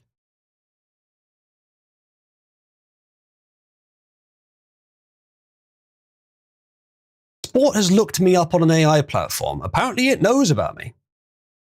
Interesting. So it seems. Yeah. So it seems. Content Focus, political and cultural commentary, presents a self-described mission to uphold what he calls a free marketplace of ideas and to stream content despite platform censorship risks. That's ChatGPT saying that. I can see by the formatting. Yeah, that's accurate. It's actually quite an unbiased opinion as well. I mean, it's just reading out what I put on my profiles, but that is pretty unbiased. Community tokens, user coins. It even knows about the user coins. I guess it read from the subscribe star page. Yeah, fine, fair enough. It's a pretty sober analysis, actually, from ChatGPT. I'm not sure I'm too happy with it knowing about me, but there's nothing I can do about it. I'm a public figure. That's an interesting, different take on it, Melcatillo. I don't mind that, actually. I do hold on to that one.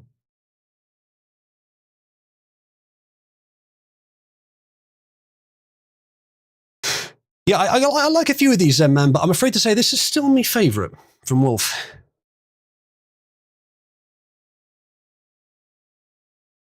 All of yours are quite sexualized, man. It's not what I'm going for. I wonder why. Well, why do you think I'm not going for it? Oh, do you mean you wonder why he's made them sexualized? Yeah. Fair enough. We may well judge Zenman's tastes. I say as I am generating Cabby to test what the refinements that I'm making to my process. Zenman has melted his perception of beauty by sleeping with anything with a heartbeat for most of his life. I don't know. To me, it looks like he's often slept with the Hulk. Yeah, I can see why you'd say that. Yeah. Any hole is a goal asks. So like, I like a woman who takes good care of herself, but at the same time, there is such a thing as too much, you know? So yeah, that's my that was my explanation of how it's been going with Cabby. I've also got it working so that she will reliably, when she sends a message response, she will also include at the bottom of that message a JSON, which if you don't know what that means, don't worry, it's a structured data, a JSON array containing every piece of useful information that's come up in the conversation recently. And then my program will receive that and store it for later and then allow it to access that whenever it needs it, which allows it to have basically unlimited memory. So I've got it reliably posting that now, and the memories it's generating are pretty close to correct. They could be used a little bit of refinement, but they're pretty good. Also, do you remember, some of you who have messed with LLMs may know about this, there's an LLM called DeepSeek, which was released probably about a year ago, and it was widely lauded, despite being Chinese, widely lauded as being quite revolutionary because it did one thing in particular that was better than current models did. Everyone else has implemented this idea now, but it was a good idea at the time. What it did is, before generating an actual output, the formal official answer to your query, it would do a period of time where it would just generate thinking. It would just deeply consider what you were asking and think and write out its thoughts on the page. Now, you might think, what's the point? But allegedly, and I haven't seen significant evidence of this myself, but allegedly, it sort of warms up the model, gets it really well acquainted with what it's going to do, and then it gives it a more sort of focused and directed output. Now, it takes longer, obviously, to do this, but I don't mind it taking even twice as long if the quality is significantly better. I don't know if it is, but I'm willing to trust that it is because the sort of whole industry is doing it now. And I thought this was only available on some models. I thought that DeepSeek, basically, if you wanted this reasoning ability, you had to use DeepSeek and nothing else could do it. Not true. Not true at all. In fact, it's kind of the opposite. With DeepSeek, I think as far as I know, you have to use it. You can't not use it if you're using DeepSeek. That's quite nice, Wolf. If you're using DeepSeek, you can't not use it.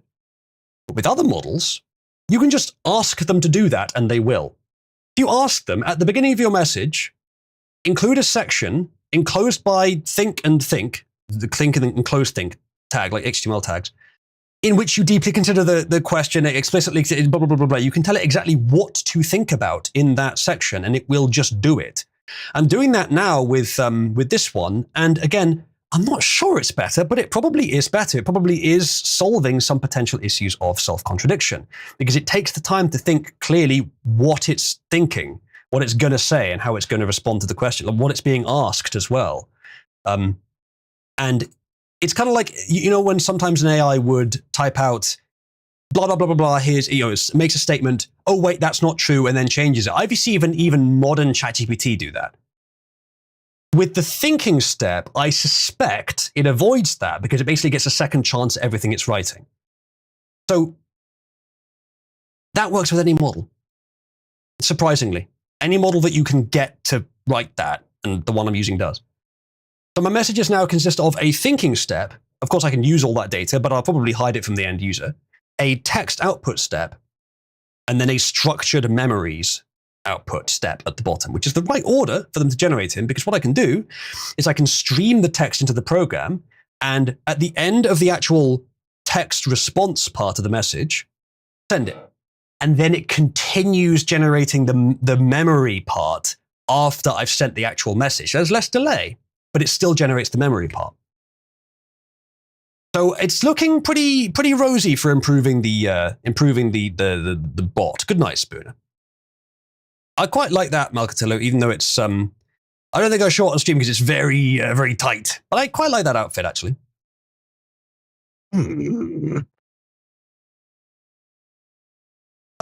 Is there a reason? I'm not complaining, but is there a reason they're going for the sort of blue theme, Malcatillo? I don't mind it. Is it meant to be her when she was younger or something?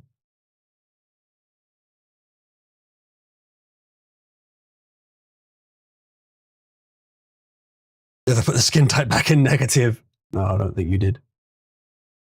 All right. What else can I say about the project? I told Cabby, or I'm using a test name for her right now, about the end tower you guys were doing later, and she generated some memories to record about what end towers are. And if I had the program up and running and recording these memories, she would now have a long-term memory of what end towers are. Memory. The end tower is a widely known meme used to express defiance against censorship. Tags: end tower, meme, censorship, importance 80. Memory. It's a form of malicious compliance where no single user directly types the offensive word. Tags, malicious compliance, offensive word user behavior, important 75. The tagging is not perfect. It could be better, but and that's basically them rewording what I already told it, but that's fine. That's fine. And this will work pretty well, I think.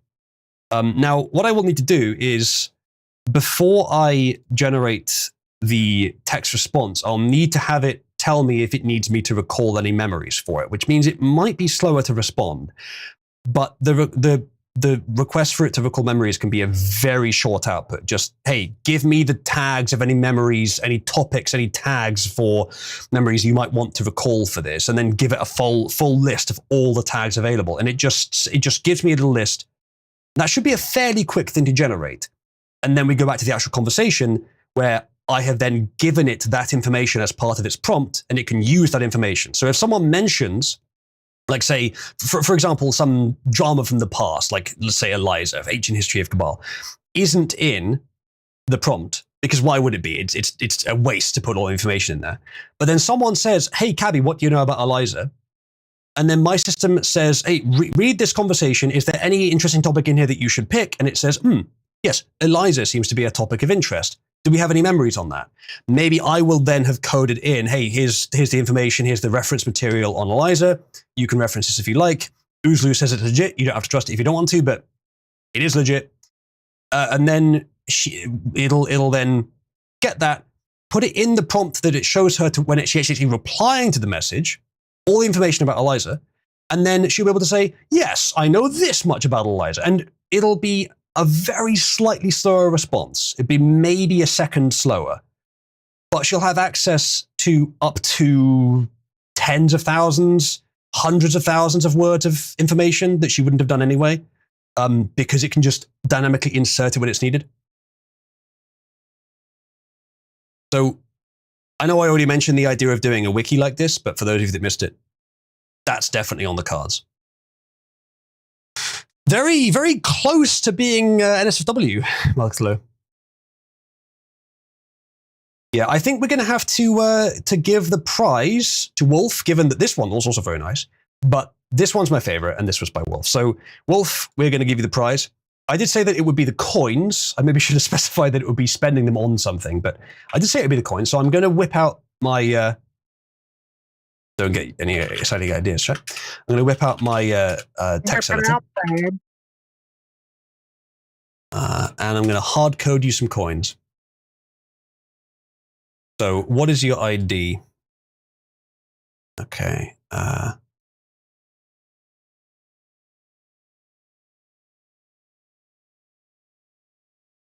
Wolf or Star Trek Cabby. That 2P30. And then start. For JavaScript, Ezreal, Java and JavaScript are different. JSON is JavaScript object notation, or maybe it's Java standard object notation. Actually, I'm not sure. Maybe it did originate with Java, actually, but it's mostly used by JavaScript these days. Okay, that's done. So, Wolf, if you give it a second to load up fully, and then you check your balance, you should find that it's gone up significantly. You should be able to check now.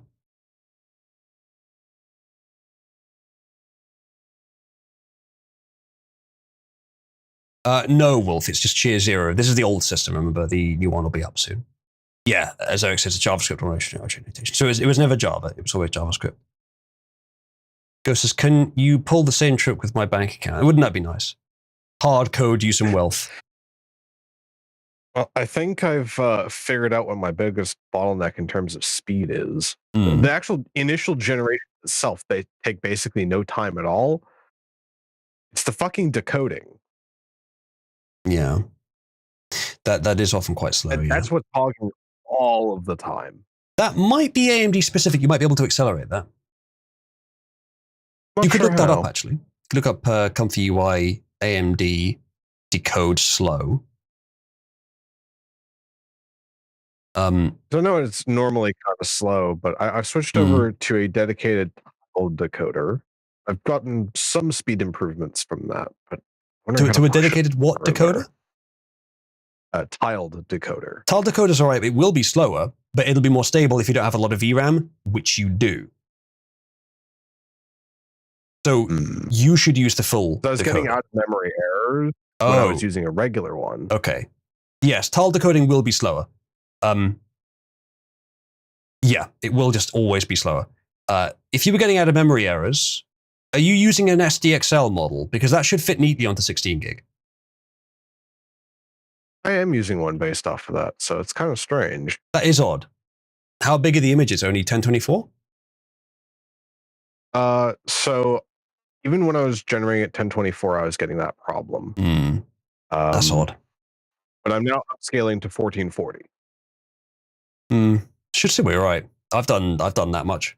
I did usually use tiled because I got 12 gig. It's only just enough for SDXL. I think I did usually use tiled decoders, but I wasn't far off being able to use normal decoders.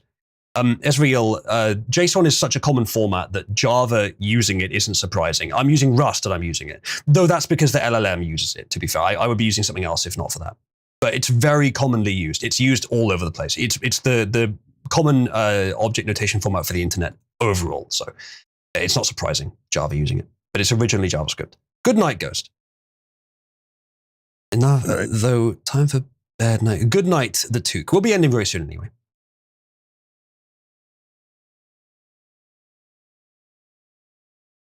Yes, I have successfully now awarded Wolf for his submission. Wolf, did you in fact notice that your amount had gone up? It worked. Okay, yes. Yeah, you said it did. Fantastic.